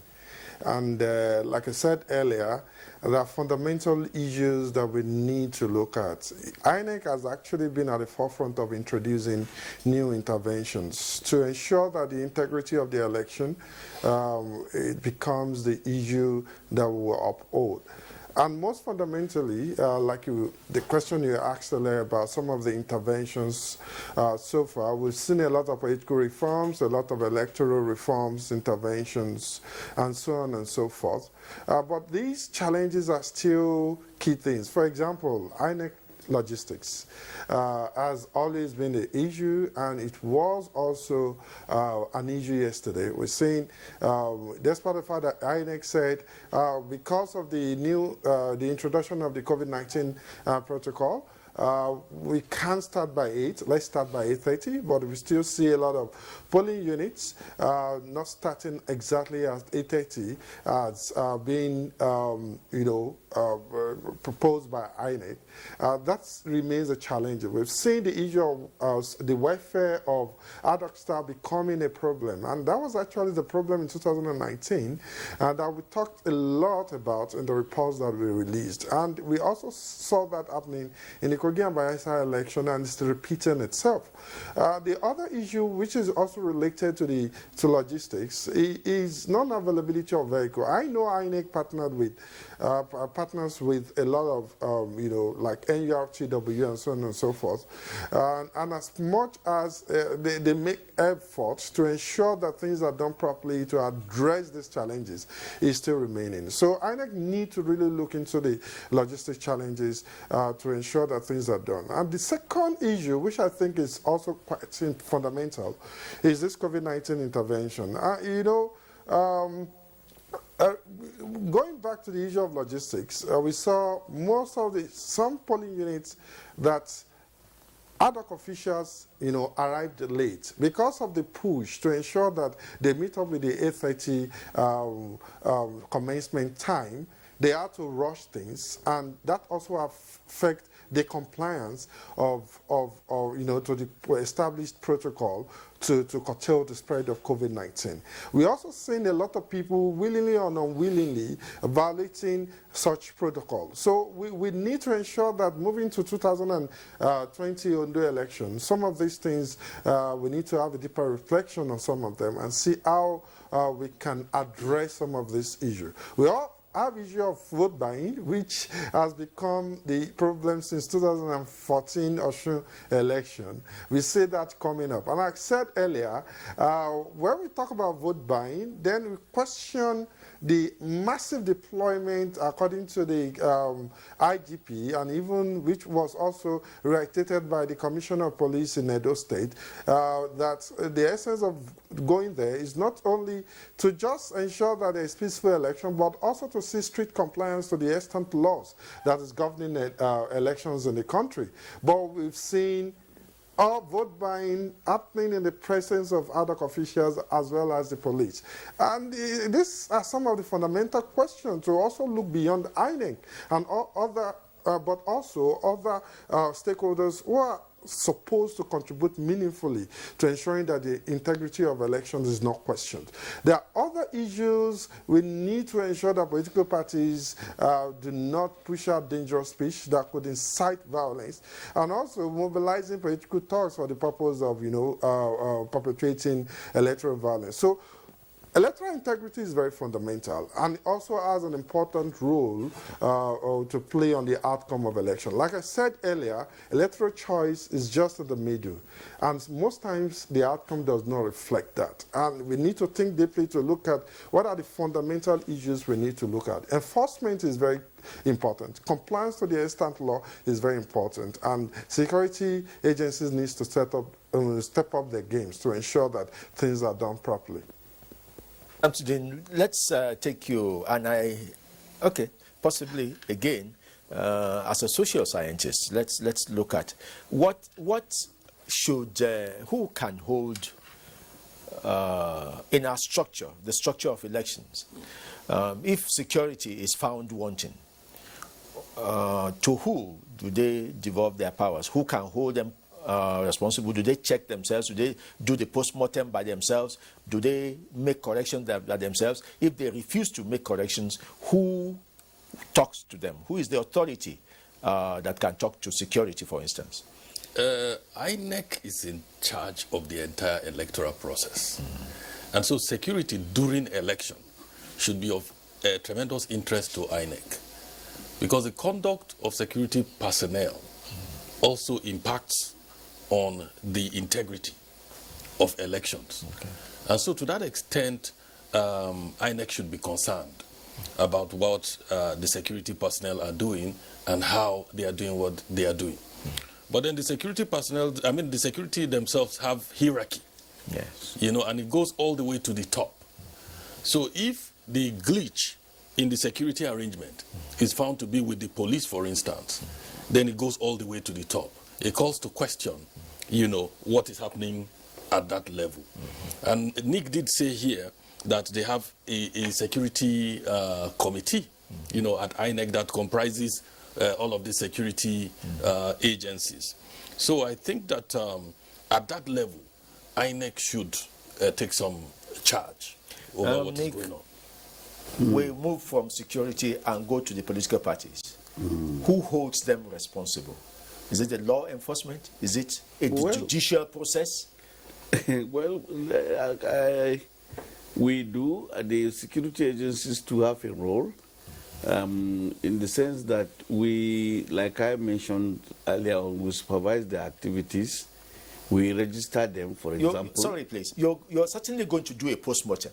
Yes. After this election, and you may want to take one or two things into the Ondo election. You may have a very short time now, but generally speaking, when you do a post-mortem and you find a group of all the stakeholders wanting, what can you do? What do you do to ensure that it doesn't repeat itself in the next election? What we do is that we do a post-mortem after the conduct of each election. Yes. And we identify the challenges that would have arisen from the conduct of the election.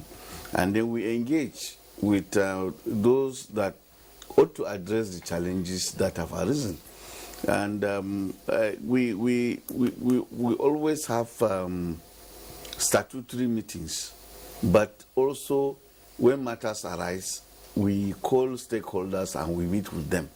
So now that we have elections to conduct early next month in Ondo, 10th of October 2020, and we have 15 harmonized by-elections scheduled for 31st October 2020. We will certainly look at what has happened. For example, we articulated a policy for conducting elections under COVID-19, but the policy insists that there must be observation of physical and social distancing. But we could see that in some of the polling units in Edo State, even though most of the voters wore face masks, they did not observe social and physical distancing. We also note that in the polling stations where social and physical distancing were not observed, it had to do with the elections not starting in time and the voters getting restless. So these are issues we have to address. And then also this lateness. We'll continue when we come back from Benin. Okay. Let's run over again to Benin now. Fusayo is there waiting for us. Thank you very much, we were just listening to your discussion there. Professor Erago was just talking about what could, in terms of the actualities right there in the, voting area and things that could possibly cause some of these pileups. You were saying something. No, the point I was making was that when you want to maintain order, you have to dispense what you want to dispense at the appropriate time, and then people can be patient. Once impatience gets into place, people will now get restless, as was being mentioned, and can now even forget what order they were supposed to keep to. So the point I was making there was that even though people could have agreed to maintain the social distance at the beginning, after waiting 10, 15, 20 minutes, 1 hour, just like it happened to our governor here, you find that people will get restless to want to know what is going on, and then there will be pressure that is mounted. So talking about going forward, for example, let's see how the card readers, those officers, can be more expeditious in delivering the services they are supposed to give by way of checking and allowing people to cards. If you do that, then you can reduce the kind of crowds that you sometimes get when it gets to voting like that. So the good news, and that must still be emphasized, was that the object, the material people were supposed to go with, that is the face mask and all, the majority actually obeyed. So if it's not a question of the social distance, then it is something that can be worked on later by way of the law enforcement agents and others that are in place, trying to demarcate. You can't go beyond this, wait here, and you can definitely get a more effective and efficient system running. Dr. Zaro, you want to add something to that? Well, I couldn't agree more with him again. This was supposed to be a laboratory for conducting a safe election, apart from the other criteria you apply in determining the stability of any election. So let's grant INEC and other organizers of this election the benefit of the doubt. As they move on to Undo in a fortnight's time or so, they should be able to query lessons from here and apply them while they're in Undo. I think, just like he said, you can do physical markings on the ground. No matter how crude the markings are, at least people can see them. Those visual marks will tell people this is how far you can step, this is when you step forward. It's possible, yes, it can be done. It can be done. It means you have to go there earlier and so on. And just like Professor Rigba has said a while ago, to motivate the INEC staff, whatever they are entitled to, let them have it early enough and so on, and keep them in good spirit and train them in that regard. Because you are now adding safety to one of the considerations for the election on account of the COVID. Before, we're talking about what was free, what was fair, credible. We're talking about what is also safe. Safe for the people. So you need to invest in that. You need to also train your staff in that. Crowd management needs to be raised a notch or two. upwards, and so on and so forth. So I think, yes, we are all agreed that COVID protocol is not being scrupulously observed this time around. Another election, significant election is around the corner. It's an opportunity to demonstrate that, and we do hope those people who came without observing protocol will not take ill on account of their exposure. And the use of face mask will also be a kind of mitigating factor anyway. It's a combination of things. Safe distancing, use of face mask when you're within a crowd, and so on. So if most people complied with wearing of face mask, let's take comfort in that meanwhile, hoping that the worst will not happen. Okay, so let's look at something we were talking about before we went for this last week with these three local governments that were just announced, and we're talking about our majority politically. Yeah. The momentum and the whole sensitization and all the podium dance, all those ones were just about 3 months or so before elections. We saw political activities galvanized just towards these elections. Beyond that, what should political parties be doing in terms of perhaps marketing ideology, raising consciousness about the electoral processes, and beyond these 4-year cycles with dances we get to see, what should they be doing? You know, so that that political maturity we are talking about, both from the political parties and the electorate, we get it in our firm understanding of processes as well as what those parties stand for, Prof. If I'm to take it from there, from what we have heard so far, I don't think that the electorate has performed so poorly this time around in terms of their conduct, in terms of performing their duties by way of voting, because one of the indicators of that people are nowhere grounded in terms of how they are supposed to conduct themselves is the incidence of what you call invalid votes. You get the point I'm making? But in this particular election, I don't have the exact figures now, but the incidence seems to have reduced drastically, which would mean that our people, the whole issue about where do you place your thumb and all of that, how to fold and many of those other issues, they did not really come up this time. And maybe this could also have something to do with the number of parties that participated in this particular election.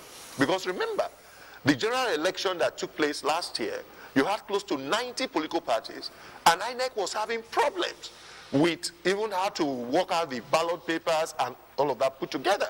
But this particular time around, they had just 14 political parties. And so the thing was easier to manage. People could also identify more with the logo of the parties that were there. So, of course, you don't expect that this responsibility should just be trusted to the parties alone. The bodies such as NOAA, the National Orientation Agency, civil society groups and all, have responsibility to try to mobilize the people.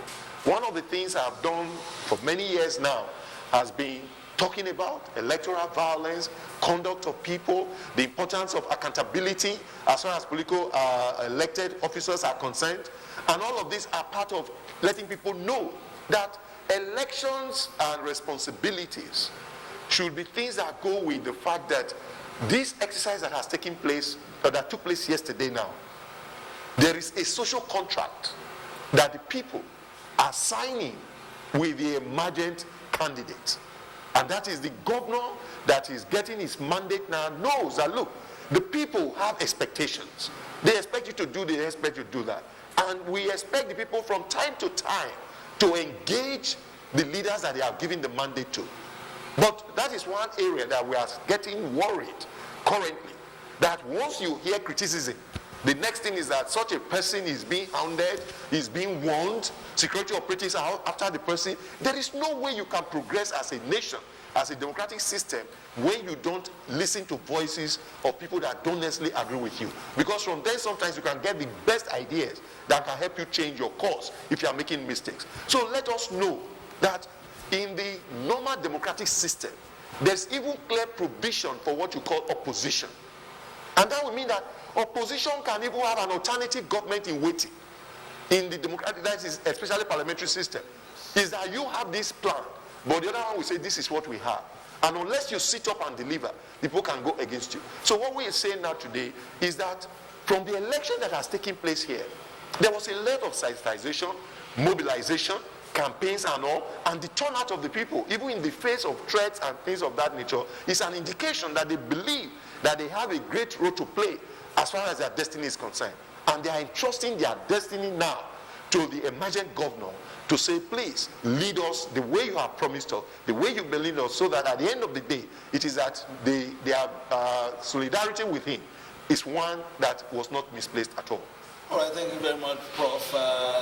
Doctor, I was talking about this issue of, a 4-year cycle, a festival of sorts that comes up like the Olympics every 4 years, and then we see all the political parties, they remind us of the logos, they do all that, and then we go quiet again for a while, and then when it's down to another 3 years, we see momentum again gathering. Beyond the elections, talking about the maturity of our democracy.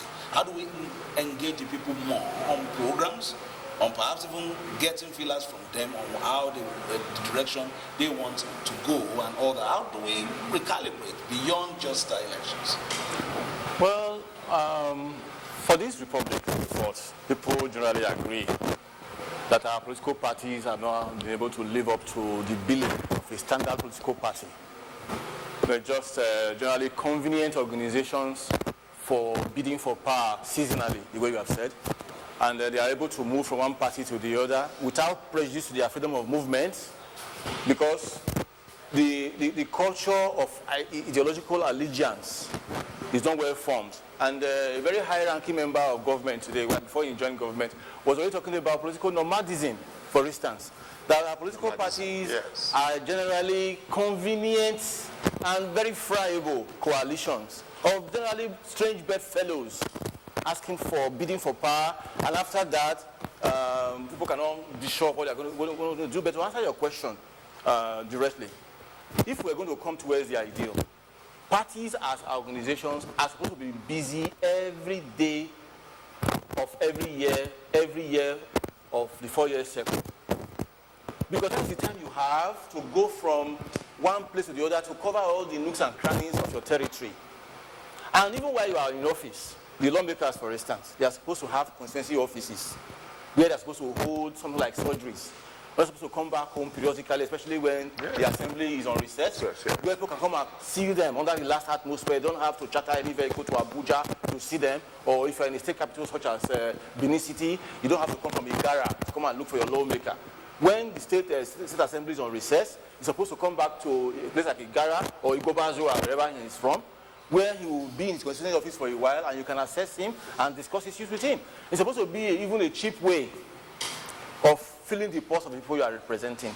And for the political parties themselves, that is when you recruit more members, that is when you actually pay attention to leadership recruitment, and so on and so forth, to know how well received your manifesto is, to know how you modify it, and so on and so forth. So I couldn't agree more with you, even with our compatriots in Abuja studio who have been talking, that not only do we have to improve our political culture, our political parties, we need to be more enterprising, we need to be more focused, so that the issue of public administration will be enriched ultimately. We're seeing, the pre-election, it was all about expectations, and then election day it came. The communion between the masses and the ballot paper that was conducted. Now we are getting the results. The next thing is the dividends of democracy, as the political elite continue to say dividends of democracy. And what would you like to see? Let's start with Prof. I think this is one election where there was a clear demarcation in terms of direction and promise of governance. And that was what I referred to here, is that here was a situation where there was an incumbent, and the incumbent was already performing and was more or less talking about continuity in terms of giving to the people what he has been doing. And there was an opposition, a challenger, saying that I'm going to perform better, this is what I was going to offer. From the results so far, it seems the people are satisfied with the incumbent so far. And that is to say, because from the results we are getting, is that by way of performance, the incumbent has done better by the results we have right now. And so the point should be that he was already delivering these dividends of democracy, and which is anchored on, first, the style of governance, two, meeting the needs and aspirations of the people. And there is a promise to consolidate on those things that were being done previously and even to improve on them. One of the benefits of elections, we've always said about democracy, is that if, for example, the incumbent governor were to be a military governor, he will have no basis to go around to go and find out from the people how have been performing. He doesn't need them. But in this particular case, whoever is in position knows that there's going to be a day of reckoning when people will ask you, how have you performed before? And so to that extent, there is a question of what has happened now in the last few weeks, months. The governor has been compelled to move around the state. And I'm sure that from the comfort or otherwise of Osadebe Avenue, he has seen more things now to say, although I believed I was doing this, there are areas where I can improve and get better connected with the people. All right, let's bring Dr.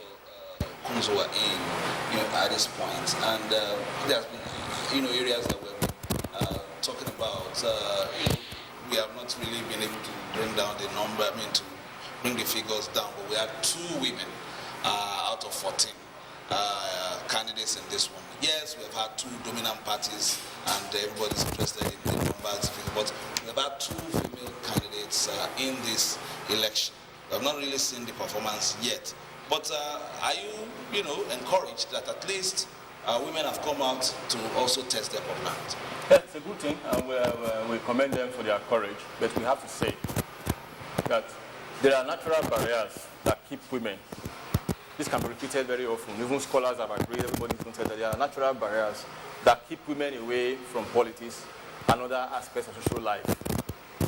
But by the time we would have considered all those ones, any woman who wants to come into the political arena must be prepared to prove her mettle.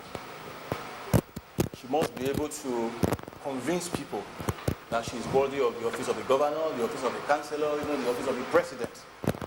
I think it would be a joke if we're going to concede the office of a governor to a woman just because she's a woman.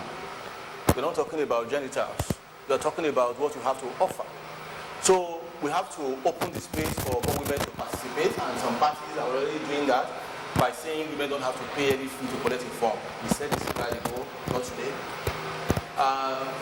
All the barriers that are natural, we should break them down for them. And any woman who shows any excellence, it's actually the function of the political parties. Any of the dominant political parties, even in this race, for instance, at least the incumbent party has been here since 1999. They have had an opportunity to really groom women. They have had women leaders and so on and so forth. So, after pool, won't any of them be worthy of being, well, we had a speaker, as we said a while ago.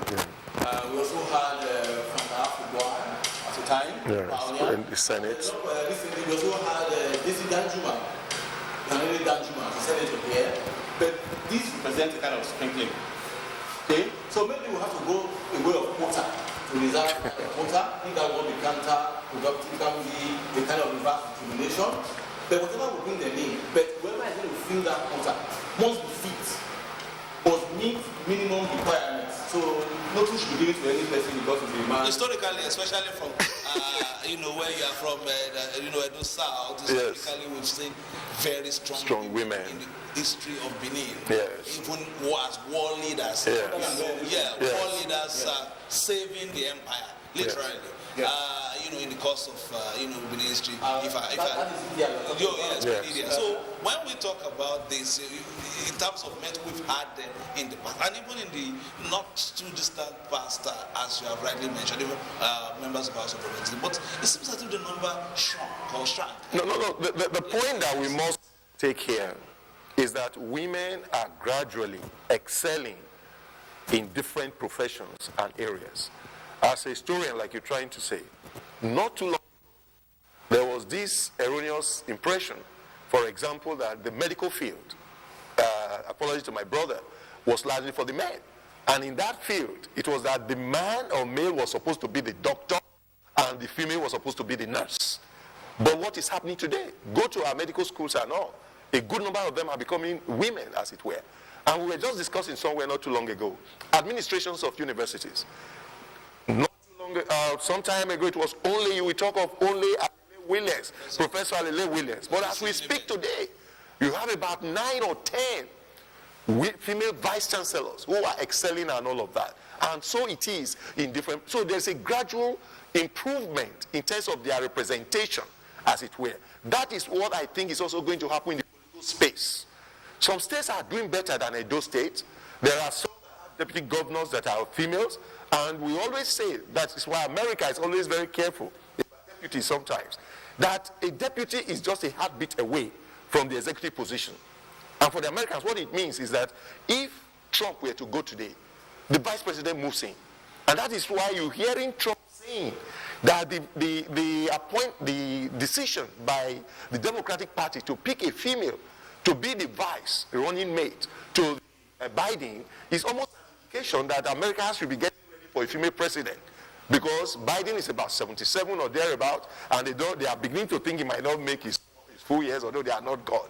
So the point I'm trying to make here is that the kind of politics we are running in our country now is not just an issue about how great you are. It is sometimes the political platform to which you are connected.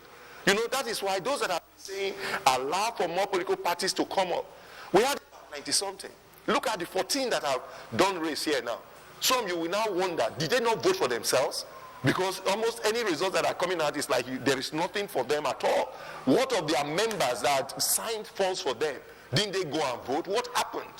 And so it's not just a question of whether you are qualified, whether you're ready or not. It's do you belong to the correct, that is what he was saying, the correct political platform. I'm sure that if PDP, APC, in a state like Edo were to pick a female to be his gubernatorial candidate, they will have a great outing.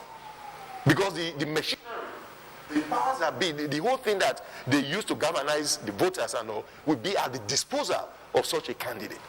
That is where an issue for another day, issue of Godfather reason. Yeah, but we're just enjoying your submissions. Perhaps lecturers have been on break a bit. Thinking I was in the lecture theater just now listening to Professor Rabi. But Prof and Dr. Kuzwa, there's an aspect. We've talked about women. We're now talking about youths. Of course, massive population of youths, both in this state and in the country in general. They've participated basically, of course, as the electorate. How involved are they also in governance in this perhaps, in this part? You see, it's a general saying in Africa, and even Chino Achebe himself summed it up in Things Fall Apart, that when a child washes his hands clean, it's with the elders. He gets invited to the table to eat with the elders. Again, what applies to the female gender, what applies to any young person, male or female? You're not supposed to be given anything because you are young. It is because you have demonstrated ability to perform. That should be the case. We're talking about Enahoro all the while. How old was Enahoro when he was shaking the whole place, giving the British a run for their money? Enahoro was in his 20s, or even earlier. So we're talking, of course, before this time you could say there were species, these species were not filled, and the British were leaving us and so on. But compare all those people to who you have today. You know? So compare, even our former head of state was 32 and all. Look at the way he carried on, fighting a war, trying to unify the country and so on. It's not the age, it is the capacity. What you have to demonstrate. There is a 92-year-old man who is a head of state somewhere. I think the country is Malaysia. Don't you listen to him from time to time? So you see, most of these things that don't count, that are basically unscientific, we should do away with them. And without insulting any person's sensibilities, even as a growing country, we are talking about rotate power, rotate this, yes, to create confidence in all sections of the country. It should be a measure, for instance. But we should always be looking for our brightest from any corner of the country. Yeah. That's a scientific way to proceed. Of course, science should also take policies so cognizant. So this compactalization, giving a young person, a woman, a man from this part of the country, and so on, I think those things, we should find a way to do away with them down the road. Down the road. And here, in Edo State, for instance, we have done very well in that thing for spreading things. Mm-hmm. You know, you may know, for instance, that Edo South, as a senatorial district, constitutes at least 58% of the voting population of Edo State. And offices have gone to Edo Central and Edo North. So is that same outlook and so on. There's not been a monopoly of offices here. Edo people have not held on to the governorship. One person did 8 years recently before Obaseki came on board, and some other person was from Edo Central, though the court said no before the man who just finished 8 years came on board. So is the entire atmosphere who best serves the situation at any particular point should be the primal consideration before you now start modifying the rest. And for me, if there's any superlative lady today that is sponsored by many of the dominant parties and so on, I will also be biased in her favor when I believe that what she's talking about, the manifesto she's proposing, the vision she's projecting is superior to the one of the male. I won't, on account of being a male, be sympathetic to the male when the female is offering something better. I would not, claim to be from your generation. I'm a bit younger generation, even if I don't look it. Let me speak to say this, that, we knew that at the time, we had political parties, in the early Nigeria that had youth wings in the universities. Yes. So we had youths who were really indoctrinated in the manifesto of these parties. They conducted themselves. They even spoke as if you could think they were clones of the bigger characters at the national level. Yes. But you are not seeing this, play out any longer. It's still comes down to the 4-year cycle we see. It's almost like a circus that we see. It seems to me as if political ideology does not percolate down to the youths and others. So there seems to be a disconnect between parties, vying for position, and parties as a way of life, as a way of, ideology, outlook to life, and how you connect with your society. Prof.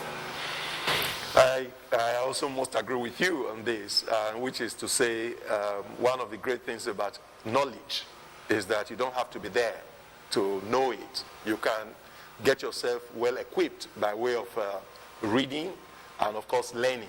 And that is what exactly you've done well here. I agree with you that what we have been witnessing, and I was alluding to it earlier today, when I said that the political party system, the parties we have been having now, are not really performing the way would have expected them to be. Because a fundamental characteristic of the new political parties that we're having now is this tendency towards changing at any time. So it's difficult to really identify even personalities with parties. What am I referring to? Remember, not too long ago, there was something the parties were calling CPP, CMPP, that is even in this current dispensation, AD, that eventually all came together under what today you call the APC. PDP has tended to be there for a longer period. Many others have come. ABGA has been there. So you can now say, well, what do these parties really stand for? And how loyal are their members to the party? Remember, the last National Assembly, that is, I think that was the 8th National Assembly, virtually all those that were elected on the platform of the APC went to join the PDP. I'm talking of the Senate President and all of them. They abandoned, and then what is happening again today? We are hearing the Dogaras and all of them that, with due respect, some of those party leaders that left before, they are returning to their parties again. And people are following them up and down. Let me use that local balance, up and down. Is there really nothing that made you to join a party? What were the ideals that you saw that party represent? Their style, their manifesto, the modus operandi by which they were going to deliver on what they were promising the people that attracted to them. So this flippancy in terms of commitment has made it that the youths cannot also be attracted. They follow. So today you find that they are beating the drum, dancing for a party, and that is why some of the incidents that happened, you will see somebody who belongs to a party, when he's now trying to praise the new party, he will use the slogan of the old party in error, because it's already in his mentality. And we heard of a case where somebody had to be punished, not in Edo State, because he was hailing the opposition, whereas he forgot that he has left the party at that time. So what it calls for is that if you want people to imbibe, to internalize, they need to be consistent for a while. And one of the things that has to happen in that regard is that we, the lecturers, the teachers, both civic education and all of that, thank God they are bringing history back, or they have brought history back now to the system, which was for some time pushed aside, is that if we tell you what is to happen, as far as our culture is concerned, political culture, you will see that there are areas which we must interrogate now to do better than we are doing currently. Thank you very much, Prof. And I mean Prof. I'm not mistaking the name. I mean Prof. and I mean Doctor. Doctor, okay. So I'm not confused, but I'm just trying to put your legs in terms of remembering. But the truth of the matter is, I'm putting this one to Dr. Sarah Rukmuzwa. When we talk of the issue of, maturity, delivering, dividends of democracy and all that, and we're looking at some of our behavior, especially for the young ones, they look at it, they look at democracy, and it looks to me from the outside that it looks a bit expensive, especially the resources committed to it. Can we do it in a cheaper way, especially for an economy that is still getting back after the ravages of a virus in killing mode? How do we, do this? Cheaper way, perhaps, but not costless way. Because to vie for power is serious enterprise. Business, yes. Serious, competitive. In which, at every level, hoping at no level of violence, you have to outbid your competitor. The trophy is right there, and the rules are there, so you have to mobilize resources. Now, we're talking about parties again. Parties, for them to enjoy the allegiance of their members, will need a kind of relationship, kind of commitment, a specific commitment. I don't think we run our parties by subscription at all. No. People come, tear their cards. If anything, which is... People benefit from the parties. a major contamination of our process. People are somewhat induced to belong to political parties. As against investors. Yes. Because ordinarily, it's just like, as a matter of fact, if you're talking about political allegiance, most people actually equate it to religious fervor. I don't think a Muslim will become a Christian so lightly. Or the number must be very, very few. Or maybe if you are a Christian, you are a Catholic today, you want to become an Anglican tomorrow. I don't think it's a light decision. Because if you have been a Catholic since you were born, yes, you must have. There must be a tangible reason, either because the lady you want to marry is insisting or something really, really serious. You won't just flip over like that. It's not the thing. But we have not been able to acquire that sort of allegiance in our political space. It's just a kind of light switch. Today here, tomorrow there. Because you don't pay any subscription, you don't have any investment, and so on. Everybody is looking for the best place. Now, allegiance to a political party is supposed to be a halfway house towards achieving your own vision of society. Exactly. For our own election this time around, that took place yesterday, we had two dominant visions of the next 4 years. However, they were articulated, and the people of Edo State were invited to come make a choice between the two. But when you are belonging to a political party, it's even more serious and deeper than that. You are aligning yourself with a political party whose vision is most congruent with what you see, what you project to be your future for yourself, your children, your family, your community. That is why some people will say, no. This political party doesn't answer my needs. It doesn't address what is of importance to me. Therefore, we belong to this party. Or our environment, these are our problems we have. This is the party that is most sympathetic to it. In such things, politics is not commerce. It's not commerce. It's not a thing where you buy and sell. It's about your own belief of what you want your material world to be. And because of the way modern society is organized, democratically, you have to vote people periodically and so on. And so, by the time you have aggregated all these things, the person who best represents them, and in our own case, where we don't have independent candidacy, the party that best represents them. So, that's again to talk about the remaining 12 political parties in this race now that nobody has heard about them. How well I was about to say, when you said two visions, I was about to say, what about the other visions? Yes, I'm going to the remaining 12, how well did they market themselves, what they wanted to do? Because it's an opportunity for any one of them to have sprung a surprise. Yes. To say, We always thought it was going to be these two dominant parties. We didn't look at this young man. We're talking about young people just now, talking about women just now. Look at how they are mobilized. Look at how many votes they got. So if they carried on like this, he projected for them, they are going to cross the threshold sometime. We don't have that here. Because the political culture is still very, very infantile. And maybe, yeah, just to add to this, because this is, with all modesty, one area we've done some work, money and politics and all, is that the reality before us is that, like he was saying, politics is big business, in quotes. Because what you need to do to run a political party, to run a campaign, to run as a candidate, involves a lot of cash. What are we talking about? Marketing yourself. In terms of even just coming to give an advert to NTA, to ITV, or any of that, to carry it. Quite well. You get what I'm saying? Is that for you to do that, you need a lot of dough for that. In our system, unfortunately, the spirit of volunteerism is not quite common. And that is, whereas out there, you will find people that believe in you, that trust you, they will volunteer to support you, move with you because they believe in you as a personality as well. But in this case, it's almost like, what are you going to give to me? Which is why the issue of vote buying is still going on. Because if people were convinced about parties, individuals, they will not so flippantly agree when they go to a polling booth and they take money as it were.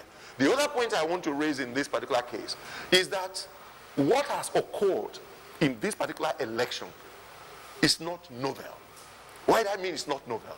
Even in the most advanced democracies in the world, where people are fully aligned to political parties, candidates can emerge that will make people say, no, although I belong to this party, it is this candidate that I'm going for. I think that has played out even in this particular election, where it is that, yes, there was a political party, or there are two major political parties. At a time, most of the people around by the elections, the votes of 4 years ago, aligned with the political party by way of majority. But what has happened now is that that has changed because of the personalities that have been involved. Well, let's quickly let you know that we just have 2 more local governments to go. We can actually let you see pictures from the hall. It's completely empty. I think they've gone for a break to just freshen up while they wait for the 2 local governments we are expecting. That should be Orio, and of course, we'll get to the other name now. And then we will be giving you the information, of course, as far as that is concerned. We will be going to the all once they are ready. Professor Ragbe is here,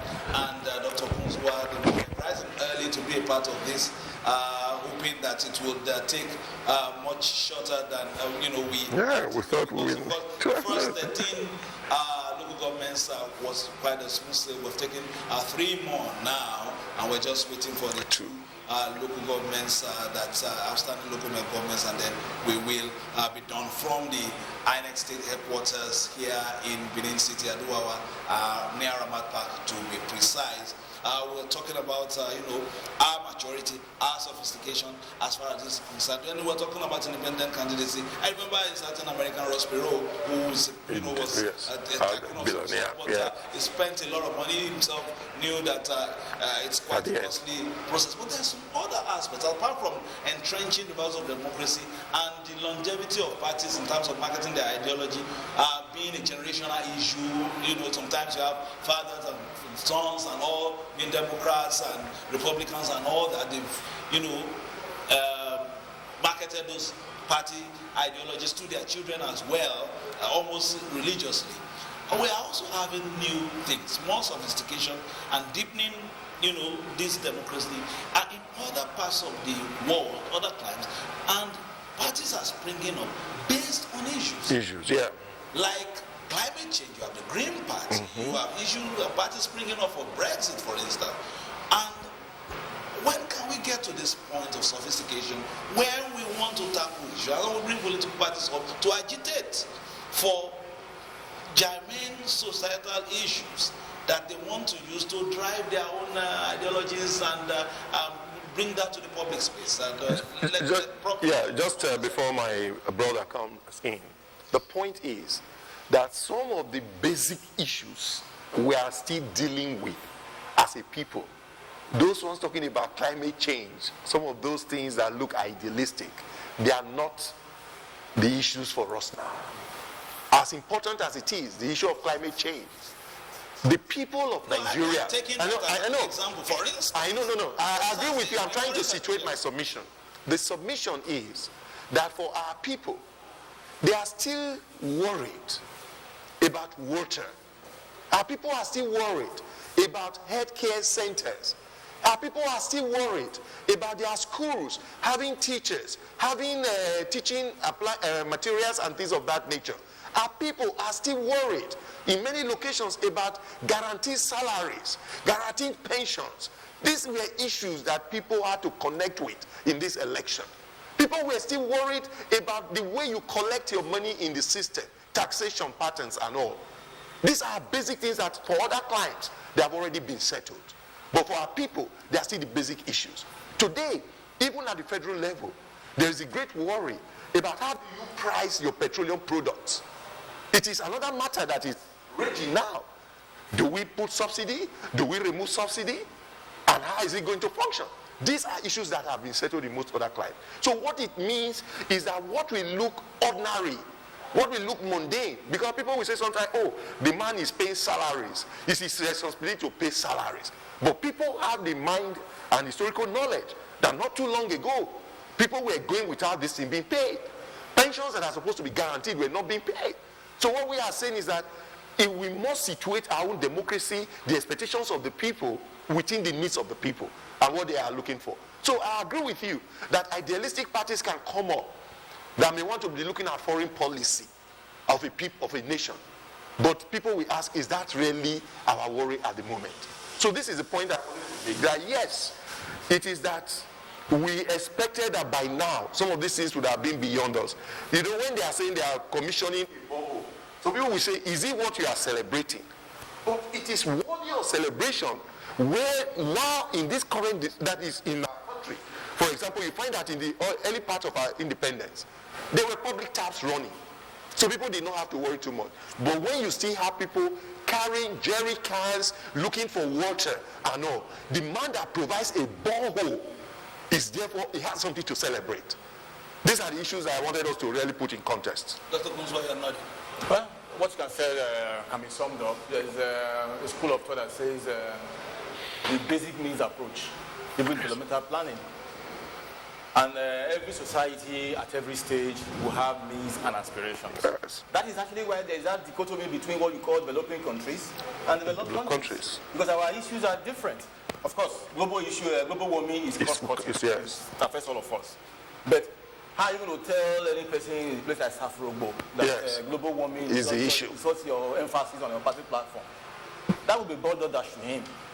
You are probably talking to him about what he said, how we are going to bring teachers, where train teachers to the primary school there, secondary school there, how we are going to bring health personnel to the health center there, how we will get drugs there, how when it rains, he doesn't have to spend 3 days to travel from a place to Benin City, he has anything to do here with our bureaucracy, and so on and so forth. These are bread and butter issues, and so on. So any political party, especially a well-established one, that can retool, for instance, and connect with the people, can actually enjoy electoral dominance. Yes. Because once you perform the electoral cycle and you're able to answer most of their needs, yes. next time they will also identify with you. So that on that angle, apart from rather low subscription or lack of emotional commitment to political parties, people now have to be very, very jealous of the image of the political parties. You will never allow a person who is been on your ticket to come and spoil your image, because you need that same image for the next election. You know, so the people have begun to show more interest in political parties, the image, all its assets, because you need them when you are going to convince the people for your mandate. So it's not just enough that a mandate is being conferred; you have to make sure that mandate is well delivered. Yes. Because that's going to be your selling point this time. As he has said, is this issue of personality this time mainly is a basic thing that without a party you cannot contest an election in Nigeria the way we are today. But one party gained a lot of goodwill transferred from another party. If a candidate for a political party has been that party for about 3.5 years, and whether he was pushed or he jumped. He landed somewhere else, and from the results we are getting it was accepted. It's probably coasting home. Yes. That means the party that probably make him jump or pushed him lost a lot of goodwill. It could have been their own thing to be taken. So the image of the party is part of the perception people will go by ordinarily. The image, the party itself, the way it's organized, the candidates they bring forward, and so on and so forth. All those combined, the issues of the day. Dr. Konzua, thank you for your submission. Professor Ragwe, thank you very much. We will take a breather, of course, from this part of it, the broadcast. Of course, we will join our colleagues in Abuja to give us more insights, while we, of course, keep an eye on the coalition hall where the real action will take place. And of course, we still have our reporters in different strategic locations across town and even across the state getting reactions, and we'll be giving you that in the course of the day. Let's go to Abuja. Fisayo, thank you very much. We enjoyed every part of your discussion there. It is not for nothing that the Nigerian Television Authority set up 2 elaborate studios for this, and that's what we have always done in any election. One, to give us a local flavor, a thinking and feeling of the people who actually are doing the elections, and the other one in Abuja to look at the national implications for that election. I have enjoyed all your contributions there, particularly when you talked about women participation. And of course, apart from going from the local implications, we can take lessons there for the Nigerian situation. And when you also talked about issue-based elections or electioneering, we are still grappling with the basic issues, sustainability, subsistence. And so every campaign would have to address that first. I do remember that in the early 70s and 80s, and possibly early 90s, you couldn't come and campaign and say, I will pay salaries. But now, unfortunately, it has become an issue in Nigeria. Now, we would develop on that and move into those other areas we have been talking about. And we will go first to Shamsuddin, who will give us a picture of why there is so many breaks. There are so many breaks in between announcements. Now, I can put that question to the INEC representative here. Indeed, it will come back to him. But you also are a monitor and you are constantly on the field. Is it something that we should accommodate into our electoral system after votes have been counted and collated, and then we take another number of hours announcing them? What do you think about it?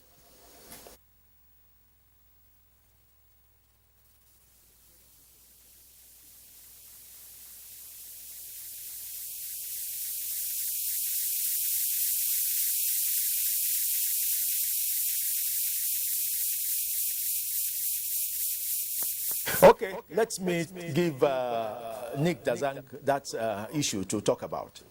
Yes, thank you very much for bringing up this issue, because at the root of what we do in INEC is, INEC is a product of the law. Its activities are governed by the law. Now the law says when you conduct election, you must collate the results manually from the polling unit to the ward or registration area collection center, to the local government collection center, to the state collection center, and then the presidential collection center.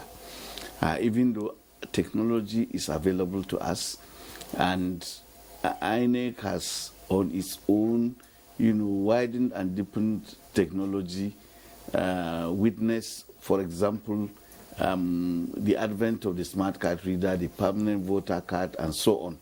And even when we had the challenge of COVID-19, to defer to COVID-19 guidelines and to keep our stakeholders safe, we set up portals for political parties to nominate candidates, and eventually even the observers that observed this election also, sent their requests for accreditation electronically.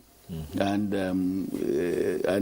in fact, we were talking about the INEC results portal yesterday, which was also opened for citizens of Edo and other Nigerians to view the outcome of the results, real time. And so INEC is technologically savvy and friendly, but the law does not allow us to do things, technologically. Otherwise, we could transmit the outcome of results, directly to our headquarters from the polling units. And you take it maybe, let's say, from the wards, given the fact that the service providers are not available at all the polling units. So you're uploading some of these the results from each of the polling units is only to enhance transparency and monitoring. Yes, the idea is to invest the process with more transparency, and to make it needless for people to disrupt the collation centers. Because once people can view the results real time, then it doesn't make sense, for someone to go and think he can manipulate the out. In fact, it's a given, it's a fait accompli that it cannot be manipulated. And the fact is that right from 2011. Sorry. Yes. We all had it. It went on when we were waiting in one of the, in Benin there. Yes. And one of the agents took the microphone, introduced himself, and said, we are aware that the results in this local government had been changed, and we are waiting for them to come and announce. It was done just this morning here. Yes. Well, how does that come to you as an ILEC official? It's not possible to change the outcome of any result. And that is why we are confident to allow people to view the outcome. In any case, even before the advent of the INEC results portal, we had the EC8A, where the results are entered at the polling unit. There are tier-offs that are given to all the agents there, to the security agencies, to observers, and then that same result is entered into a poster form called Form 60E, and is pasted at the polling unit. And we always encourage voters, if they are interested, after casting your vote, hold on there until the results, the ballots are sorted and counted, and these results are entered in, so that you can view it and know for yourself, what votes each candidate or political party scored. So the process has always been transparent, and that is why we are bewildered when people now waylay our staff on the road or they shoot them, like they just did in yesterday. One of our staff was on his way to the collection center and he was shot. It does not change anything, because already does it not? Has it transmitted that result to the state collection center as at that time? So what if they waylaid him in order to change what he has? No, but we have a record. Yes. We have a record of what has transpired at the polling units. So even if you confiscate the results... A record which has not yet been transmitted. The manual record... Yes.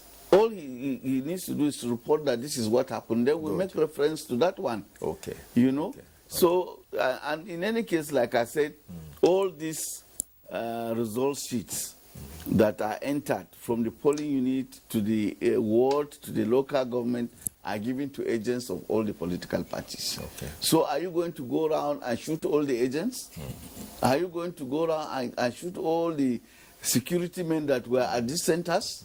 Okay. So, I mean, it doesn't make sense. Okay. And that is why we are saying we have arrived at a point when these things are being done openly, and the idea is to make all this violence, ballot snatching, needless. And we are also saying that if INEC is empowered by law, if some of the laws we are canvassing are changed to make us do things electronically, They will make the elections more cost effective, less hazardous, and then the results can be announced even more timeously than we have done now, or we are doing now. Okay. So the time we waste doing these things manually can be done electronically. Okay. We have the capacity to have the results. If we can upload them at the polling unit, then it means we can transmit them, to maybe the state offices or the headquarters, real time. And within a short time, we calculate, we add up these things using computers, and then we now announce. We declare the winner of the contest. But for now, we have to go through all this process in the 21st century. Shamsuddin, give us your perspective of this issue I have raised with you.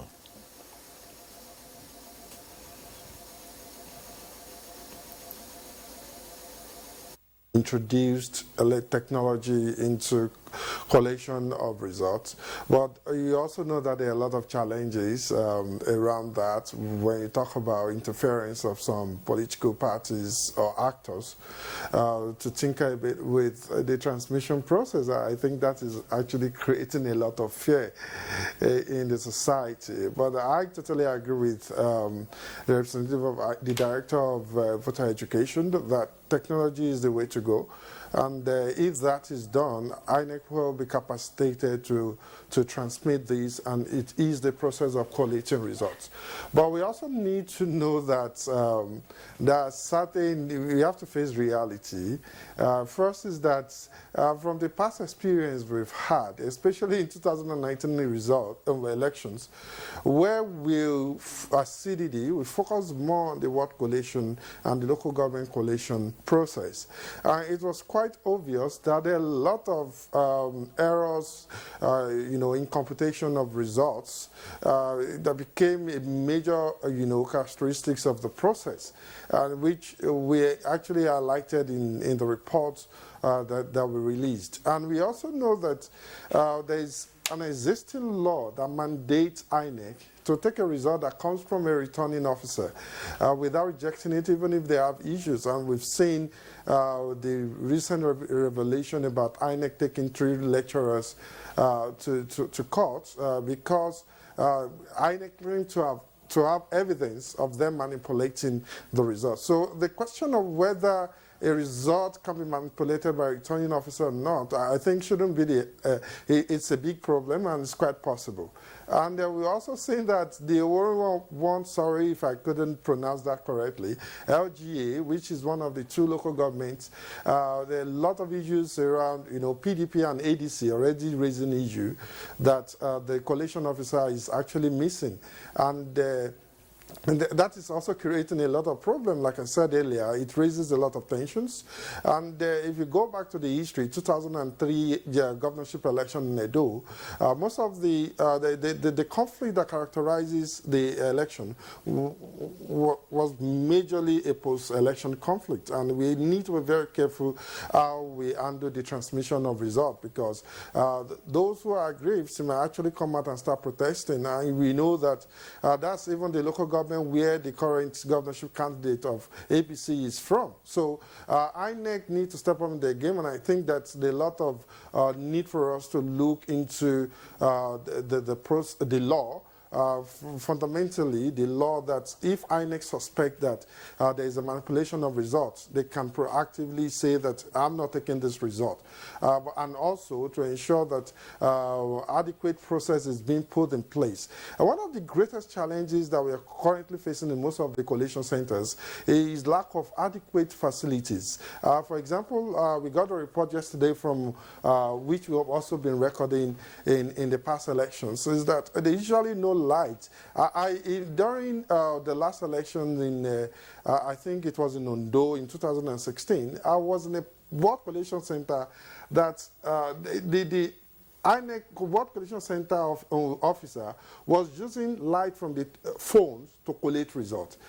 So that's challenges of infrastructure usually give a venue for manipulation of results. One, it doesn't really give opportunity for those who are pool washer to painstakingly, observe the process. So there are a lot of challenges that INEC needs to put to really think much about in their post-mortem analysis and be able to address some of these issues. And there should be an acknowledgement that because of the legal issue, returning officer has the capacity to manipulate and even the coalition to ensure that the integrity of the election is being questioned. Dr. Sharif, that law that empowers INEC to reject or cancel any result where it suspects, reasonably suspects, that some violence, level foul play, overvoting and all that came up. No, let me remove overvoting, but violence and other means came up, can hurt a candidate that is strong in a particular area. For instance, if it is violence, his opponents can just come and foment violence there with the expectation that INEC would cancel that result in that area, which gives him power to project with his own figures elsewhere. What can we do to solve that riddle?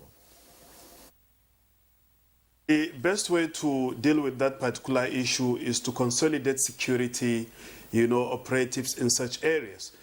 When we have the presence of a strong team, of security in such areas, it will become cumbersome for some hoodlums or political thugs to actually penetrate into these particular areas to create havoc or even disrupt the electioneering process. So this is the first thing to actually do in order to put a stop, to such things happening. Then secondly, INEC should also consolidate its own effort in making sure that the law works, in each and every polling unit, as those who actually try to venture into or indulge into such an act, to look into the magnitude of the offense, before it judges and finally decides either to reject that particular result or to conduct another election in that particular area or to declare a result or the election inconclusive. But this is the language Nigerians and everybody do not like to hear. Inconclusivity of elections, I think it actually kills the confidence of the electorate and the people. It also makes people think otherwise, of the entire process. Then apart from this, you talk about... Shamsuddin, sorry, thank you. We have to move back again to Benin. You remember 2 local governments are still outstanding, but let's see whether those 2 will be cleared or just one will be announced, or whichever one, we have to go to Benin to hear from them. Good afternoon, INEC officials, Vice Chancellor of Benin University of Petroleum, member of ladies and gentlemen, and permit me to stand on a step protocol. My name is Engineer Dr. Olusegun Lady Samuel. My name is Engineer Dr. Olusegun Samuel from Mechanical Engineering Department, Federal University of Petroleum, best of the best, the best university in Nigeria, and only for the best.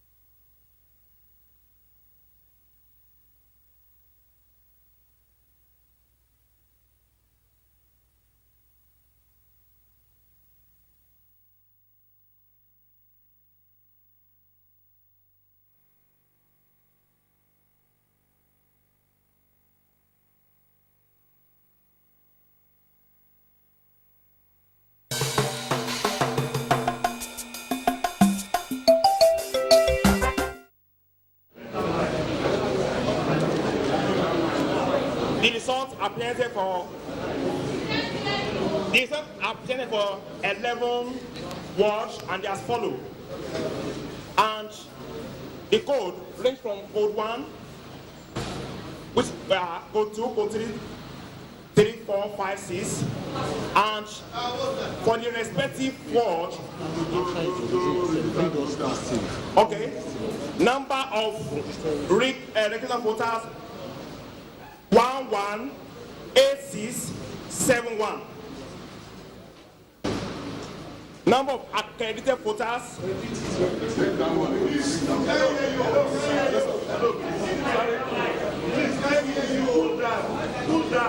I want to present the result as follows.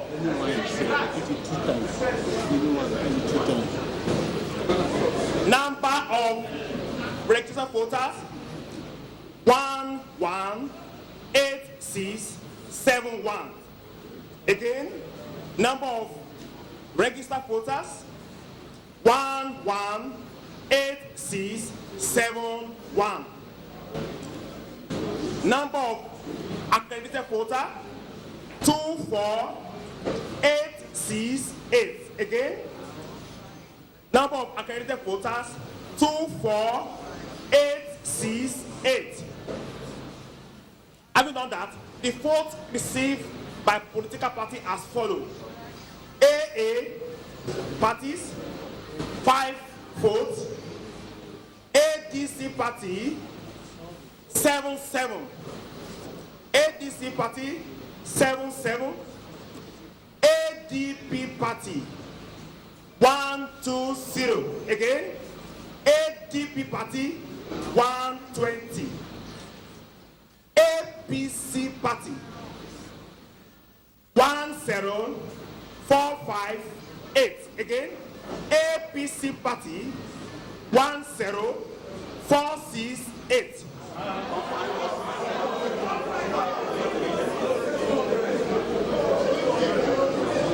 Again, APC party 10458. Again, APC party 10458. After APGA party 7.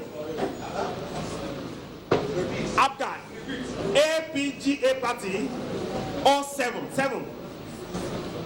APW party 07. APM party 07. And then APP party 06. APP party 06. LP party 13. LP party 13.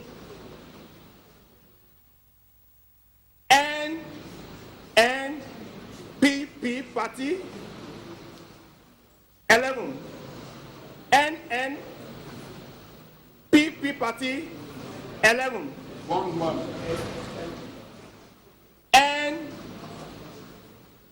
NRM party 26. Again, NRM party 26. The next party, PDP party 13445. Again, PDP party 13445. SDP party. SDP party 27 is, if you look at the if you look at what we have in the SDP party 27. YPP party is being covered by stamp paper, but I can still see it 06.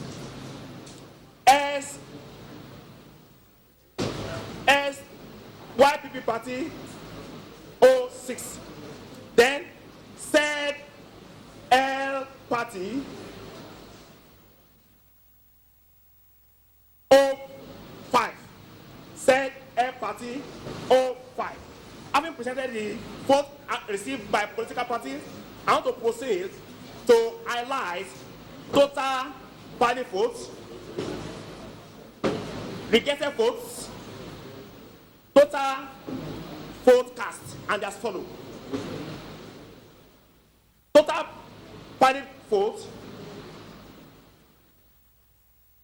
I have a stamp covering it. I want to be very careful.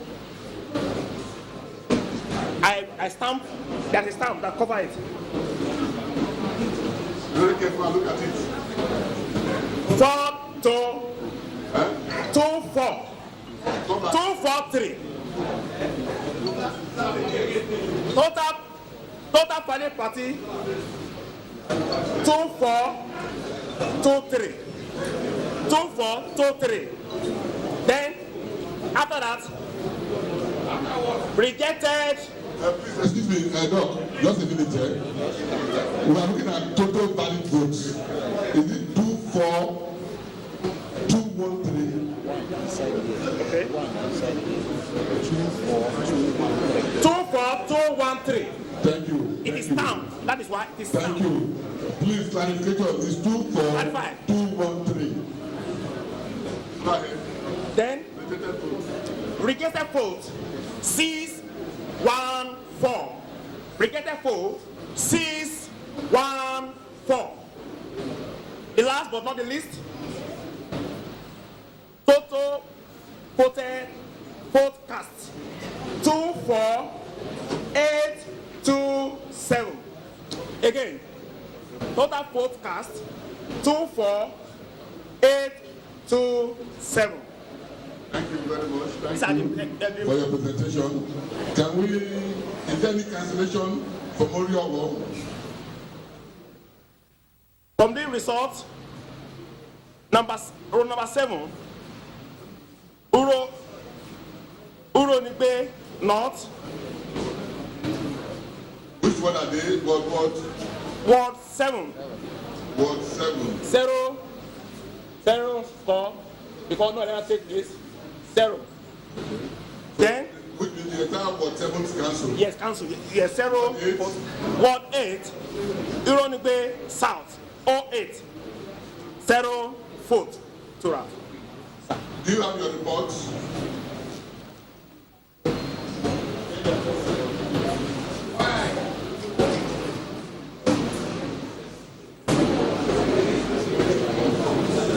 Detailing the reason for cancellation, please.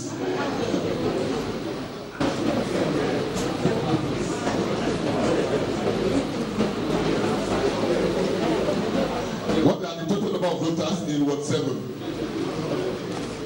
Total number of voters in Ward 7. Total number of voters in Ward 7.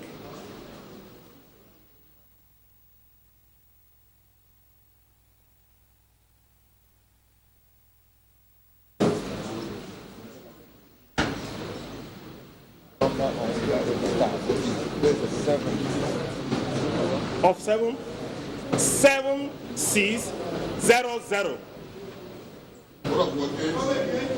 7 6 0 0. Forward 8 7 8 9 6. 7 8 9 6.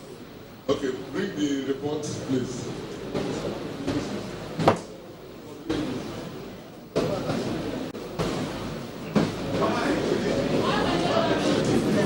For cancellation, he said the electoral values.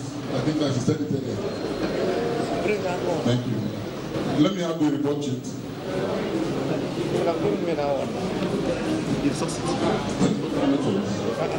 Let me have the result. Okay.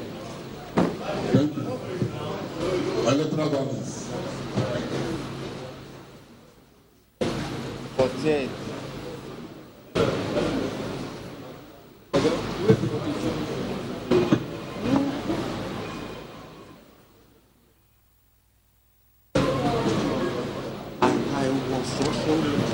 Okay, you can take your seat. You can take your leave, please. Collection officer. Thank you. Coalition officer, you can take your leave, please. I've been only informed that the results of Ovia Southwest will be here in the next 40 minutes. So we will not be going on break. Just stand by in the next 40 minutes. Thank you. Yes, comments? Yes. You can take the mic. My name is Charity Amaya. I'm the APC state representative here. If you recall, sir, I did tell you that what you are coming to see at or what is going to be presented is not going to be amazing. And I'm sure Nigerians have seen another drama. The one of Goodluck Jonathan is just like this. And this is a reflection of what has happened in the Edo State governorship election. The reason why we are saying this is that it was so difficult for them to do between yesterday night and this morning. And you can see. I'm coming, sir. Go straight to the issue. Cancellation was done in Ward 7 and Ward 8. Those cancellation was done at the local government level. The man that just gave this report now didn't have any power whatsoever to do such cancellation. Sorry, when you take cancellation at this time, it's 0 votes. And not cancellation votes. If it is 0 votes, high party is affected. Because in these two wards, the one was 7 with about 3,000 votes, and was 8 with about 4,000 votes. We don't have that vote. And those results are there at the world level. Those results were declared at the world coalition level. Thank you. And at that point, it shows how this election is going. And we as a party, we want to protest it, and we are saying that the 0 vote is not, and we will not accept it. Also, in Ward 9, there were also cancellation in 9 units. It's part of what has been submitted, please. So when it is what has been collected. We've taken the government of that. But I just want to register it, and I want Nigeria to know that those decisions are not, we will accept it as a party, and we will protest it in the appropriate quarter. Thank you. Thank you very much. O-R-H-W-O-N. Sir, my name is Okengawale, agent for SCP. Yes, sir. I want to observe something here. Since 1999, this is the election that we have seen and we are satisfied. Thank you. Because right from the polling units, during the trip they told us that results will be transmitted from the polling units to INEC website. This result, we have it already, we have seen them. And nothing has been altered. Nobody has complained anything. Kudos, INEC. Thank you. Thank you. Okay, so we're waiting patiently while we're taking into record of what we have just heard from Oriomo. We're waiting patiently for Ovia Southwest. Gentlemen of the press, thank you very much. Thank you for exercising your patience. We are happy with the calmness today. Thank you.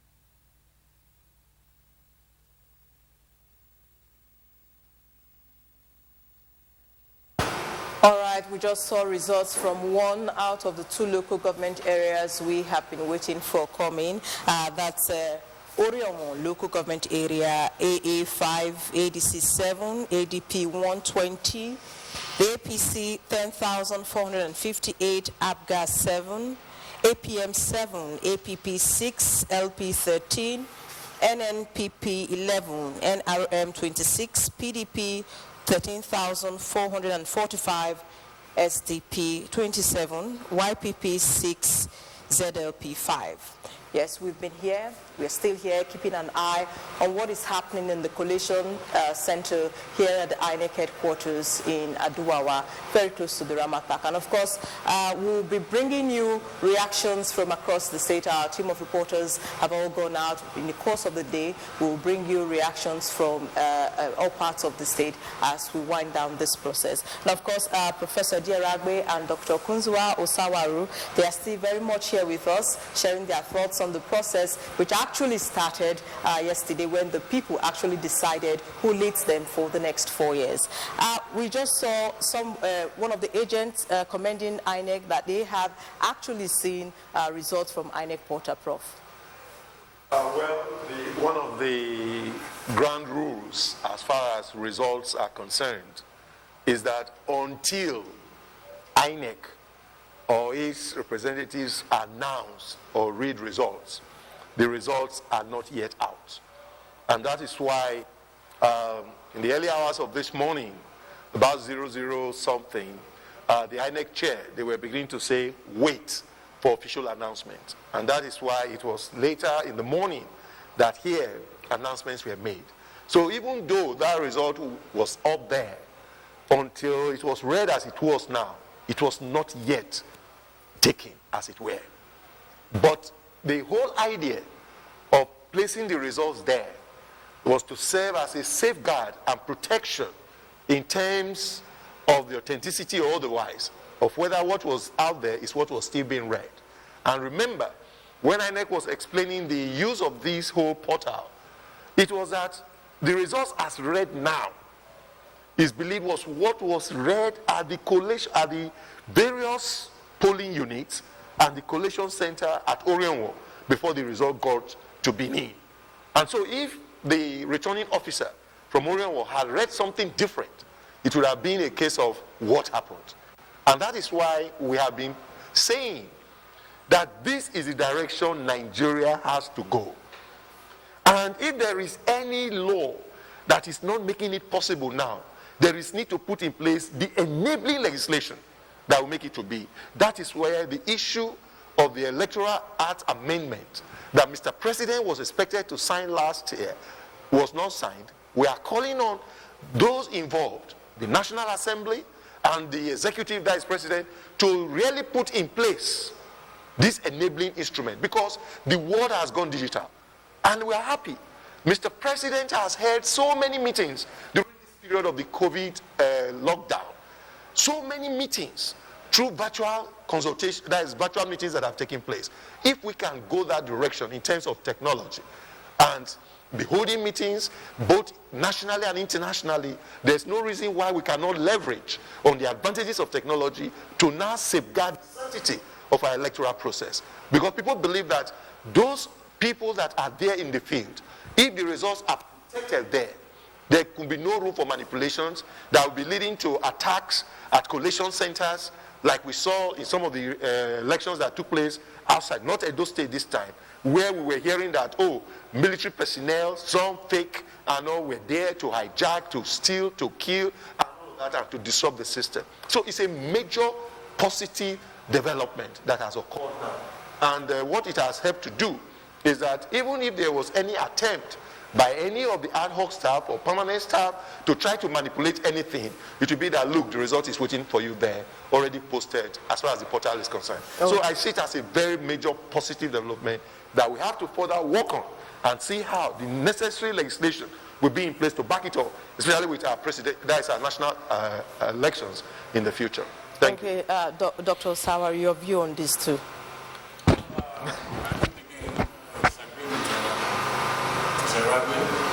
We work a good day for INEC, and we want an INEC that will be very, very bold, INEC that will be jealous of its independence, INEC that will be imaginative, INEC that will always invest and perform to confirm its credibility in the eyes of Nigerians.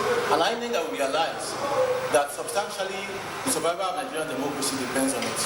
And if they pull this one through the way they are promising now, give confidence to all who are looking at us, whether internally or externally, that we are ready to actually take our democracy seriously. And the cornerstone of that is the opinion and the mood of the people that will always determine who their leaders will be. So it will be a good for in the first instance. Okay, now I was following this conversation earlier with Fisayo, and you were talking about your observation on a reduction in the incidences of void votes. It could be that all of the sensitization done ahead of this election played out. But one thing we have come to notice is that after the election, it dies down, only for the whole process to start again a few months to the election. Do you think there should be an improvement in all of this? No, one of the things we have observed over time is that there may be no total focusing on these developments. But I want to assure you, because with all humility, one of my second thing as a lecturer by way of community service is getting involved in public lectures and all. I know how many lectures I've had to give between organized by civil society, combos and others on these matters of elections, responsibilities, and all of them put together. So it is not that once the elections are over, everybody goes to sleep. There are different organizations today that are devoted to seeing how people can be more conscious about who do you vote for, how do you hold your leaders accountable. Just like Dr. Okunzwa was saying earlier today, what is the role of constituency offices in the life of representatives and all? How would it be that maybe a student from your area is having issues about maybe scholarships or bursaries and all, and nobody to see you? You just win elections and you go over. But it's when you are seeking for their votes that you're organizing sitting arrangement to give beer, and they are talking of leader, and all of that. So I am saying that there is not that there's a total void. You know that there is also the fact that, look, if you start teaching people now how to vote for elections coming up 4 years' time, even the knowledge might become stale and all of it. And the relevance, urgency, they say strike while the iron is hot, makes it sometimes that even though there have been latent and underground lectures and things going on or trying to coach the people, it's still not out of place to give a hype to it when it is an election period like we have just seen now. And that is why you find that if you want to be sincere, governance, almost everything in Edo State over the last few months now has been focused on elections. You don't want a government to run like that. Let it be that there is a period for election, there is a period for governance, and then when the time comes, everybody can be mobilized and sensitized. It's almost the same thing with the advanced democracies. You don't go back to the United States and start campaigning when the elections are not yet due. It is when they are almost due, you start having primaries, then different interactions, interviews, just like we are doing this period. So I don't want us to over-politicize our conduct as a people. It is need to have political education, but at the same time, let it be that the issues of governance can take precedence once elections are over. We now come to say, what is happening to our educational sector? What is happening to our health sector? What is happening to the economy? These are issues that are more contemporary, more reaching as far as the people's lives are concerned at any given time. Okay, now we've gotten results for one of the two local government areas we have been waiting for. That's Orionwo and Ovia Southwest left to go before final declarations will be made. Dr. Sawaro, I'm just in all of what we have seen, all that has played out from yesterday when the polls actually opened, what's your take? My take is we have had an apparently smooth process over and above the reports of some incidents in outlying areas. I think the condition of doom has not manifested. We have not erupted in flames. Violence is being at the lowest level, if at all it occurred, and so on. And it will appear that people have made up their mind very solidly before yesterday. The way they came out enthusiastically to express themselves in different locations, and when the results were declared at different units or wards, the way they burst out in ecstasy and rest of it. So I think that's an indication that the result we have seen was a kind of reflection of what their intention was before they cast their vote. So generally, I think the exercise can be well received or appraised as having gone on harmoniously and in keeping with the wish of the people. Okay, Prof, you want to share your thoughts in this direction? Yes, I fully agree with him on this, and to also add one or two other issues. The first of them is that we had so many observers, international, national, and local, that were here with us. And I think we must commend our people, right from the governor down to the ordinary people on the streets, that Edo as a package is one that we can be proud of. In this particular regard, we must salute the great Oba of Benin for his interventionary role that made it that some of these issues that could have escalated to a large extent, tensions were doused. And to this extent also, we want to congratulate and thank the political gladiators themselves. Because a time it was that, like the election of yesterday, vehicles will be going around, moving from polling booth to polling booth or unit to unit, and then nobody is stopping them. But there was a high level of compliance, for which, of course, the security operatives must be congratulated, because they made it clear that there was not going to be any sacred cow, that anybody coming to the polling unit or voting point was going to come as an individual civil citizen, not the one that will come in with all aids coming to disrupt the system. So what we are saying is that the outing that has occurred now for us, this is almost like an international match involving so many spectators globally watching, queuing on to see what is happening. And in this particular case, we have done relatively well. The fact remains that there is no location where, remember, we're an African nation.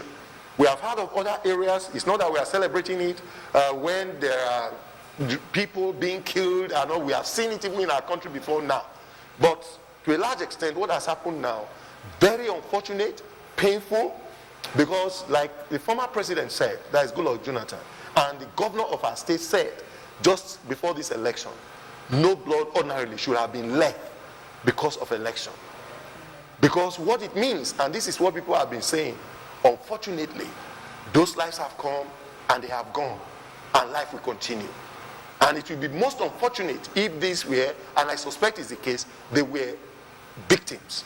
Not that they were the perpetrators of violence, but they were the recipients of victims of violence, which is most unfortunate.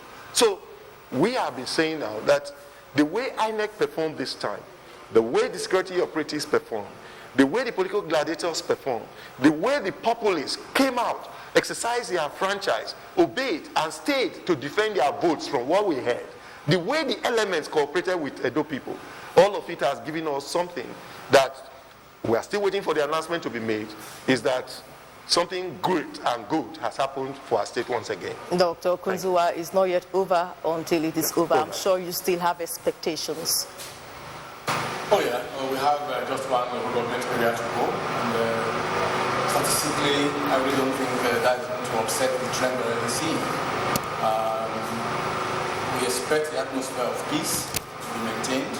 We expect sportsmanship at this level, as people have always said. We expect who will be declared the winner to be magnanimous, and whoever is going to be declared the loser to, well, show a lot of gallantry, because not to walk over altogether. And there might be better days ahead. You know, whatever happens to us in life is always in the hands of God. So we might have a better day for not just the main challenger, for the remaining 12 contenders who had the courage to show up in this election. So let's wait for the 18th announcement. Let's wait for the winner to be declared, and then let's see what will happen between November 12th after all. Okay, all right. One more local government, or you have yes, just something to add just here. Before we go back to Abuja. Yes, just to add here that I want to apologize to you and indeed to the media. Why? And I'm also holding you guilty.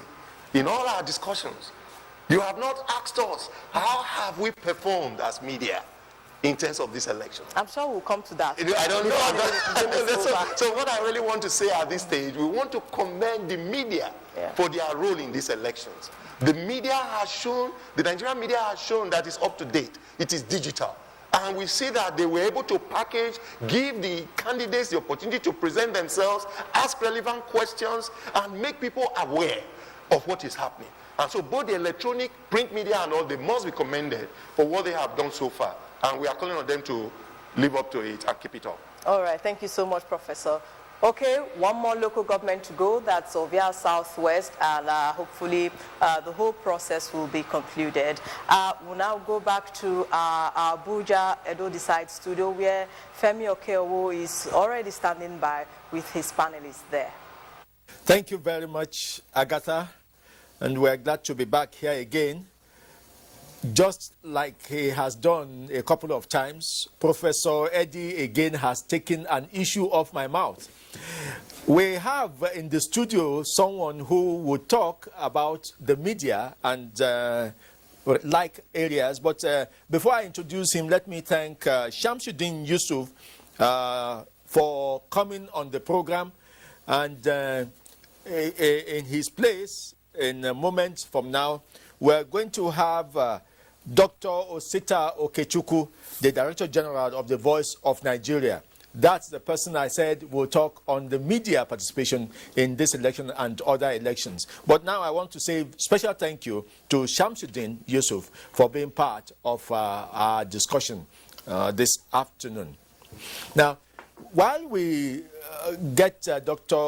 Osita, yes, Shamsuddin, I want to say thank you for being part of this program. You have given us so much insight. Thank you. You can continue with your observations.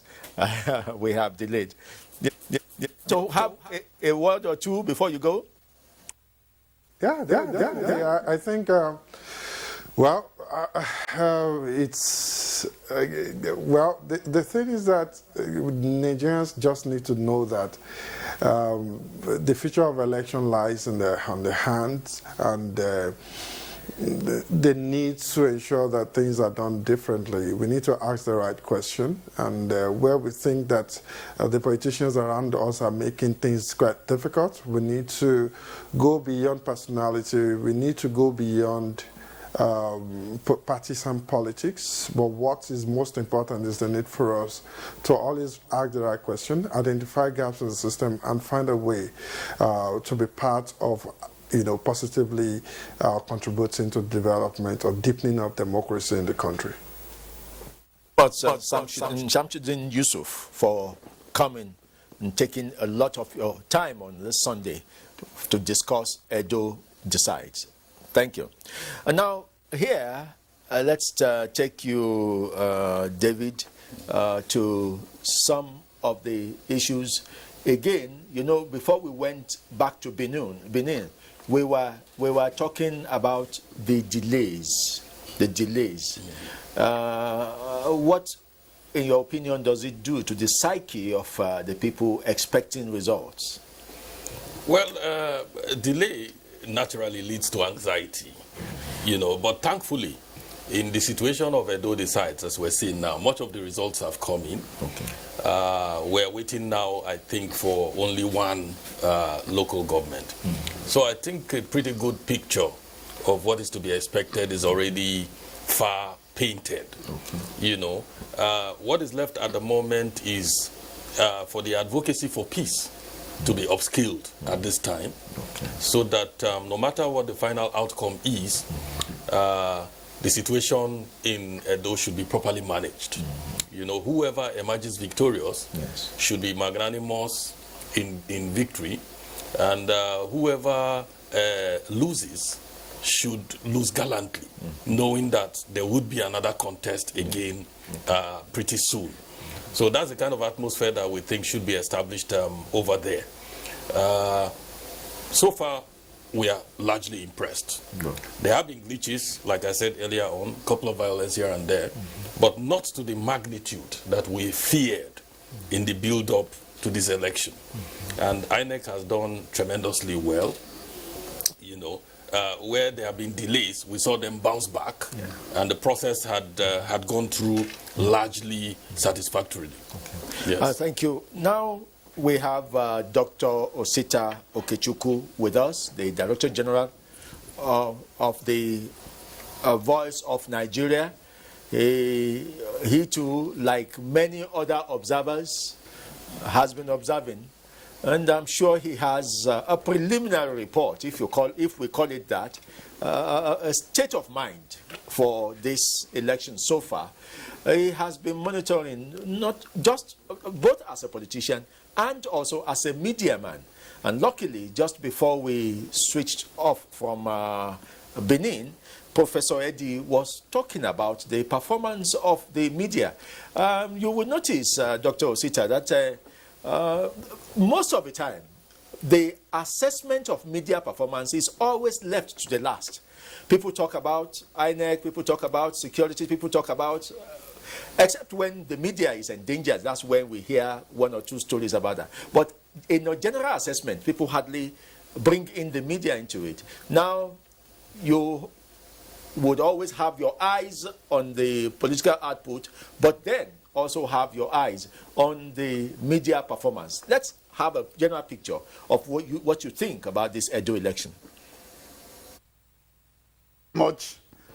And thank Nigerians for the growth of democracy. What happened in Edo had enriched our democracy.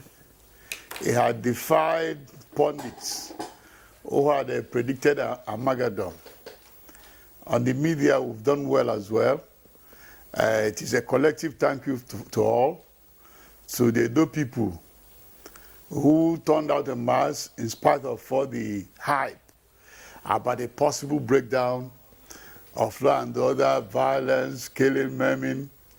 I will thank the Edo people who have always known who Edo people are, that at a time like this, nobody will intimidate them and nobody will harangue them. But let me start by saying that I'm Mr. Sito Okechukwu.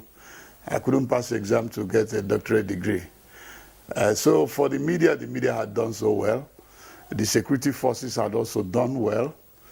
And Mr. President had to be commended highly, because at times like this, he had demonstrated that he's a true convert of democracy, because he resisted all the attempts and persuasions that he should hit the gavel or the proverbial federal might. But Mr. President said, the country is ours. The growth of democracy is for the good of all of us. The people of Edo has the inalienable right to elect, as he said when he was in Imo, and when he was in Lagos, he always said, vote according to your conscience. So for that, we commend Mr. President, we commend the people of Edo, we commend the media, and we commend INEC as well, especially with the advancement of democracy they have, digitalization they have added, by opening a portal that gets the result from the polling unit level, what they call it from ECA, showing which party got what, how many votes were accredited, how many voted, move to the list of the parties that are actually what we call in political science the missionary parties that are actually not contesting the election. INEC recorded all of them and showed it to the public at the instant. And for that, we commend Professor Mahmoud and his team. And we also pray that as we continue along this line, it's now mandatory that anybody who wants to be a president of the country, you want to be governor of a state, you want to represent a district as a senator, you want also to represent a constituency as a House of Assembly or Federal House of Representatives, that you have to rely on your people. That even if you distribute money, that because of the secrecy of the ballot, you will be outwitted by those you gave the money. Because as one observer said, the good thing about democracy and the election in Nigeria is that it has an unverified or unconventional code, no refund after payment. So for those who wasted their funds to buy votes, I do not think you are reflected in today's result. So wait for the final result to be in a position to also look at the different senatorial districts in Edo, because we understand as well that in the 2016 gubernatorial election, the two major contenders were also the two major contenders. The only differential is that today they are playing with different colors. The difference then was about 6,314 votes. So at the end of today, we should know what is the difference and how, and where did the votes come from, and why was the votes denied. So thanks for inviting me this afternoon. Has been very kind to the people of Edo State and to this election. You talked about a large turnout. It could also be that nature allowed them to. We didn't hear of any major place where rains, which is still very prevalent in that part of the country, disrupted voting.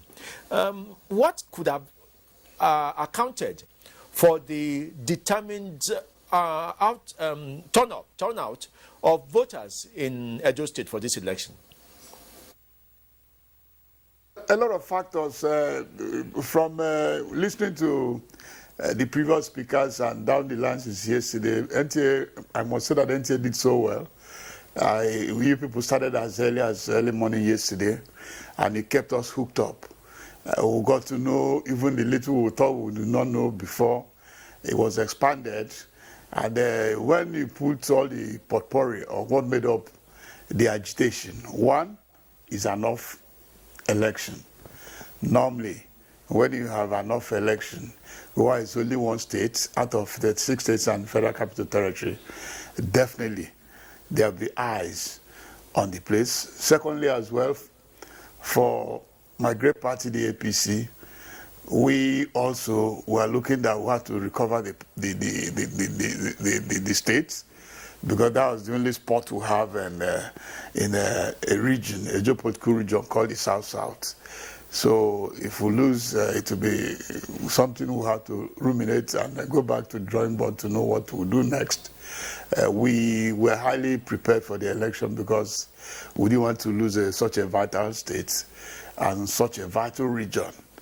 Because when you're going for such a contest that we are going to face sooner or later in 2023, you have to also have a stronghold in any of the region, in all the regions, because we are not a local political party. We are not a village or provincial party. We are number one. We are the national party of the country.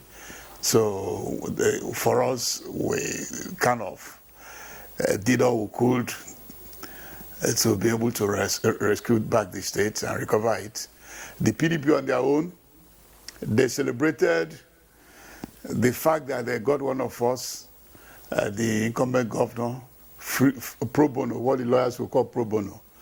So they welcomed Obaseki with open arms. And they forgot as well that the much he achieved was also in line with the infrastructural base that President Muhammadu Buhari had promoted in the last 5 years, both in agriculture, both in fiscal infrastructure like roads. So the PDP grabbed him, and for the PDP, they held him tight, gave all their support, so the hype became so high. And if you know what they do is, don't forget that it's the old Midwest region, and the first region created after independence with a highly enlightened core of individual, well educated. I think they should be one of the most educated region in the country, and well traveled, and they themselves also control the media. They have a good hold on Nigerian main private media. So the hype was all over the place that the heaven will fall, this will happen, that will happen. So in fact, that was why I was surprised myself with the turnout. For the rains, I never bothered about the rain because this is tropics. And everybody that knows about the weather of the tropics knows that we're in the rainy season. If the rain, I know, do not prevent the Edo people from going to their farm. So the rain will not prevent them because it was a crunchy contest between two brothers and two friends. So a lot of people do not know that Osage and Godwin are friends. and they also came from the same district and neighboring local councils.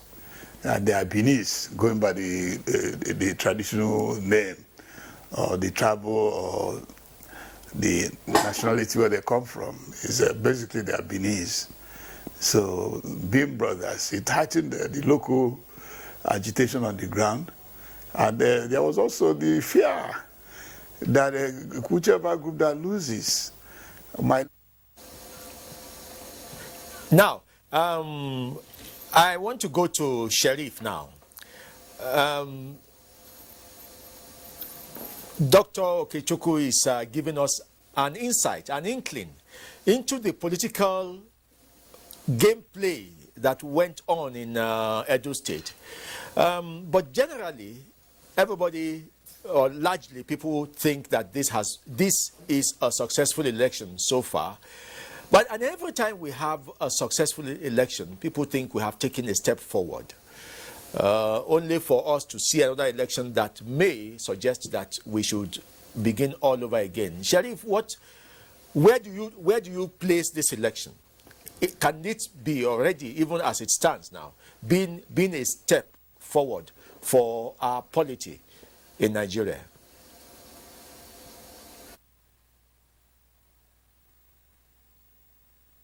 Let me take David for this. How do you assess this election? Are there things we can build on, which we can say, okay, Edo set a standard in this? For instance, everybody agrees that the level of violence people expected was not what we got. So it went far lower than what we got. So how can we build on this? You know, from 2015 elections all the way up to 2019, you know, and what we're seeing currently in Edo, there's been incremental improvement, you know, and I think this can largely also be ascribed to some of the innovations that INEC is bringing to play, you know, in subsequent elections after the previous one. Hate speech was big in 2015 elections. But you see that it sort of reduced when we came to 2019, hate speech and fake news. And in this place, yes, there's been quite some misinformation, you know, from both political parties to influence the narrative, the political narrative in that space. But it's not as bad as we saw in previous elections. The unwholesome activity of vote buying and vote selling is also showing. But if you compare with what we saw in elections before now, then you'll agree with me that there's incremental, you know, improvement. We expect that that trend will continue, you know, and that would ultimately lead to the improvement that is desirable in our electoral process. So it gives me a sense of hope, you know, that things will get better as we continue. Now, let me take Sheriff with this issue. You heard the question I put to David. What are the things you think we should build up coming from this election? Actually happened, you know, in Edo State. And we also commended all the institutions involved in the conduct of the elections, especially the security operatives, the officials of INEC, as well as the electorate. But there are other issues that must be put into cognizance, especially on the side of INEC, because the issue of late arrival of election materials, even though the non-sensitive materials arrived, you know, in Edo, I think a week before even the 19th of September. So we know that there is distance, you know, between the place where those materials are to be distributed, and some places are riverine in nature due to the ambience of the topography. And we also know that all these electoral materials need to be escorted, you know, by the security agent before they arrive to where they are. But it is also imperative that whenever there is an election of such significance, especially state governorship elections, the issue of delay in the arrival of electoral materials should be avoided. That is one. Then secondly, we are not innovators in terms of technology. We have not invented the card reading machine, and that is why one of the governorship candidates said that he was disappointed in INEC because the card readers were too slow, or in some cases, in many places, the card readers failed. So I think there is the need for INEC to consolidate all effort in making sure that such failure is not actually recorded, especially in the subsequent elections, looking at Ondo elections as well as the 2023 general elections. So this is one. Then secondly, the issue of this local government, this Oriomon local government, initially it was declared that INEC officials and results were missing. So I think there is the need for closer monitoring, of what is going on in each and every polling unit, in each and every local government. There is no way for INEC officials to be missing, in a peaceful atmosphere where elections have been conducted peacefully. So this will actually cause so many speculations as well as conclusions as what really constitute the missing of INEC officials and the result of this local government. But eventually we have seen the officers in charge of the local government have forwarded the results, and they have actually announced that particular result party by party, the number of total vote cast and the ones rejected. So this also must be avoided in our build-up, to subsequent elections. Then another issue is we should try to deal with vote buying and selling, because what we experienced in our previous elections in Edo, in Ikiti, and the rest of them in Kogi, in Kano, where PVCs were being collected and money given to electorates. So this is a slap to our democratic journey. I think by all means, Nigeria should try to avoid this, regardless of the reason or cause of this particular issue.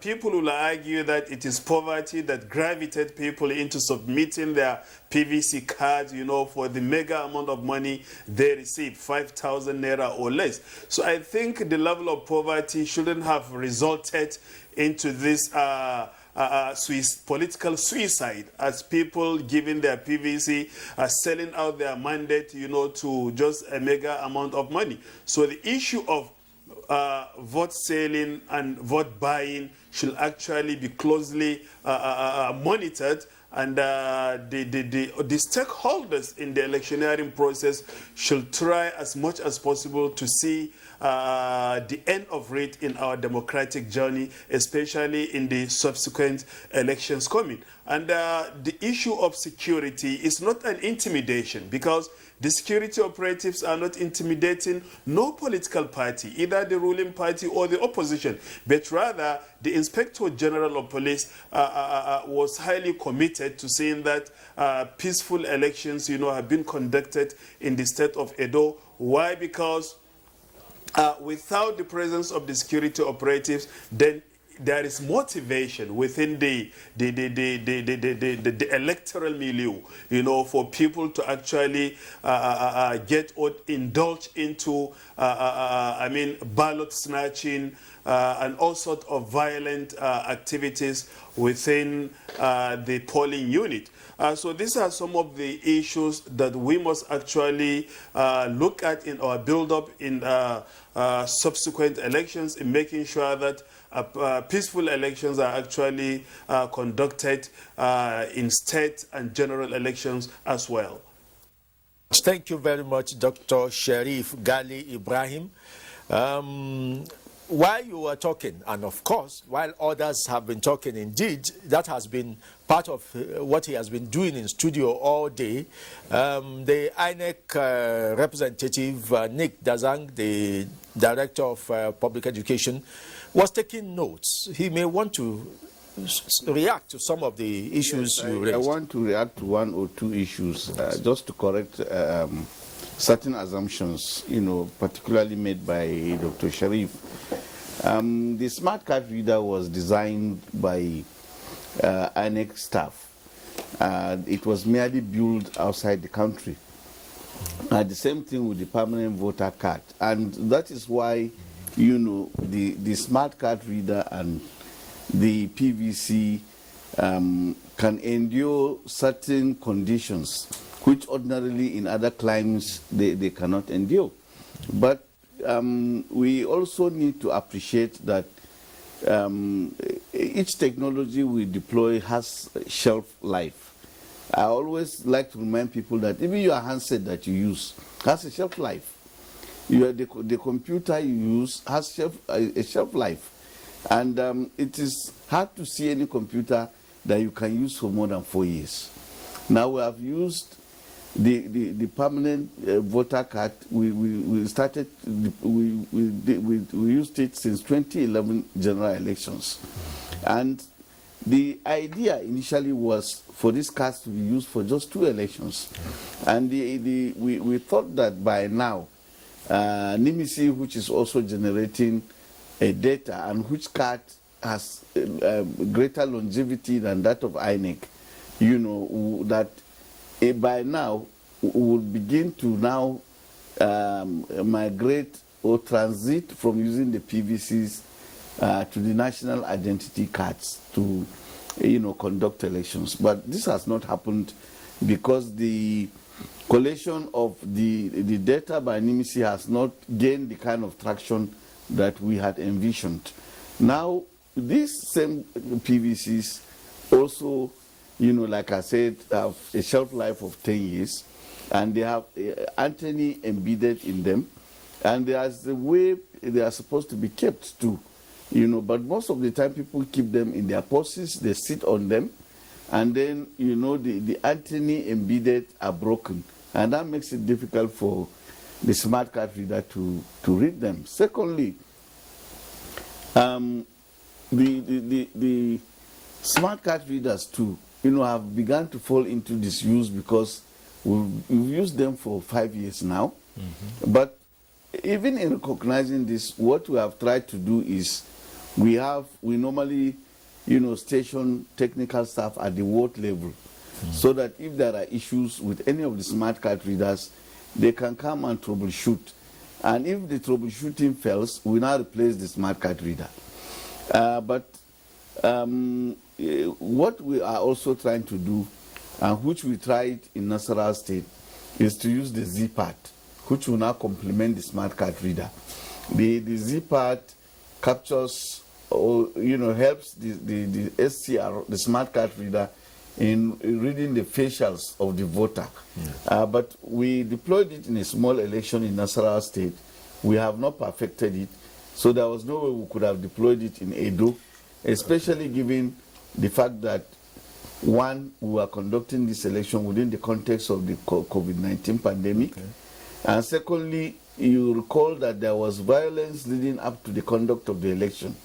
So we didn't want to add an innovation that was new and not mastered, and then it then generates its own challenges, and it makes it difficult for us to manage.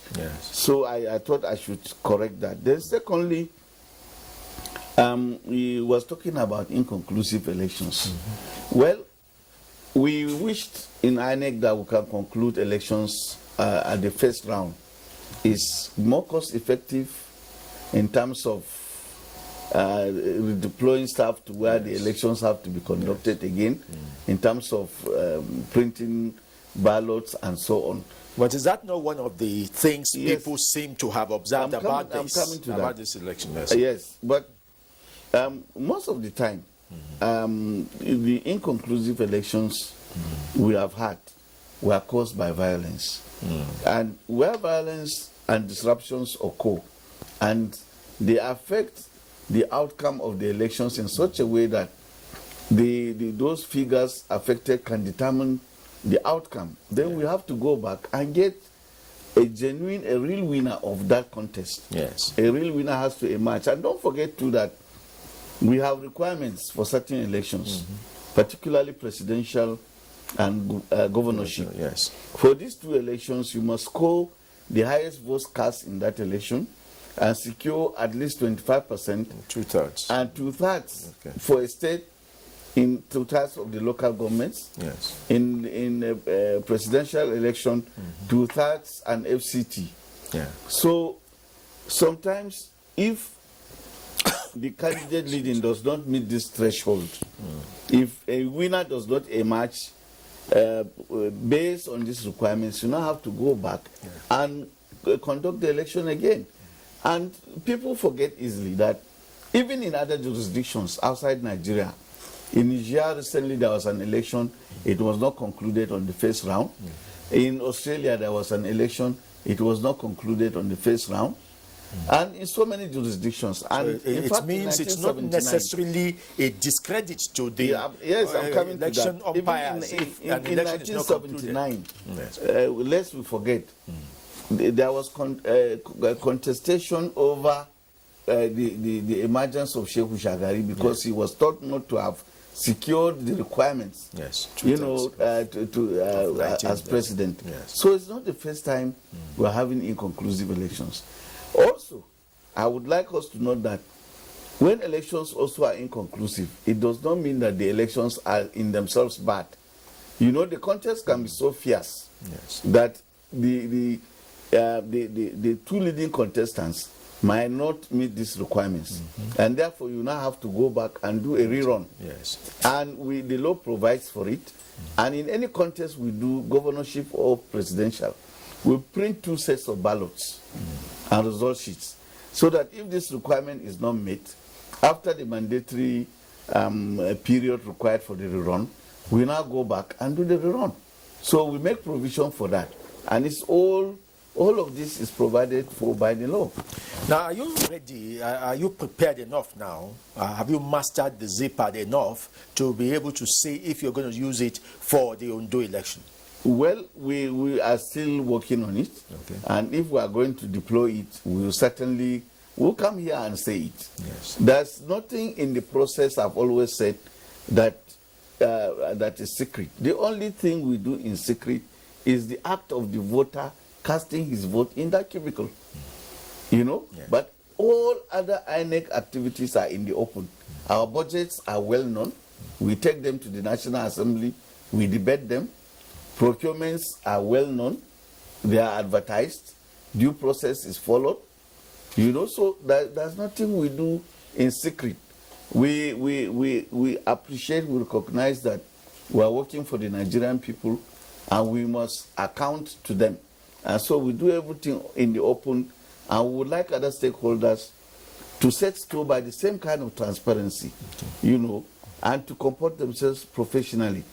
Once we do things professionally, each stakeholder bringing his talent and using it positively, you will discover that we at the end of the day, achieve a very, very good result, as we have seen in the conduct of this election. If the politicians do the needful, the security agencies do the needful, the voters do the needful, and INEC does its own part, and the media too, if they do, because the media, I always say, they are critical to the electoral process. We cannot succeed in educating the media, the voter or the public, without the media. It is the media that we use to explain our policies, to market those policies, and any innovation that we introduce, we make sure we come to you and we explain. And that way, the messages are carried further afield, people comprehend them, and we carry them along. So each stakeholder is critical, and in fact the media even more so. And that is why, we always engage with the media. We have, just like we engage statutorily with the security agencies, with civil society, with the political parties, we also have a statutory quarterly engagement with the media. And when issues arise, we call them as frequently as the issues demand. Okay. Dr. Okechukwu, in your personal capacity, you stand as a buffer between the media and the political class. Before you joined us in this studio, and if you are monitoring, the political class has been said not to have taken or imbibed the culture of information, disseminating information to their followers. There has always been interactions between the stakeholders that conduct election and the political parties.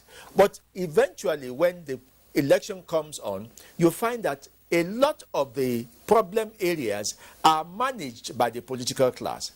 What can you say should be done to get the politicians more on board with the ideas that are being passed on for a smooth conduct of elections? Let me start by saying that all the growth recorded in democracy throughout history have been incremental. It is very easy when we come here, we say, okay, it's done so way in America. In America, they don't mobilize the police force. People just walk in and walk out. They even post their votes. Yes, it's 200 and something years down the line. Nigeria had our own hiccups here and there. But I think that the Nigerian politicians are learning by the day. We have now seen that there's a differential between performance and non-performance. And that though people have said, okay, what the Obaseki did, they are in queue with him.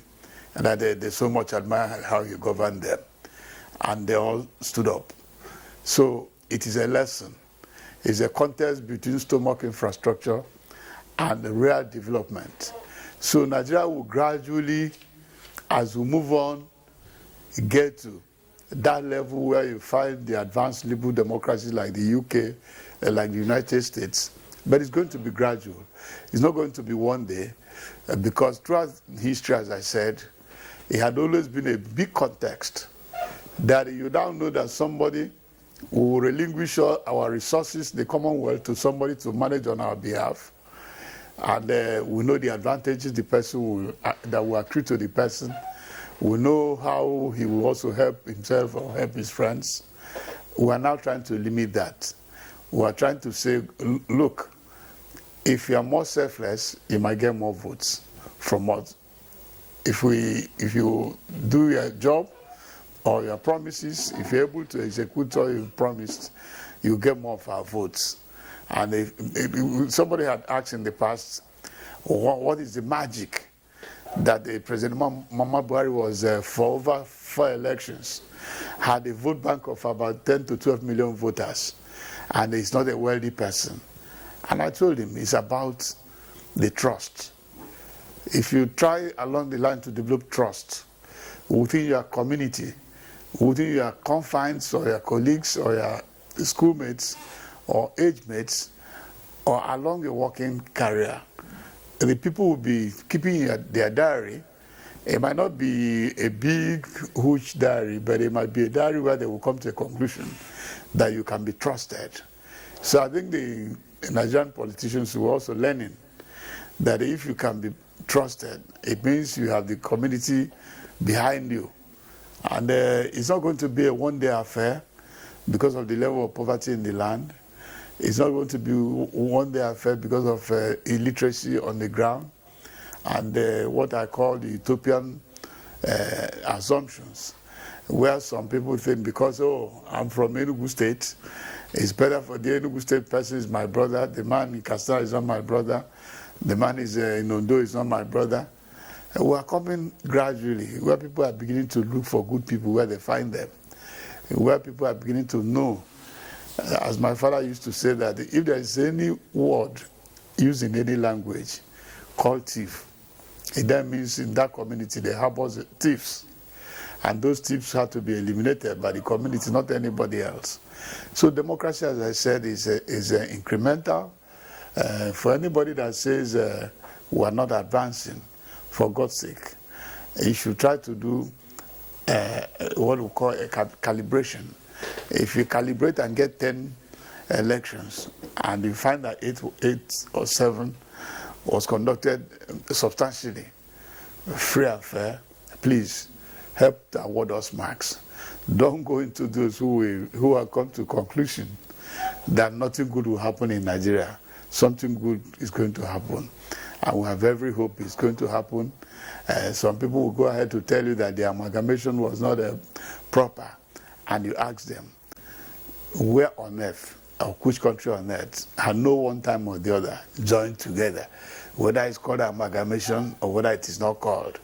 So as long as we exit from the utopian assumption that within the tribal line, you find better hands to work with, and within the religious enclave, you find better hands to work with.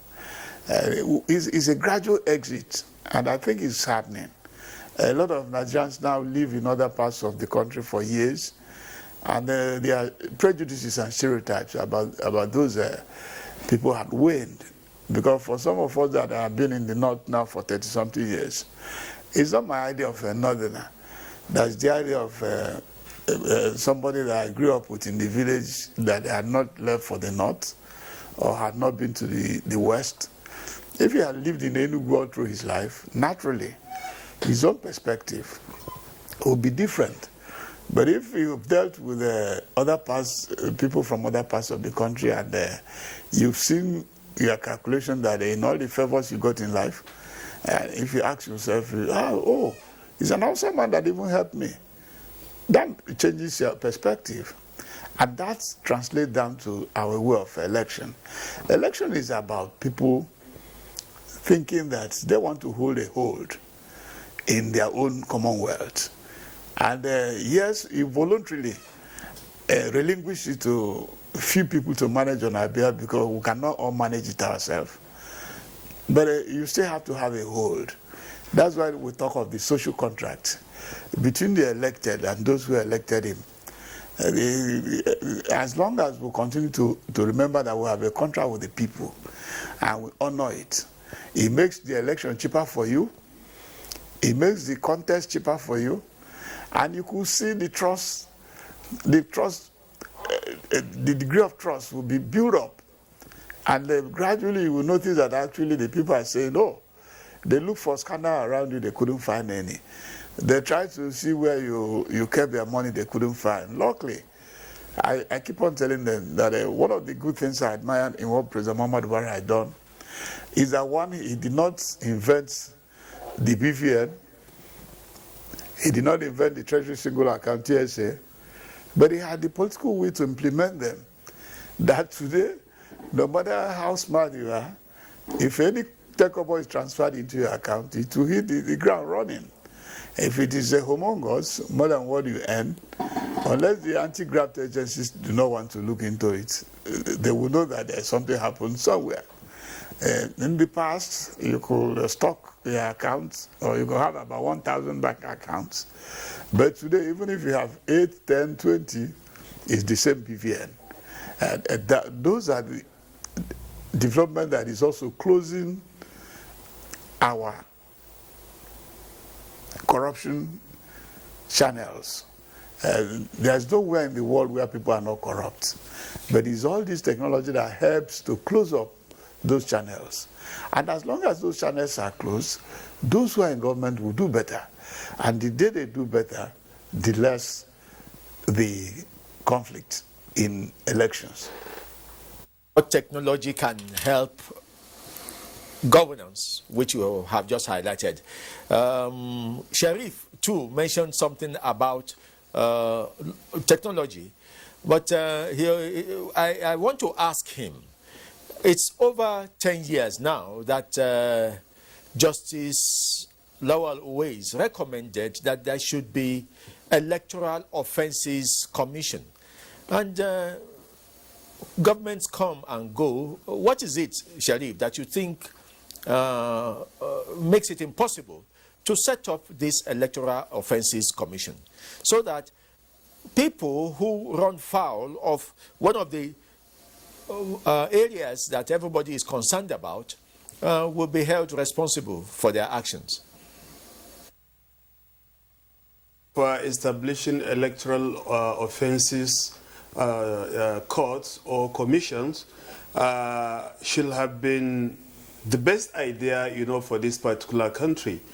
But one major issue is that those who commit the offenses, those who organize the offenders, those who sponsor, the aberration of electoral rules and regulations, they lack that political feasibility to come into the resolve, to establish such electoral offenses commission.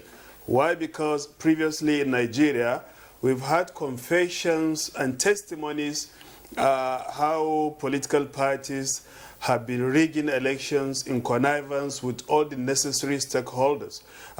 This has been actually recorded, and Nigerians have been interviewed.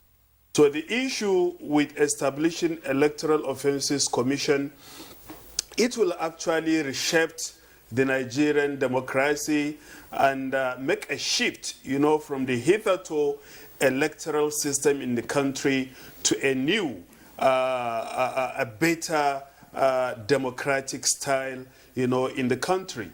Why? Because those who plan evils, those who plan to rig elections will actually receive that particular caveat by such an institution, that once you breach the laws of the election process, you know that in the long run you're going to end in jail, or these are the repercussions that you are likely to face, in the aftermath of the elections. So Nigerians wouldn't just obey without force, and that is why it is rather global, the instituted authorities that govern the conduct and behavior of people. People lose without, without monitoring their own behavior and what they do. And that is why in elections, which is very significant, because it controls the entire aspect of our lives, because we vote for people to represent us at different institutions, different positions. So therefore, if we allow that such people we give our mandate to are not the same people who come and represent us, the repercussions are that politically, economically, socially, and otherwise will not actually have our voices aired, in this particular polity. And that is why we recommend, we also accept the idea of establishing such electoral offenses commission, or whatever it might be called. It's just like an issue of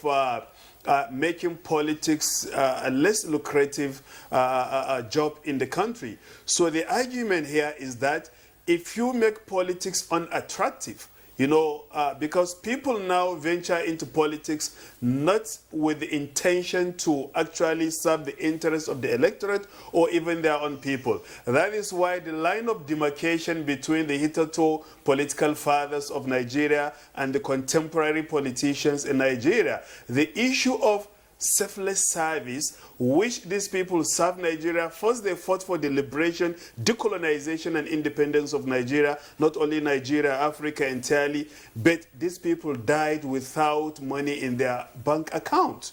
Why?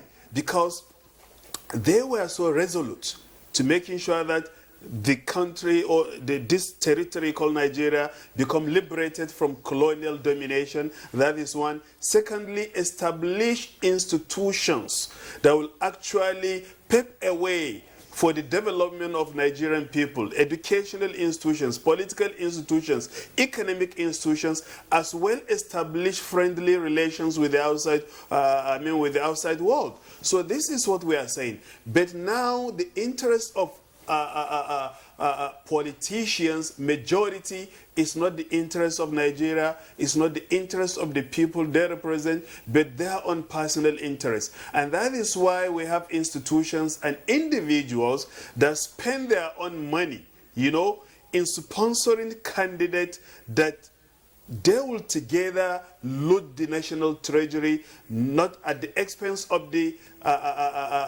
so-called people represented or the electorate themselves. So that is why, imagine bringing out a bill within the floor of the National Assembly to reduce the salaries of the legislature, or even to do away with some allowances enjoyed by the legislatures, just in order to make politics less attractive in the country. Or, if not this, try to ask the legislatures to actually amend the constitution in order to do this, to reduce the salaries of the legislatures as well as reduce allowances. And you see what will happen within the floor of the House. Majority of them will not agree to this. So it's the same thing we are talking now, serving the interests of the people who voted for you or serving your own personal interests. And that is the line of demarcation. What we need to do is we need to make and put Nigeria first, as well as the people we represent. Not just for us to be after our own family members, after our own businesses and our own political cohort. And that is why we are still backward politically, and the spillover from political backwardness to economic backwardness, even social backwardness, because that makes our educational institutions also backward. Why? Because we lack true representation, from our own political leaders who are supposed to make sure that in all societal ramifications, Nigerians are put first, before any other interest. The development of Nigerians in all these particular areas should be a priority, where other people in other countries in all the continent on earth strive to help their own people, strive to develop their own people. But what we see in our own country now is not the interest of our own people that is first, but rather the interest of our own people at stake.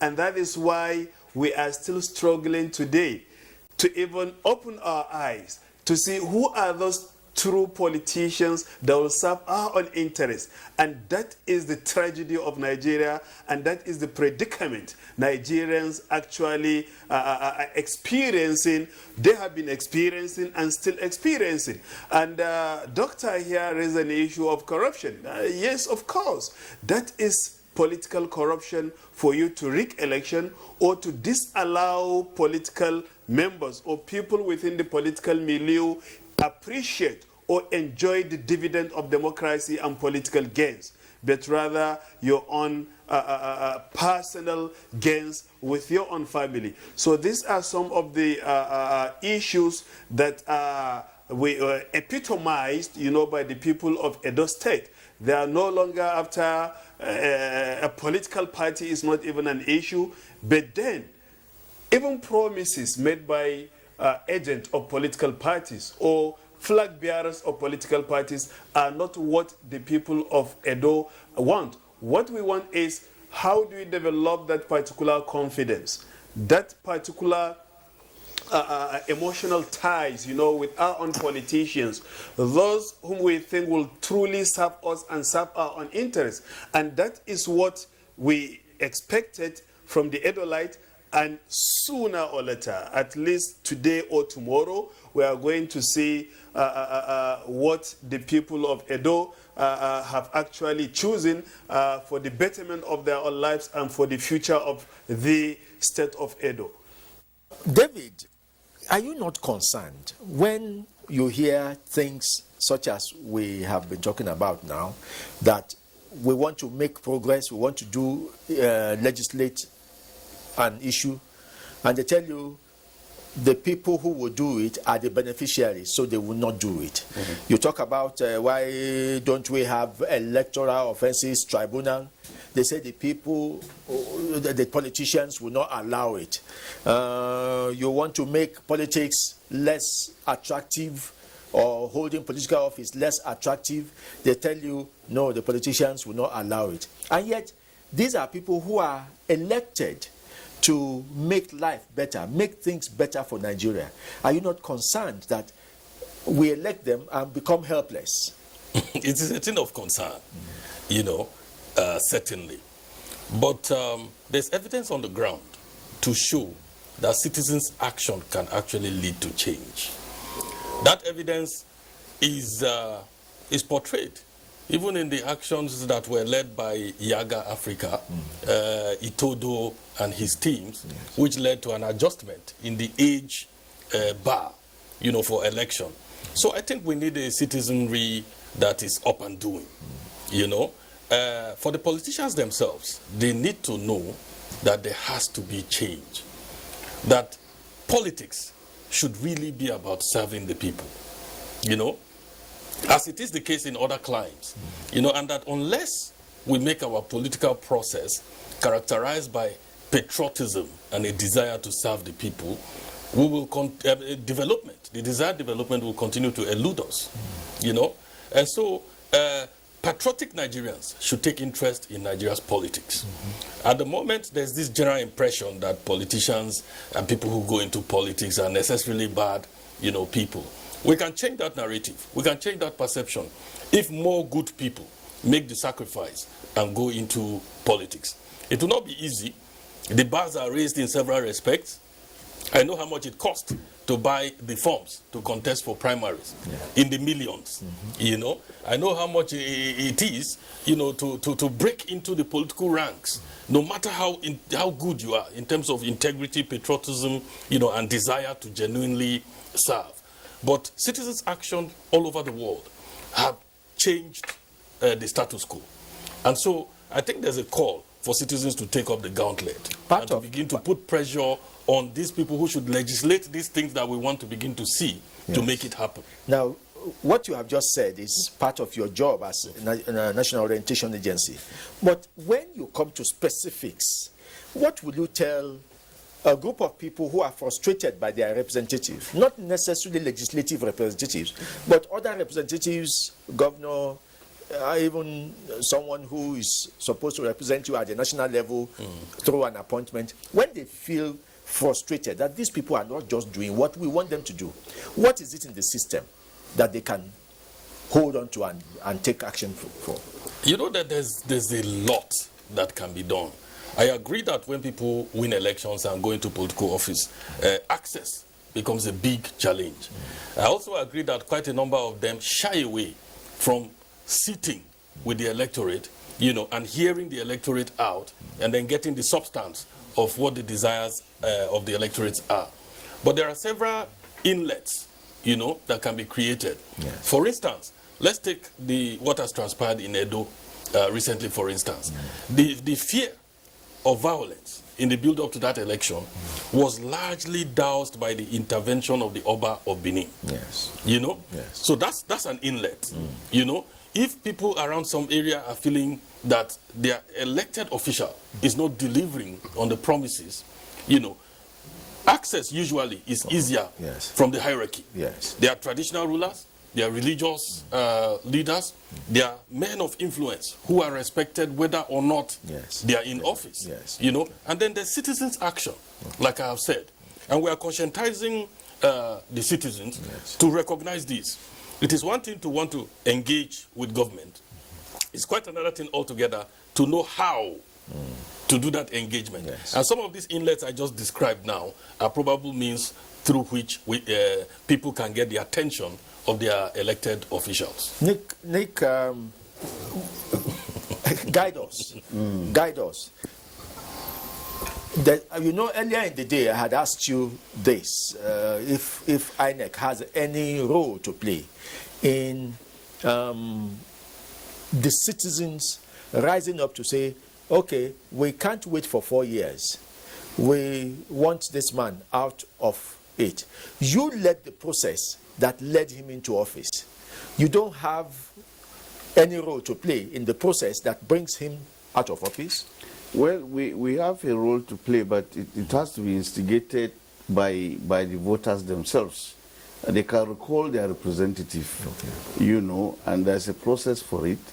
And I think there have been one or two attempts to recall some representatives. We went, after the petitions have been written, we went and carried out the election.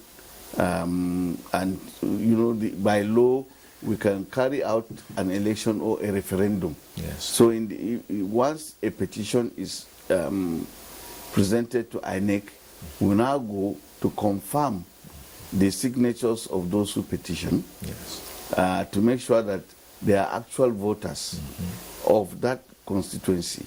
And then we now also proceed to carry out an election to find out whether really the citizens of that constituency wish to recall him.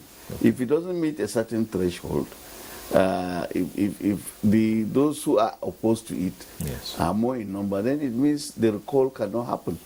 So far, there hasn't been any successful recall. Yes, I do remember. There have been efforts. I remember there was one attempt, and it died a natural death when, in verifying the number of signatures, the number exceeded the number of people registered in that locality to conduct election. Automatically, that was fraudulent. Yes, and so we once it is fraudulent, we cannot proceed, because the idea is that the registered voters in that constituency are the ones who are happy with you.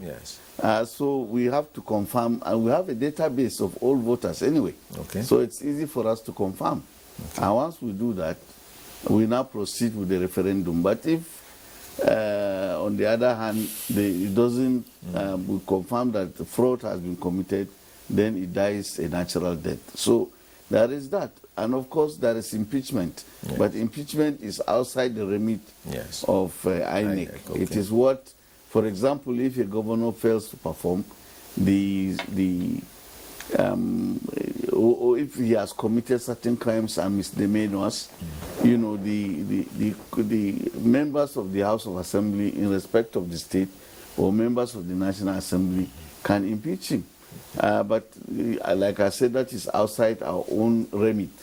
Ours begins with organizing and conducting elections, and ends with conducting elections. So, and that's why, you know, we always invite other stakeholders to play their roles, to put these people under surveillance, monitor them, make sure that there is compliance with the promises or pledges they made during the campaigns. For example, I know that CDD had a template where a kind of barometer, where they were now, you know, adjudging the performance of the president based on certain promises he made. I don't know whether they have sustained that barometer or not, but I know they initiated something like that.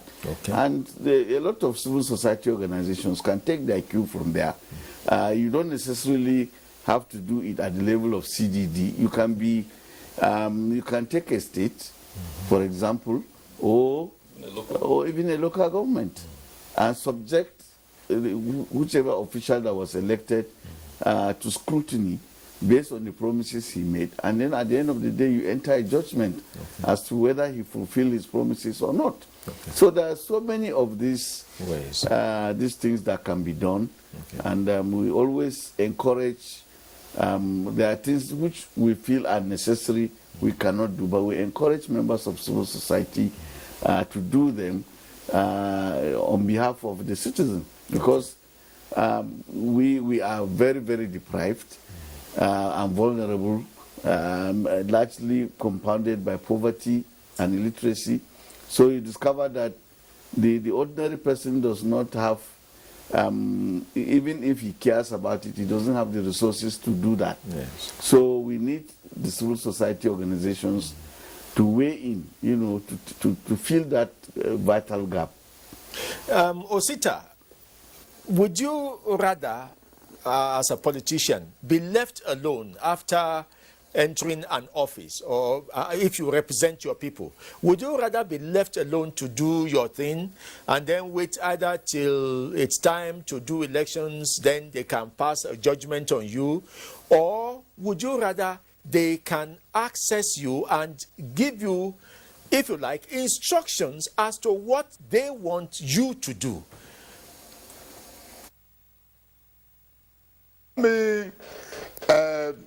get back to the issue about the Electoral Offences Commission before I come to the social contract between those elected or appointed and the electors.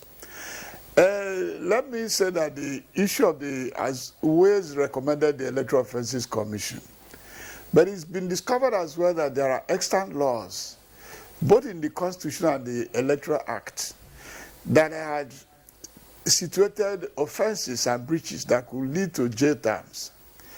And in the past few years, some INEC officials have been jailed, and some are still on trial, and the accomplices.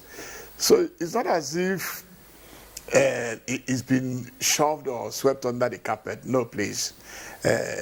People are still undergoing trial for their electoral offenses, and some have been jailed, and even some of the bribe they collected, some were recovered.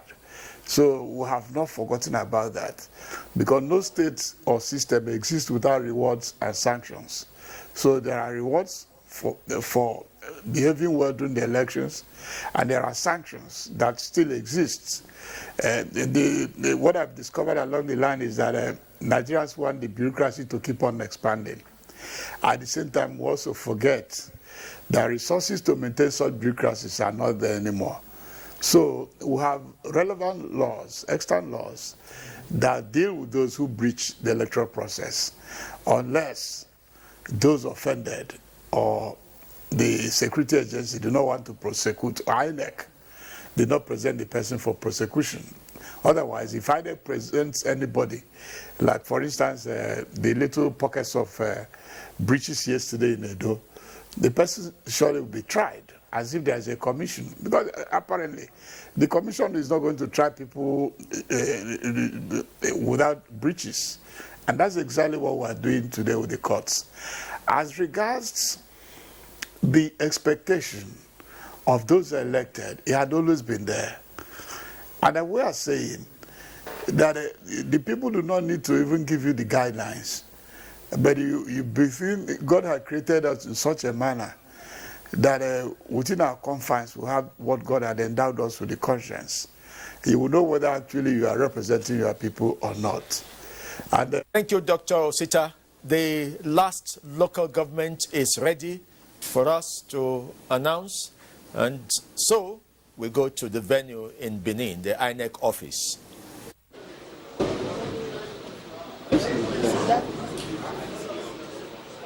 This is the rock. Where's your devotion? No, I carry the I thought you carry it. No, this one. Hey, God of mercy. Don't worry yourself. Where's it?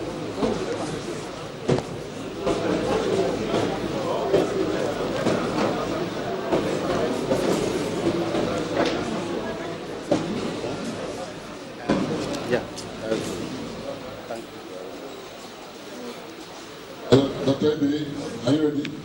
I'm almost ready. I'm coming.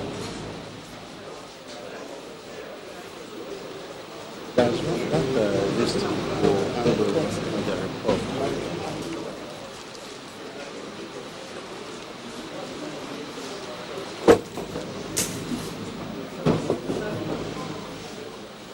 If you are ready, pick up the microphone. It's there on your left. Okay. Switch it on. Inform the audience who you are, and then tell us the person on your left also.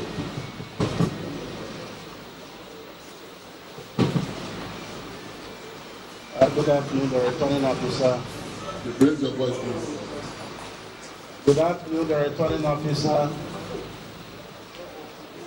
and the members of the crew, the gentlemen of the press.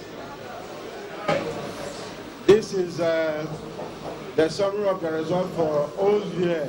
No, let us know you, please. Okay. I am Ibe Kenneth Abara, the collection officer for Ovie Southwest local government area of Edo State. Thank you. Give it to her. Let us know her. Good afternoon, everybody. Mrs. Omoye Anuku, electoral officer of Ovie Southwest.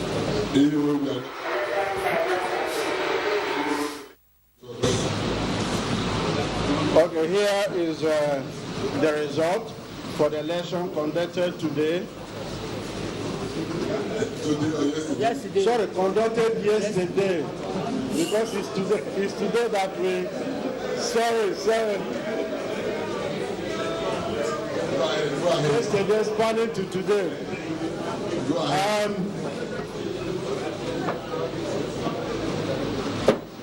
Do I give the total number of votes cast or just the votes of each party? From the number of registered voters. Okay.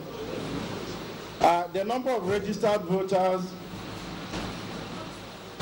is 96,369. 96,369 registered voters. Number of accredited voters. Yes. 24,24558. 24558. Votes by the parties. Huh? Votes secured by the parties. Yes. Go ahead. AA had a total of 6 votes. ADC had a total of 106 votes, 106. ADP 171 votes, 171. APC had a total of 10,636, 10,636. 10636. ABGA had a total of 14 votes, 14.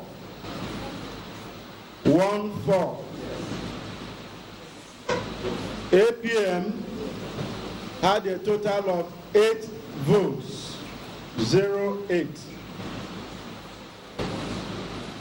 ABP had a total of 2 votes, 02. LP had a total of 22 votes, 22. MPP had a total of 19 votes, 19. NRM had a total of 35 votes, 35.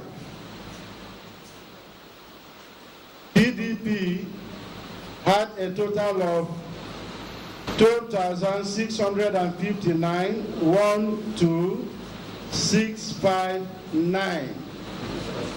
12659 votes.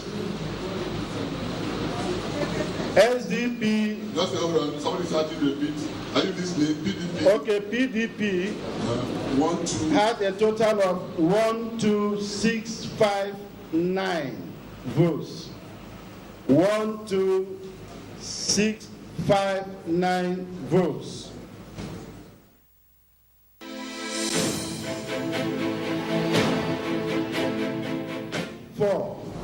34 votes.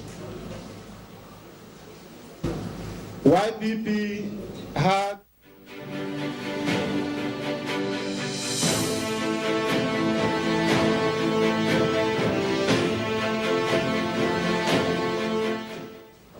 a total of 9 votes, 09.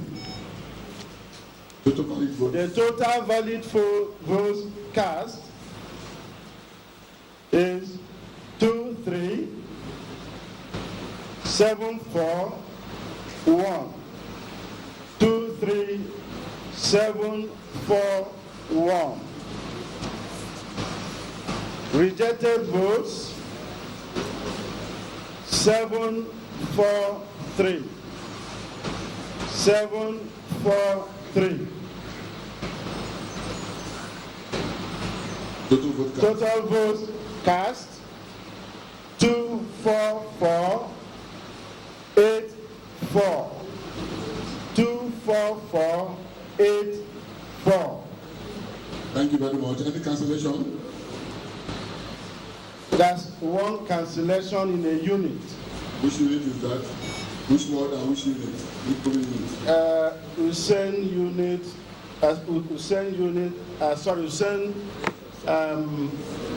Polling unit. Which ward? Let me see. Hussein ward, Hussein ward unit 7. What is about the ward? You said? That Hussein is which ward? 7. Ward 7. Ward 7. Hussein, yes, Hussein ward 7. What is the total number of registered voters in that unit?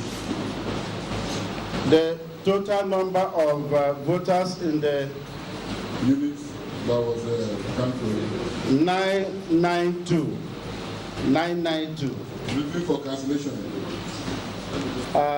There was commotion, fighting, and they were trying to snatch the ballot box, but the security operatives were able to retrieve the ballot box, so every person ran away. Thank you very much. You may present your report, your result sheet, present the report of the cancellation. Thank you. Okay.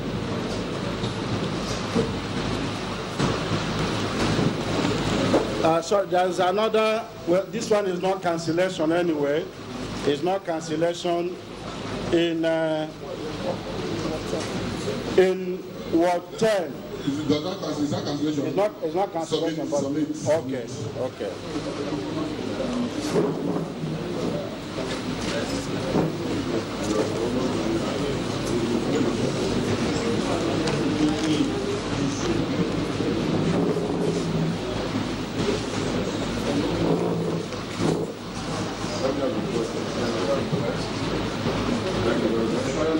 That's the result for Obia Southwest local government. Yes, the conclusive vote is reported G1 for the cancellation. Thank you.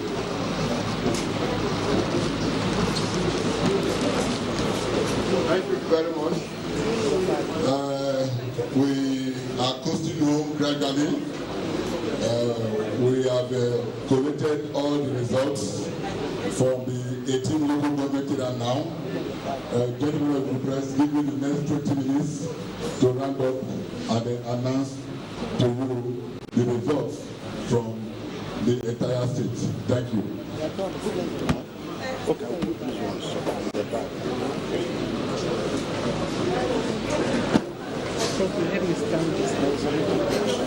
Stamp or sign the 2 pages. Stamp or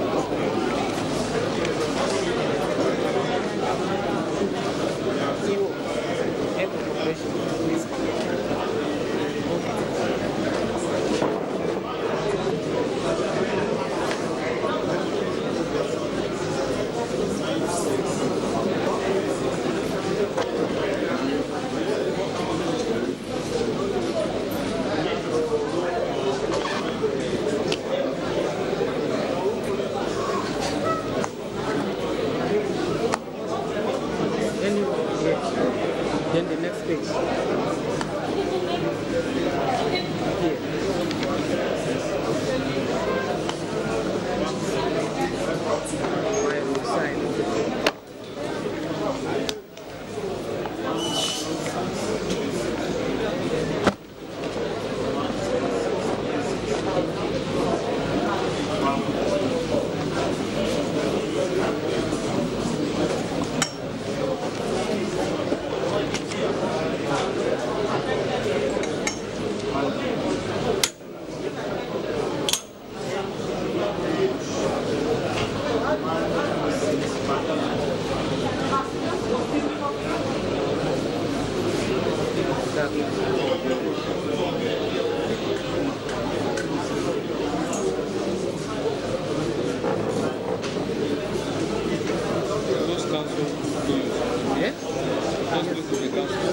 Yes, about 7.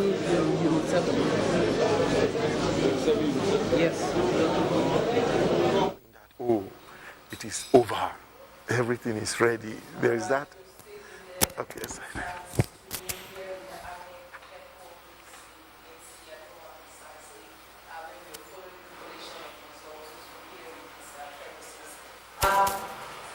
This is the last phase of this process.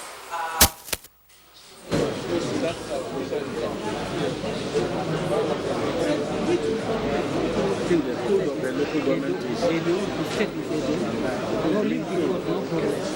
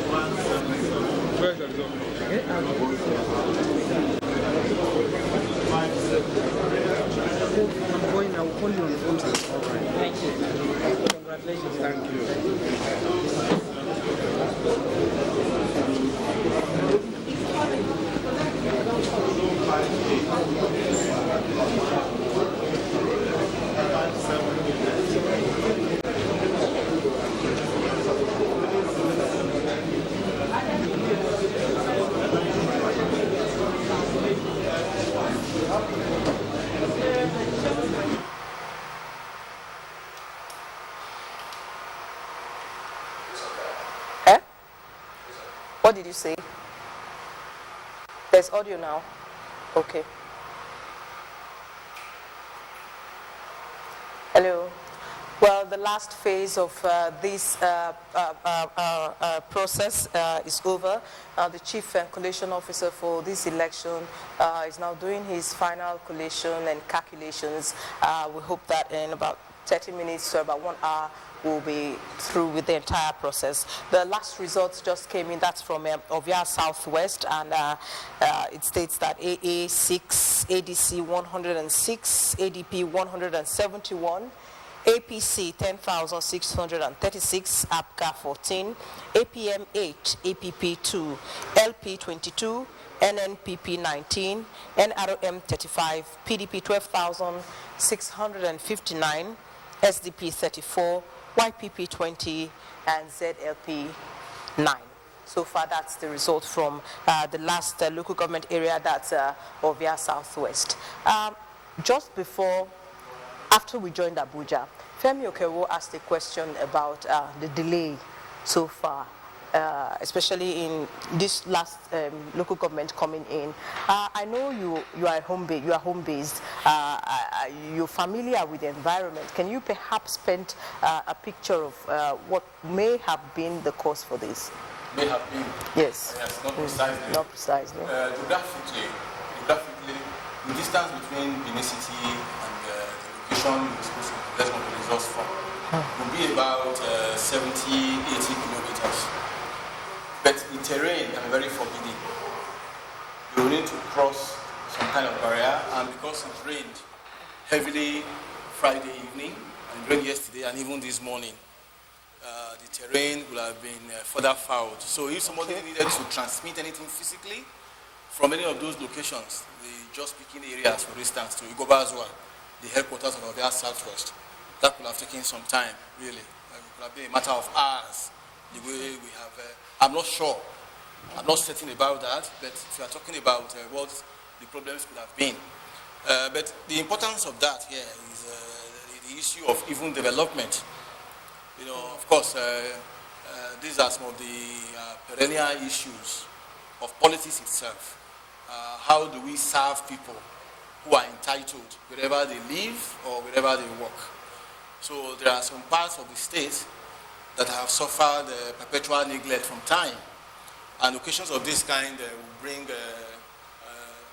those aspects of neglect to the fore. Because you expect any person to be able to do an 80-kilometer stretch in an hour or so, especially on a day where movement is generally restricted. But if you have to climb some kind of insurmountable mountains or wade through some kind of marshy grounds where vehicles cannot run freely, that can take you some time. Again, I say, I'm not certain that's what has happened, but potentially that may have accounted for the delay if they had to transmit anything physically. Okay, we now go to the collation center to see exactly what's happening there. 5-7 APP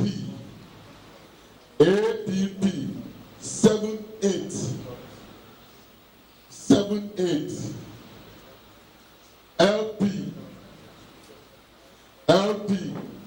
267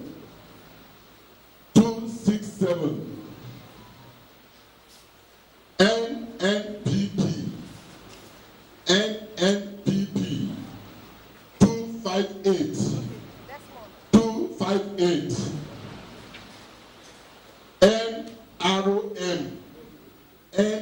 NROM 573 PDP 307 955 307 955 SDP 323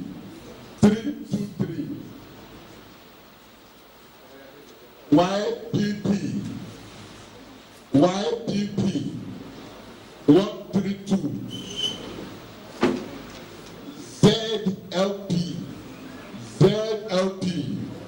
117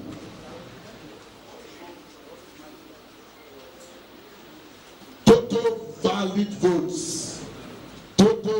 votes 5374 407 total valid votes 537 407 rejected votes 12835 total votes cast 550242 total votes cast 550242 and that is the end of collation of the results come for Edo 2020. I hereby invite the parties as follows to come and sign their columns if they are here. Duly identified party agents. 1. AA.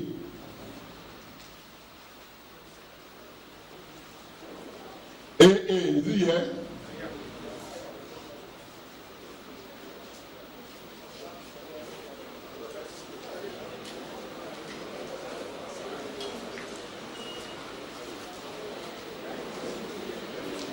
There's a column clearly shown for you to sign your signature.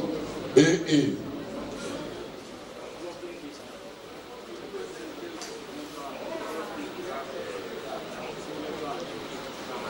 Then just date by the side. Date by the side.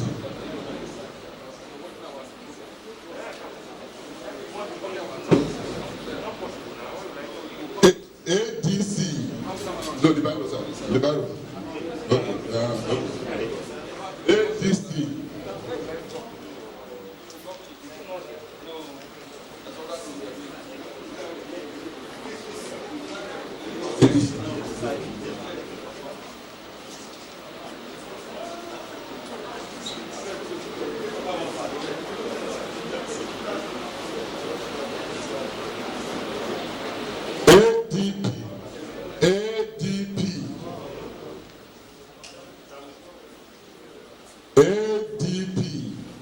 party agent. It's not here. We'll go to APC. APC.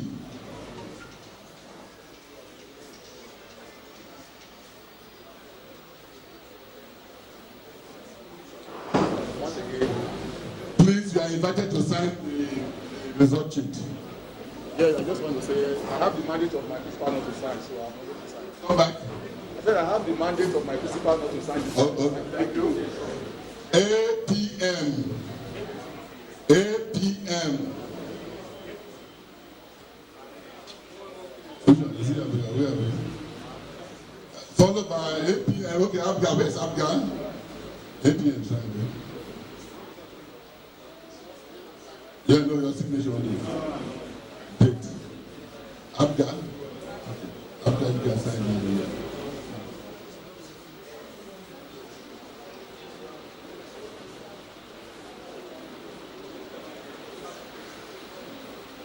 Okay, Abga, sign it.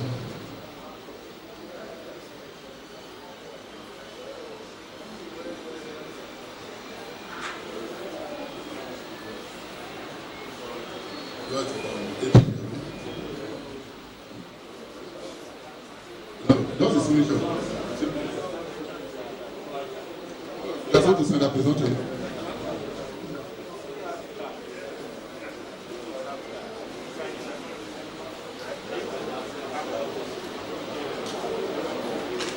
Which other one? APP, LP, Labour Party, if you are here, come up. NNPP, PDP, SDP, YPP, and ZLP. Sign your name and date. Which party? LP. NNPP. Sign your signature and date.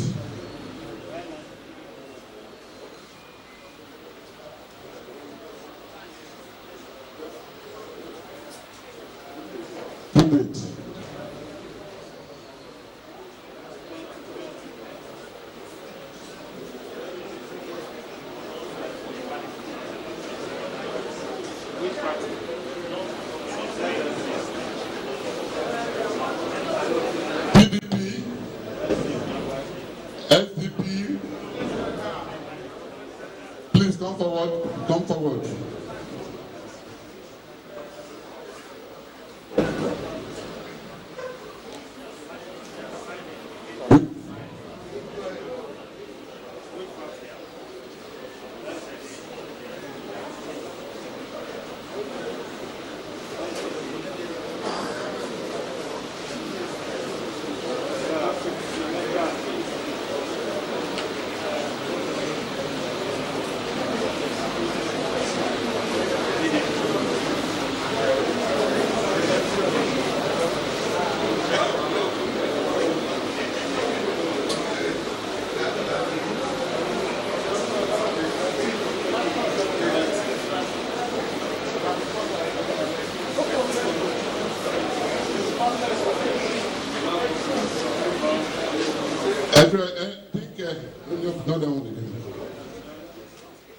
Okay. I hereby detach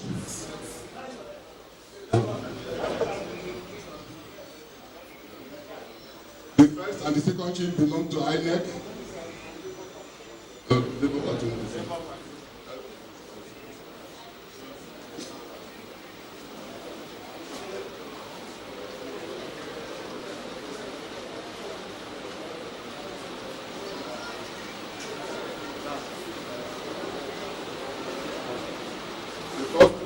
Belong to INEC.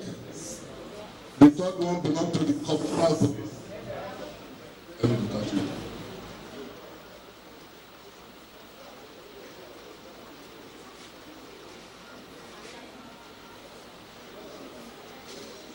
CP, sir, copy of the results of the just and conducted collation.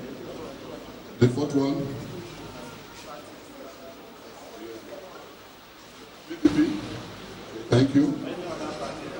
Any other party that contested selection can come and have their copy. Thank you.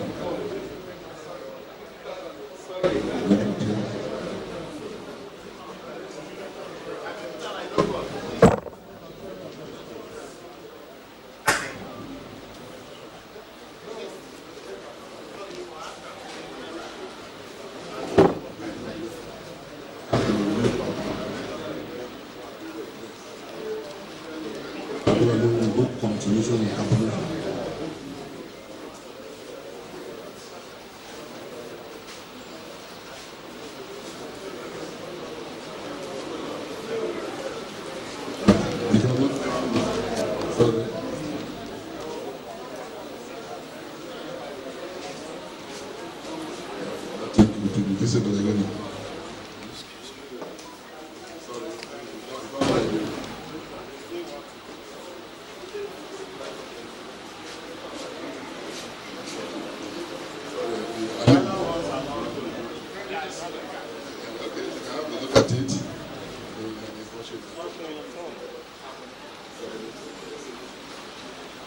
Thank you, gentlemen.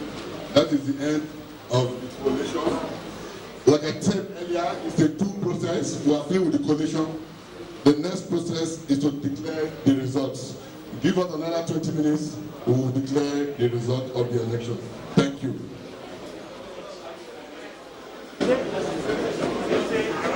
Yes, Lizzie.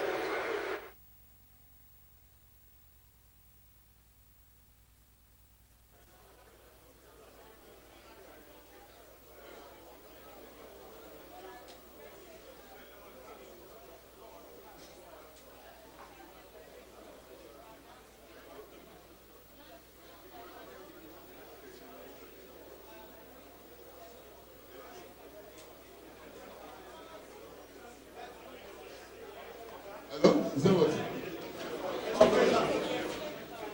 No, a copy of what? No, it's not that clear. You want to write on it?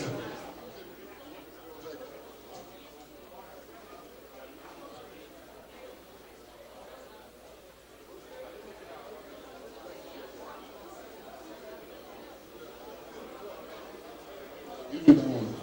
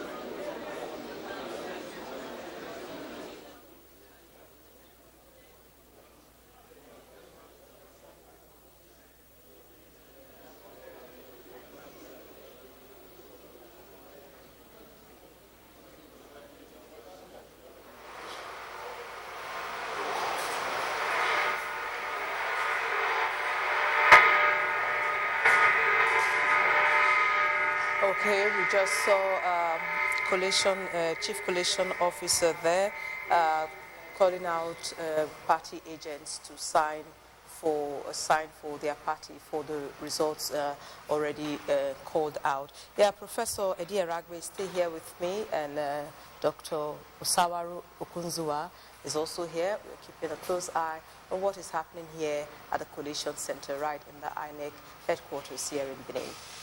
Prof.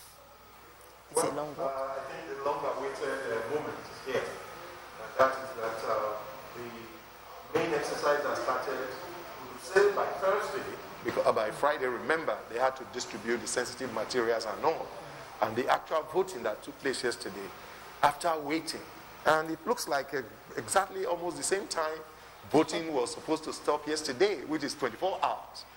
The results from the last of the LGAs has finally arrived, and the results have been calculated and collated. And of course, what we just saw was the chief returning officer of the state gubernatorial election calling on representatives of the parties to come and sign. And it's not uncommon that at moments like this, some party reps, for one reason or the other, might decide not to append their signature to the results that have been declared. And that is what seemed to have just occurred, because some of the parties did not listen or did not respond when they were called upon to come and sign. And in one of the cases, the rep's response was that he has the mandate of his party not to sign as far as the results declared are concerned.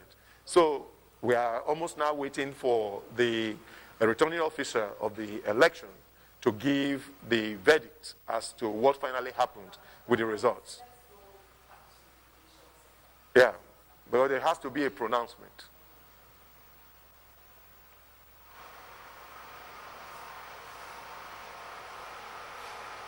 Let's go back to the collation center now to see what's happening there now.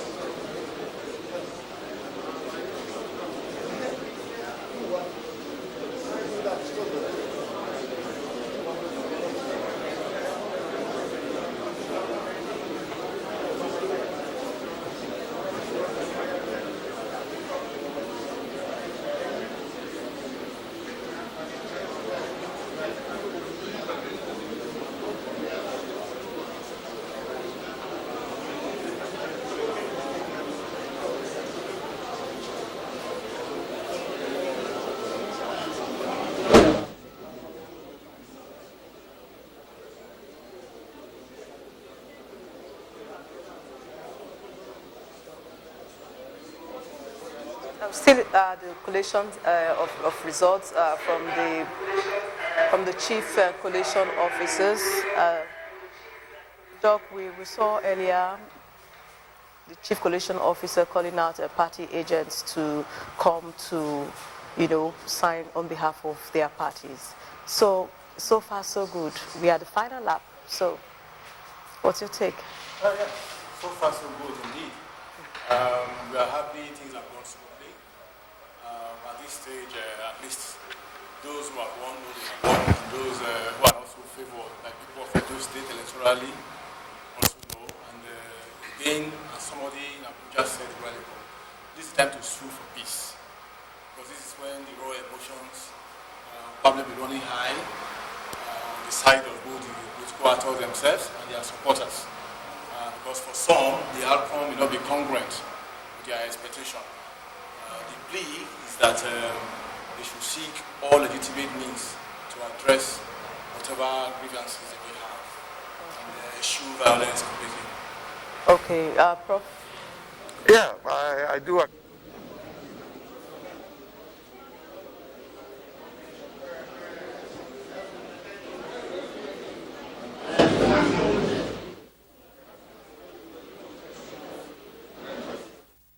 At times like this, when results find out to be different response, especially from the main contenders and their supporters. For those that have won, of course, it's celebration. For those that have not been able to make it this time, we know it's a period of not being so happy. So what is called for? We normally call for being magnanimous in victory and being careful not to, in quote, there is the expression we use in our local parlance, don't rub it in. These things have happened now. Whatever your celebrations, be careful not to go against and try to ridicule those that have not been able to make it. And for those that have lost out also, they should be able to take it to the extent that whatever has happened now, if, for example, from what we heard, the rep of one of the party, the main opposition in this election, that is by way of the final result, that did not make it, he says he has instruction not to sign. Like the lawyers will always tell us when they come out, when judgments have been given, sometimes they will say, my client is going to consider all the options before they know what next to do. So let us hope that this victory is one for the Edo people, because one, the elections have been concluded. Two, they have been relatively peaceful. And from what we are seeing now is that a winner has emerged as the results will be given. And if other things are to follow, let it be done according to the prescriptions and the rule of law. And that is very, very critical. So let us not, in over-celebrating, cause anything that will bring disaffection and problem as far as the state is concerned. Okay, this is a critical moment. Yes. The whistle will soon be blown. We will soon hear the whistle now, and that signifies the end of the game. Just saying, this is also a critical moment for us to continue to enjoy the peace that has prevailed all through this process. Doc, what are your expectations in this area? Well, deriving from general temperament of people, I believe the person who is to declare the winner today will magnanimous, as Professor Rabe has said, and there should not be crowing that will be found provocative. To define any community as we have for this purpose of election is always a risky thing, but it has to be managed with all prudence and maturity. And the gentleman who pronounced the loser at the hand of the results and read or declared, yes, he must believe that there could be a brighter tomorrow. Nobody knows what is in stock for any person. You should not believe this is the end of the road. Something better than the governorship can crop up along its pathway, or even the governorship itself still there along its pathway beyond this very 2020 election. So we should keep his hopes high and keep his heart warm and wait for the better. Okay, so we are talking about the issue of sportsmanship. Exactly, and I think the point must be made that in any contest of this nature, there is no way the two people will win. Somebody was bound to win and one was bound to, not just one. Remember, there are 13 others that did not make it. It's just that there is one that was so much in the front runner position that we think that, oh, he could have also made it as far as the elections were concerned. And so this is one of the realities of times that having fought this kind of great fight, it will be that one will emerge the winner and the other may not have secured it as it were. But what is most important, and we hope for, we have seen it in this country before, as exhibited by the now well-celebrated former president of our country, in the person of President Goodluck Ebele Jonathan, who, when things were now obvious, as far as the elections were concerned, even when many were already clamoring for it cannot be, he considered the interest of the nation to be higher than personal interest. And as a result of that, he made that historic phone call that turned around the fortunes of our country, because everybody was scared of what we follow as a result of those elections. It's in that same spirit. Okay. Okay. I, Professor Akpofure Rimruke, hereby sanctify that I'm the returning officer for Edo State governorship election held on the 19th day of September 2020. The election was duly contested. The candidates received the following votes. 1. Permit me for pronouncement, please. Edo Melkota Osamaya of AA had 107 votes.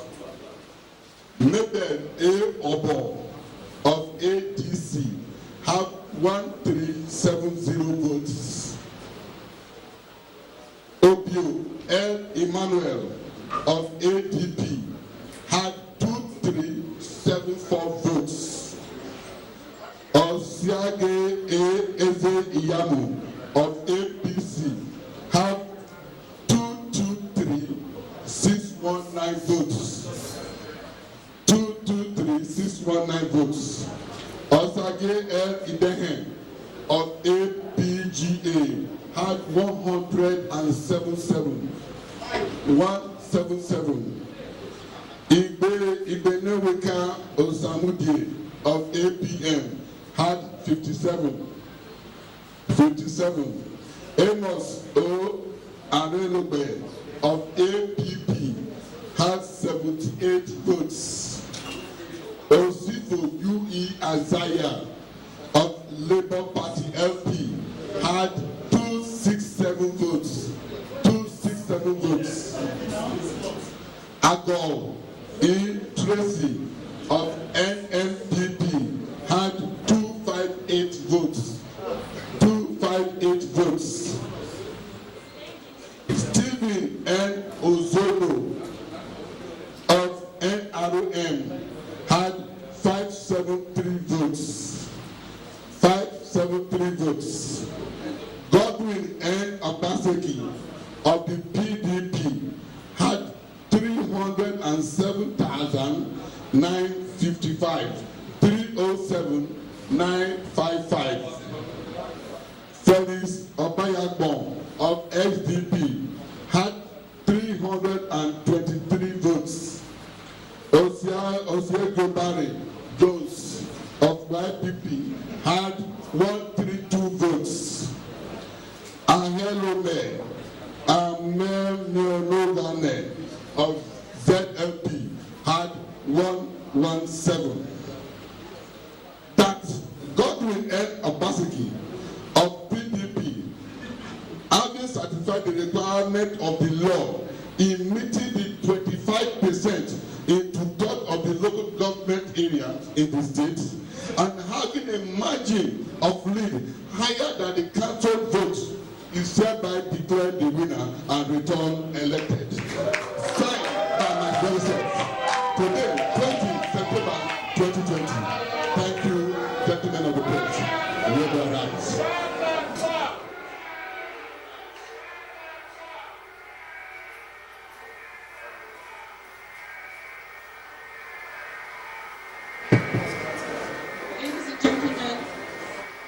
Well, that is the final whistle. The game is over. And Governor Godwin Nogegase Obaseki, the incumbent, has been re-elected for another 4-year term in office. Like I promised you earlier, our reporters are everywhere in town and will be bringing you reactions from the people. Okay, Elizabeth is ready. Let me join her now. She's in the Edo State Government House. Lizzie, if you can hear me very well, can you give me a sense of the feeling around where you are now? Thank you, Agatha. I'm at the PDP situation room here in Government House. As the result is announced, some persons are in a euphoric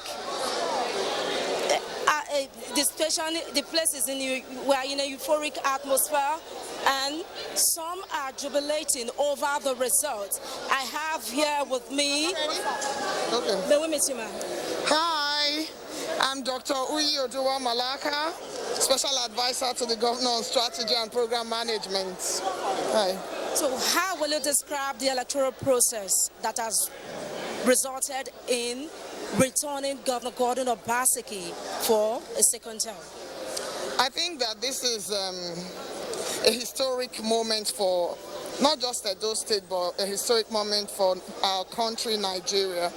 Because I can tell you from my standpoint that this is the most free and fair elections that we have experienced in recent times.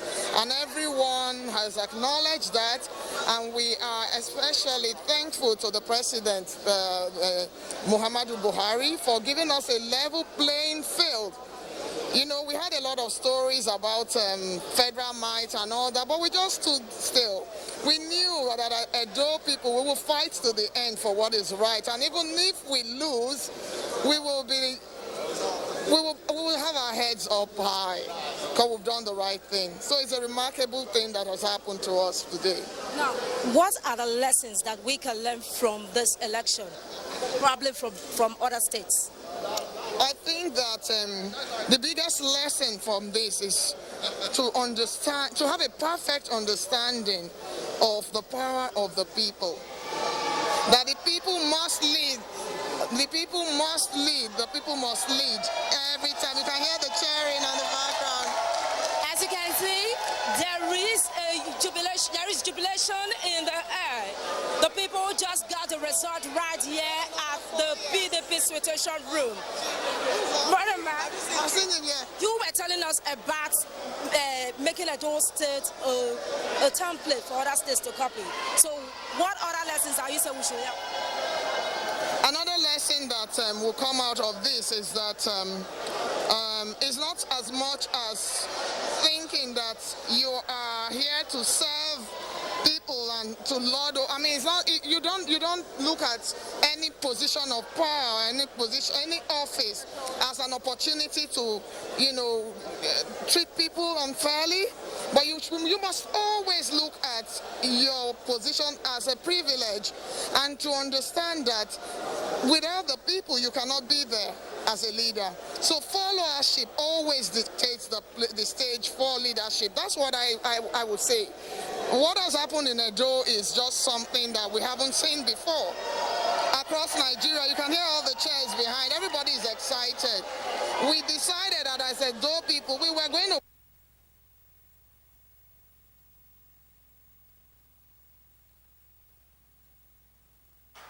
we lost contact there with our reporter Elizabeth Owotoma in the PDP situation room right in the government house, Edo State. We hope to rejoin her to get the feel of what is actually happening around there when we can reconnect with her. But moving back here to the studio, Prof, the game is over. Yes. Well, as we were saying, it is the chief umpire, the representative of INEC, has declared, following the results that have been collated from the 18 local government areas of Edo State, that the incumbent governor has again the mandate of the people to lead them for the next 4 years. What we are saying is how will people react to this. We expect that town is going to be agog with those supporters, but then let us see that at the end of the day, we are all one people. And as we have said earlier on, there is no way it was going to be that the two will emerge together as the winners, or the 14 of them. One was bound to come out top. And in this particular case, the incumbent governor went with his scorecard to mobilize the people to say, give me a chance to continue with the job I'm doing. I have tried, I have room to improve, and the people listened, and they believed in him, and the majority of Edo people have given the mandate. I am sure that for the governor that we know, is one that we realize that he is the governor of Edo State, not the governor of the 300,000 people that voted for him. Because remember, the population of Edo State is now close to 5 million. Registered voters close to 2 million. And of these, we are saying now collectively, the total votes cast is in the region of under 600,000. So it is the people that are eligible that have spoken on behalf of the other population of Edo State. And having given the mandate, we believe that we'll be working to unite the state so that the great vision that he has for our state will be actualized. It's really a moment of congratulations, both to the governor who has emerged the winner, his deputy, or the party itself, all those that worked with him. And as we have said, we must also recognize the government. Okay, Doctor, I'll stop you here. Okay. Let's go back to Lizzie. Yeah, it starts the PDP situation room right in the Edo State Government House, and we are seeing what's happening there. I'm sure the governor is coming out, to meet with his reporters. You're having so much cameramen there. I'm sure everybody wants to catch a glimpse of the governor and probably take his thoughts on his victory today at the election. Lizzie, if you can hear me, Lizzie, if you can hear me, can you...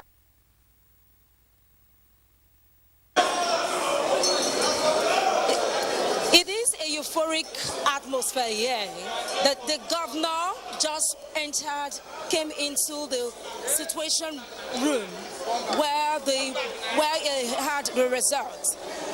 So far, he will be addressing the World Press Conference right here. Let me see if I can meet up with the governor for him to... Who is that? Listen. Please excuse me. Let's go back. Let's go back. His Excellency, sir. Let's go back. Let's go back. Go back. Let's go back.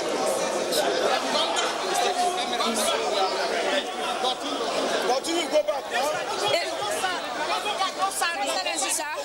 NTA will be having you live. NTA will be having you live.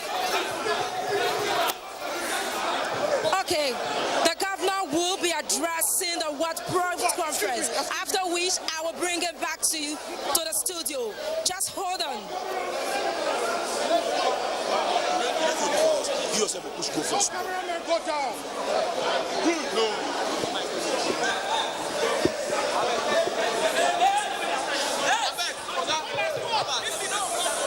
I bet she'll go this side.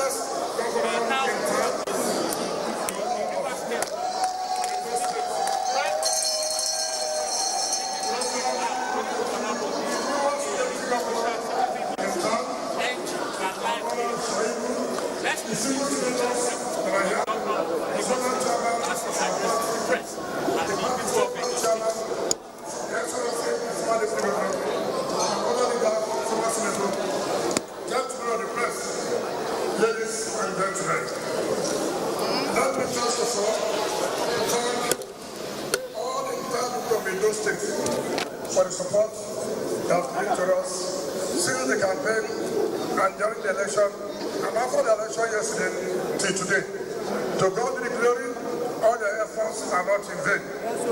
Our governor has been declared as the winner of the September 19, 2020 governorship election in Edo State. I want to thank my colleagues, the governor of Delta State, the governor of Oyo State, even though he had just left, and all other people who served in the campaign council. I don't know how to thank them, but for the teamwork. I also thank the governor for giving us the necessary support that had to lead to this victory. I want to say thank you. The press, you've done noble, you've done marvelous. A few hours ago, we were here to brief you on what was going on. I thank God thereafter the announcement came. And all those who worked in the campaign states in those states who want to sincerely thank each and every one of you. Let me now formally introduce the newest governor.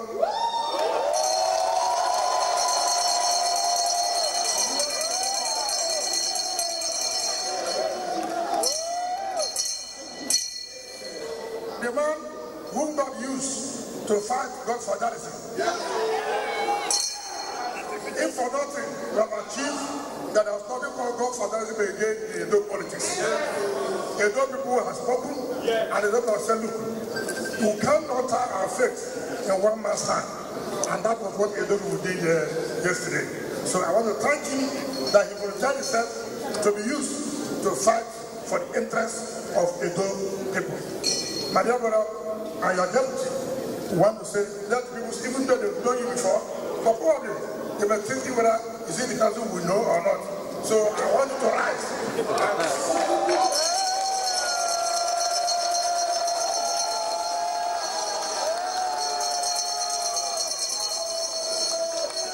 Thank you. And God bless you. Thank you very much.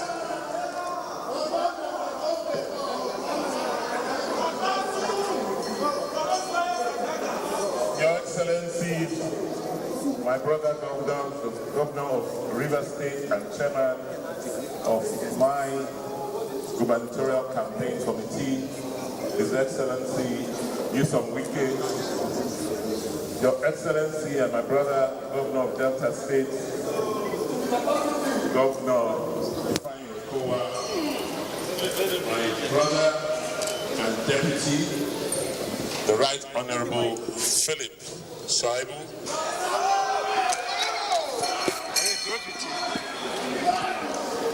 the chairman of the Edo State version of the Campaign Council, and Chairman South-South PDP, Chief Dan Obi, the chairman of our party in Edo State, Dr. Tony Azegbami, distinguished senators, member of the House of Assembly, Secretary to the Government of Edo State, Saudian Ogie, and other distinguished leaders of our party who are present. Gentlemen of the press, the great people of Edo State have spoken, and they have spoken loud and clear. We thank God Almighty and give Him all the glory for this victory. Thank you, President Muhammadu Buhari, for defending our democracy and allowing the Independent Electoral Commission, INEC, and the security services to perform their constitutional functions without interference. INEC and the security services have shown Nigerians and the world indeed that they are capable of conducting free and credible elections. Words fail me in saluting the teeming supporters who displayed courage in the face of threats, intimidation, and brutalization. The collective will of Edo people made it possible for us to triumph over Godfatherism. We thank you all. I am eternally grateful to my party, the People's Democratic Party, PDP.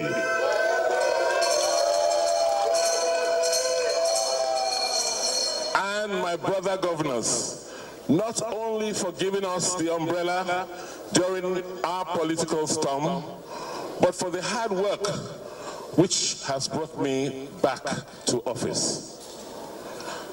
Our success has reinforced my belief that there's nothing we cannot achieve as a people if we pull forces together and collectively call on God for support.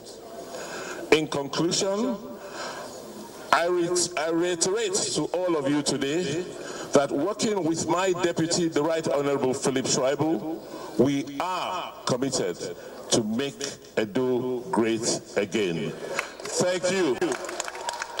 Thank you all. Thank you for your support. God bless.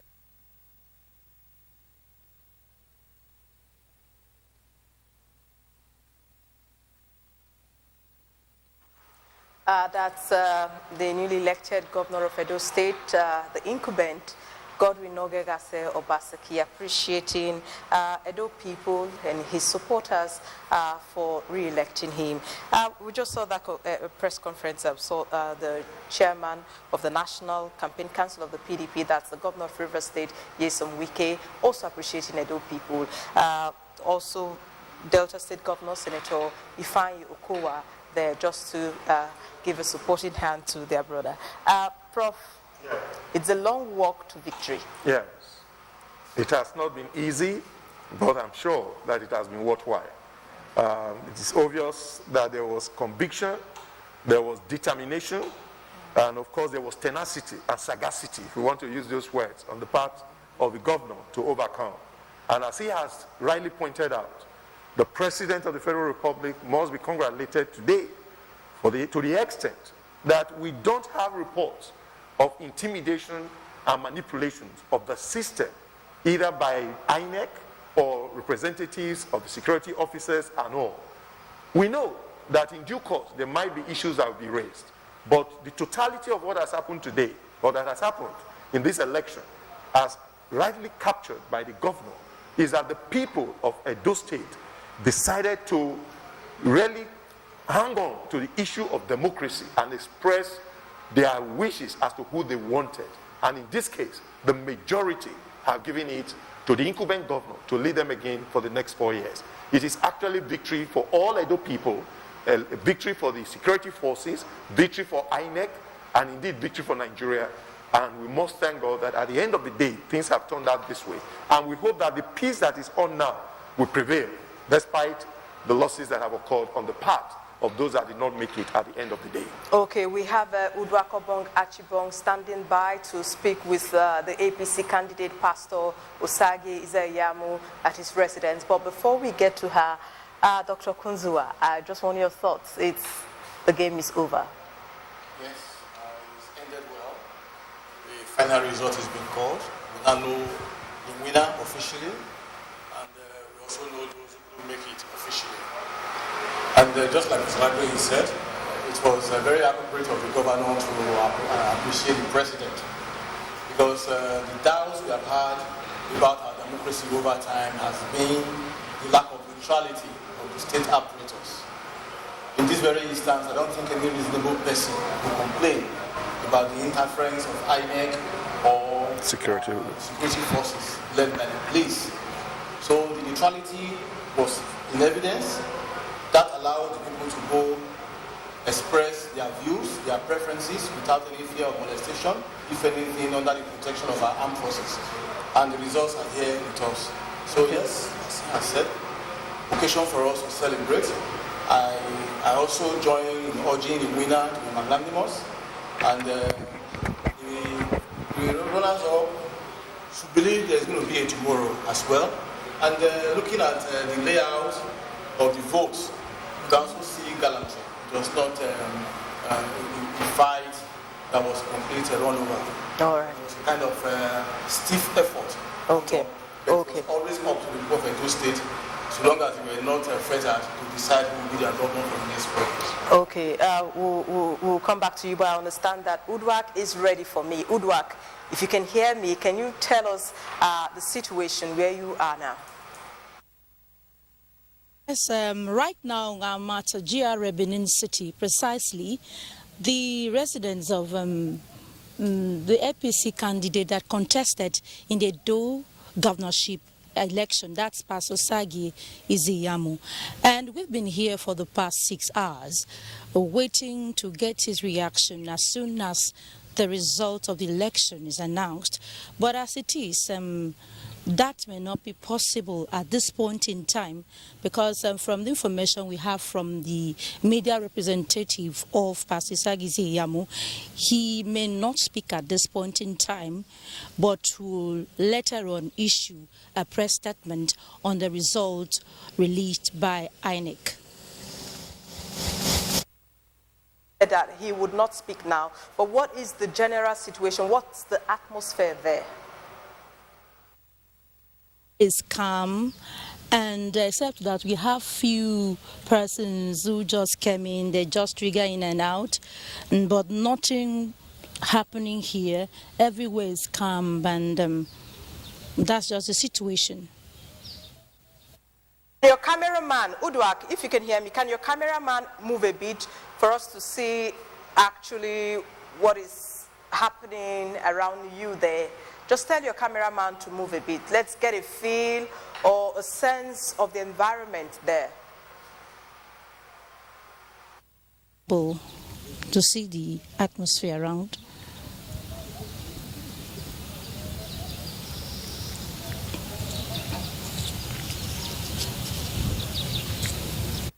Candidate right in the GRA here in Benin City. We are seeing security officials there.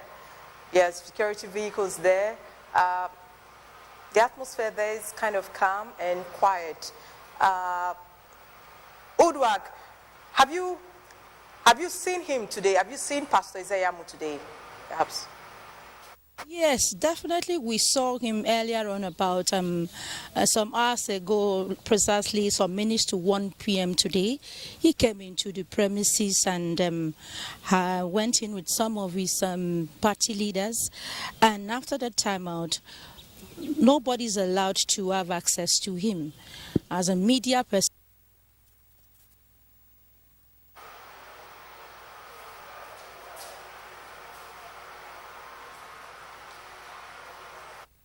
happened.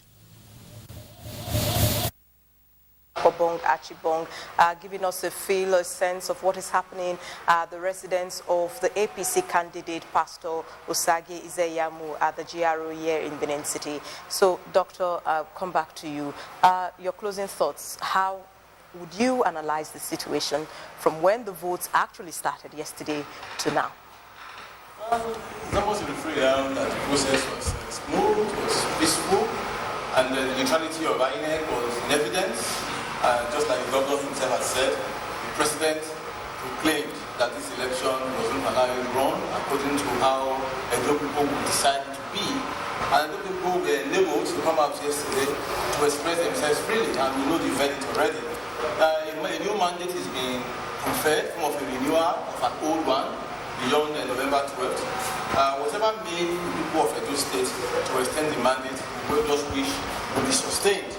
And it can be repeated too that we congratulate the winner, the incumbent governor.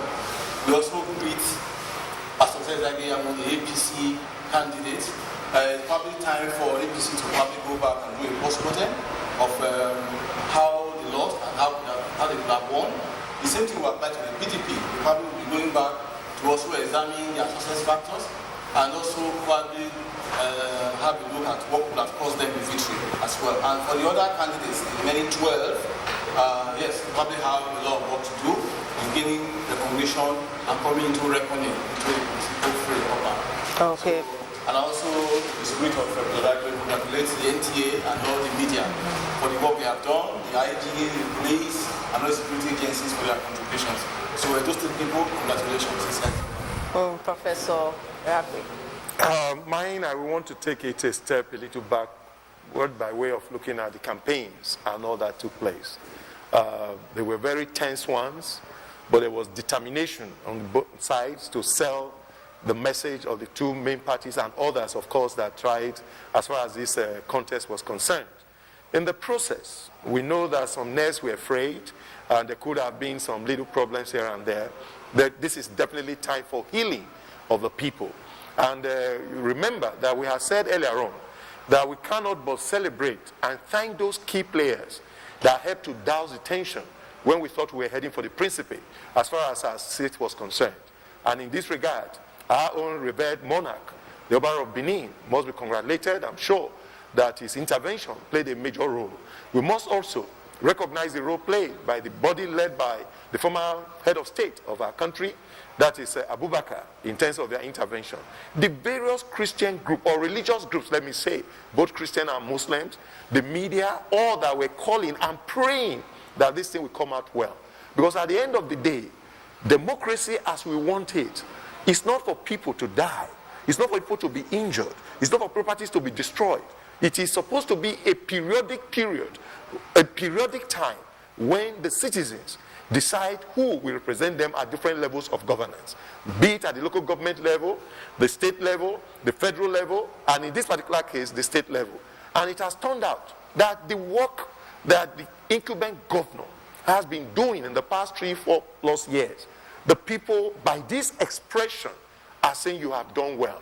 Something that for me as a historian, which is interesting, and we want to look at the figures, I was just whispering to my brother here, is that looking at the result of today is almost reminiscent of the results that came about 4 years ago. It's just that the personalities are still there, but the parties have changed. And that was that the victory of the incumbent governor about 4 years ago came by way of 300,000 plus votes. And the person that has come second this time again scored 200 plus votes as well, which shows some element of consistency as far as the people's endorsement is concerned.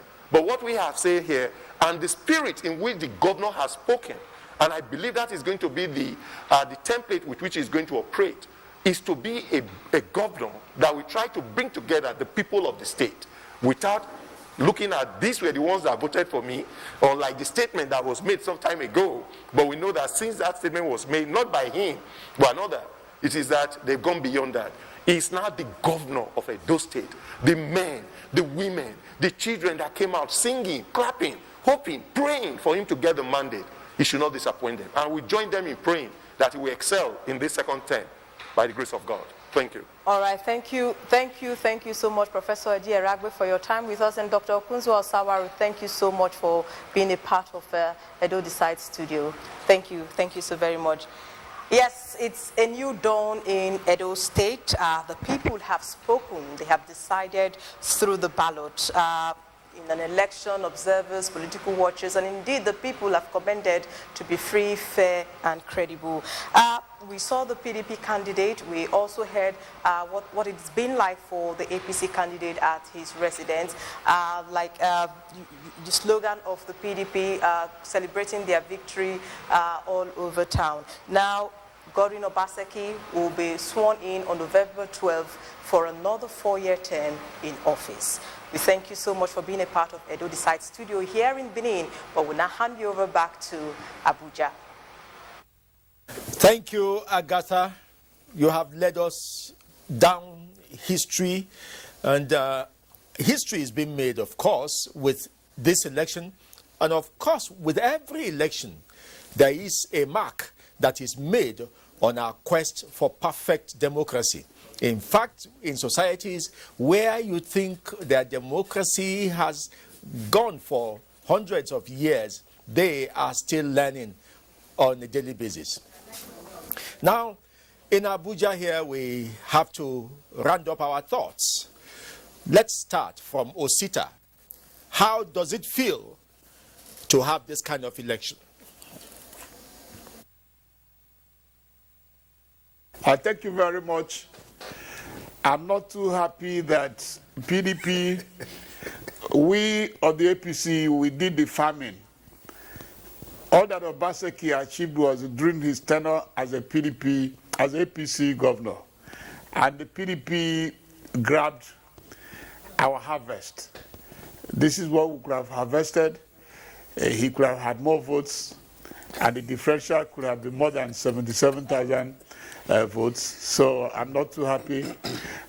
For the election, observing from Abuja, I would say it was free and fair, but I do not know what my party people must have known on the ground that I do not know.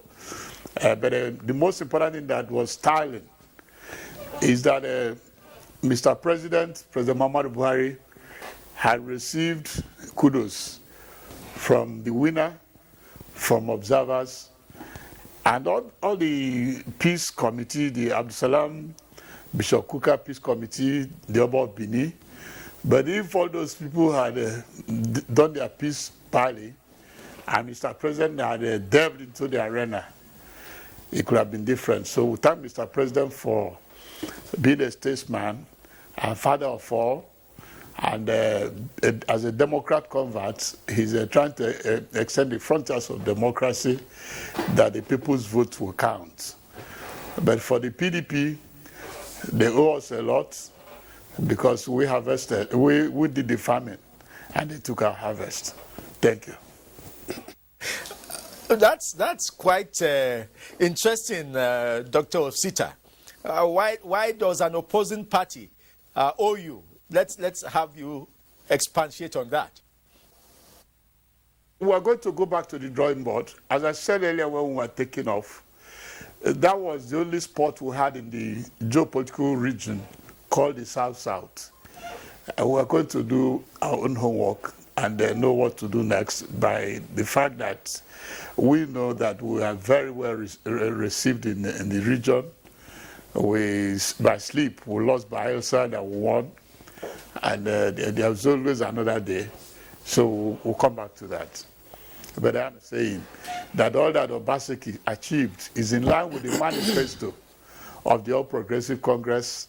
We emphasized that we're going to pay more attention to infrastructure, which Mr. President is doing, and Obaseki also did. The loans he got from his agricultural program is also benched on the President Muhammadu Buhari's agrarian revolution, where he told the CBN to look into the palm belt, just like the cotton belt, just like the rice belt. And Obaseki, being a hardworking man, benefited immensely from President Muhammadu Buhari's agrarian revolution. And today the PDP is clapping as if they did the work. Thank you very much. Thank you. Sherry, if you can hear Osita there, and let's hear from you. From what he has just submitted, it would seem he's saying that elections are not necessarily an end in themselves. They are a means to an end, means to development. And even for political parties, it means whether in defeat or in victory, political parties can learn lessons. What do you think? But I see it as a Freedom Day or Independence Day, not only for the people of Edo, but for the people of the entire country, Nigeria. Why is because we are seeing the twilight of what they tag as godfatherism. Allow people to choose their will, allow people to choose their choice, and allow people to choose the person they deem fit, to serve them. And if we're going to have this in 2023 general elections, I think it will speak volume of Nigerian politics. Why? Because we have other candidates, but the spirit of godfatherism will actually deter the emergence of such a good candidate that could actually contest and serve the people. So godfatherism in Nigerian politics is something that has actually been keeping Nigerian politics, hostage. And that, to demystify, let me use the words of Obaseki when we met here, to demystify Nigerian politics is, first of all, to take a lion heart, to first of all deal with that issue of godfatherism, which serves as a bottleneck to political development. So therefore, Mr. President, who actually led the foundation, to show himself as a true Democrat. I think Nigerian politicians should learn from him. And President Muhammadu Buhari learned this from the 2015 general elections, to leave a legacy of free and credible elections to hold, just as his predecessor, who allowed him to continue, who had the paraphernalia, all the institutions, at his disposal to rig the elections, but they signed the peace accord, the peace pact, and finally he congratulated Mr. President.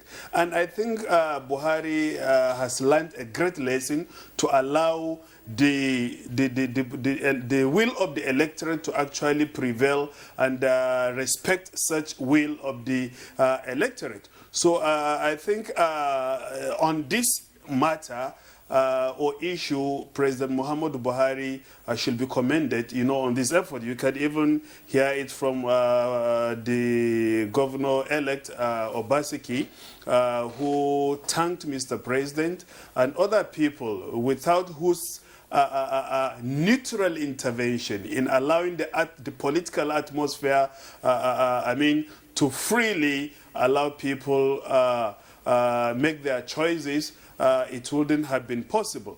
But I also want to say this, that other areas of the society that Mr. President should actually venture, make people have cheaper food, for their own consumption, education, university lecturers, are on strike, security. I think these are all areas they should actually emphasize on, because the issue of Edo State, these are other contributing factors that also contributed to this, because people are looking at the governing or the ruling party, and the opposition party, that issues have exacerbated, under the leadership. Thank you, Dr. Sherif Gali Ibrahim there, Department of Political Science, University of Abuja. Thank you for spending your valuable time today to look at the development of our polity through the Edo 2020 elections. I also want to thank Dr. Osita Okechukwu, Director General, Voice of Nigeria, for sparing us his time to both look at this issue, which helps our democracy to develop. So we can ease you out. thank you very much for spending your very valuable time with us and our viewers. And now, here with us still is David Akoji. He is of the National Orientation Agency. Quickly, David, what gives us this sense of satisfaction in some elections?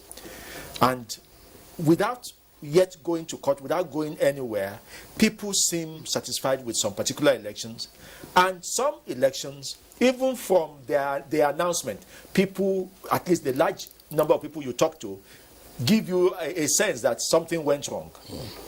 I think it is the sense of transparency in the entire process, in the value chain, of the process, and also the sense of fairness, and openness, which has been demonstrated in this election. I'm looking at 5 stakeholders. From the National Orientation Agency, speaking from the point of view of our desire to sustain the peace, even post this announcement of results. I would want to say to the governor, who has emerged victorious, to speak to his supporters.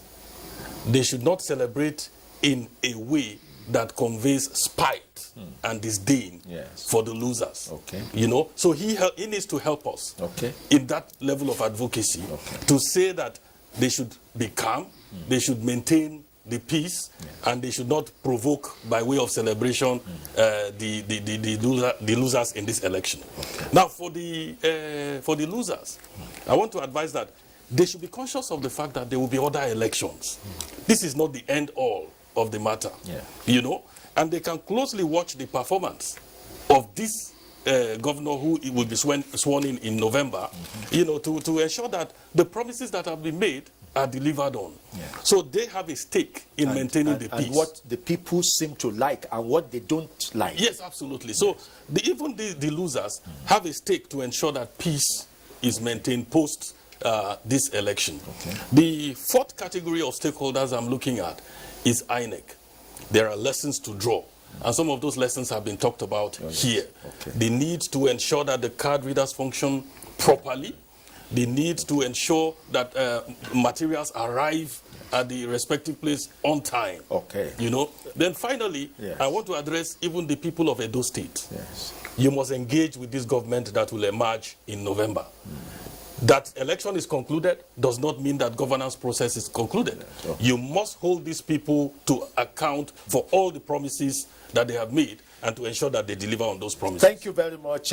Nick Dazang, I give you the last word. Thank you very much. Permit me to use this opportunity to express our profound gratitude to all stakeholders who gave us muscular support in the conduct of yesterday's election. We hope that they will continue to give us this kind of support also in subsequent elections, such as the conduct of the Ondo governorship election, which is just 2 weeks away, and then the conduct of 15 harmonized by-elections on 31st October 2020. Having said that, I want to draw from Winston Churchill, who once said, in victory, magnanimity, in defeat, gallantry. This is the moment for the governor to be magnanimous. Even though, my brother here suggested that there should be a celebration, I support him and say that the celebration should be a bit subdued, it should not be vulgar, it should not be outlandish. Then we also will, the lessons, there are many lessons we have learned from the conduct of this election. We'll go back to the drawing board and factor some of these lessons that we have learned in the conduct of subsequent elections. Thank you very much. Now, viewers, from submissions here and in Benin, and from the atmosphere, one can generally draw the conclusion that this election has been a success. We are hoping that it would not be a 1 step forward, 2 steps backward for subsequent elections.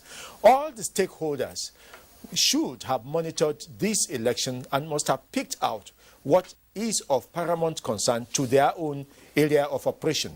And from this end, the Nigerian Television Authority is particularly proud to have you join us all through from Friday for Edo Decides 2020.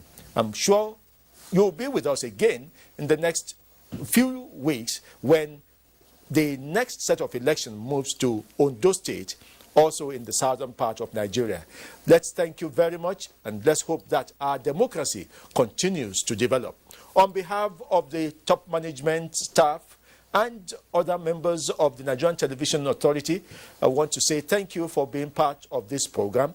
I am Femi Okeowo, signing off from the Abuja studios.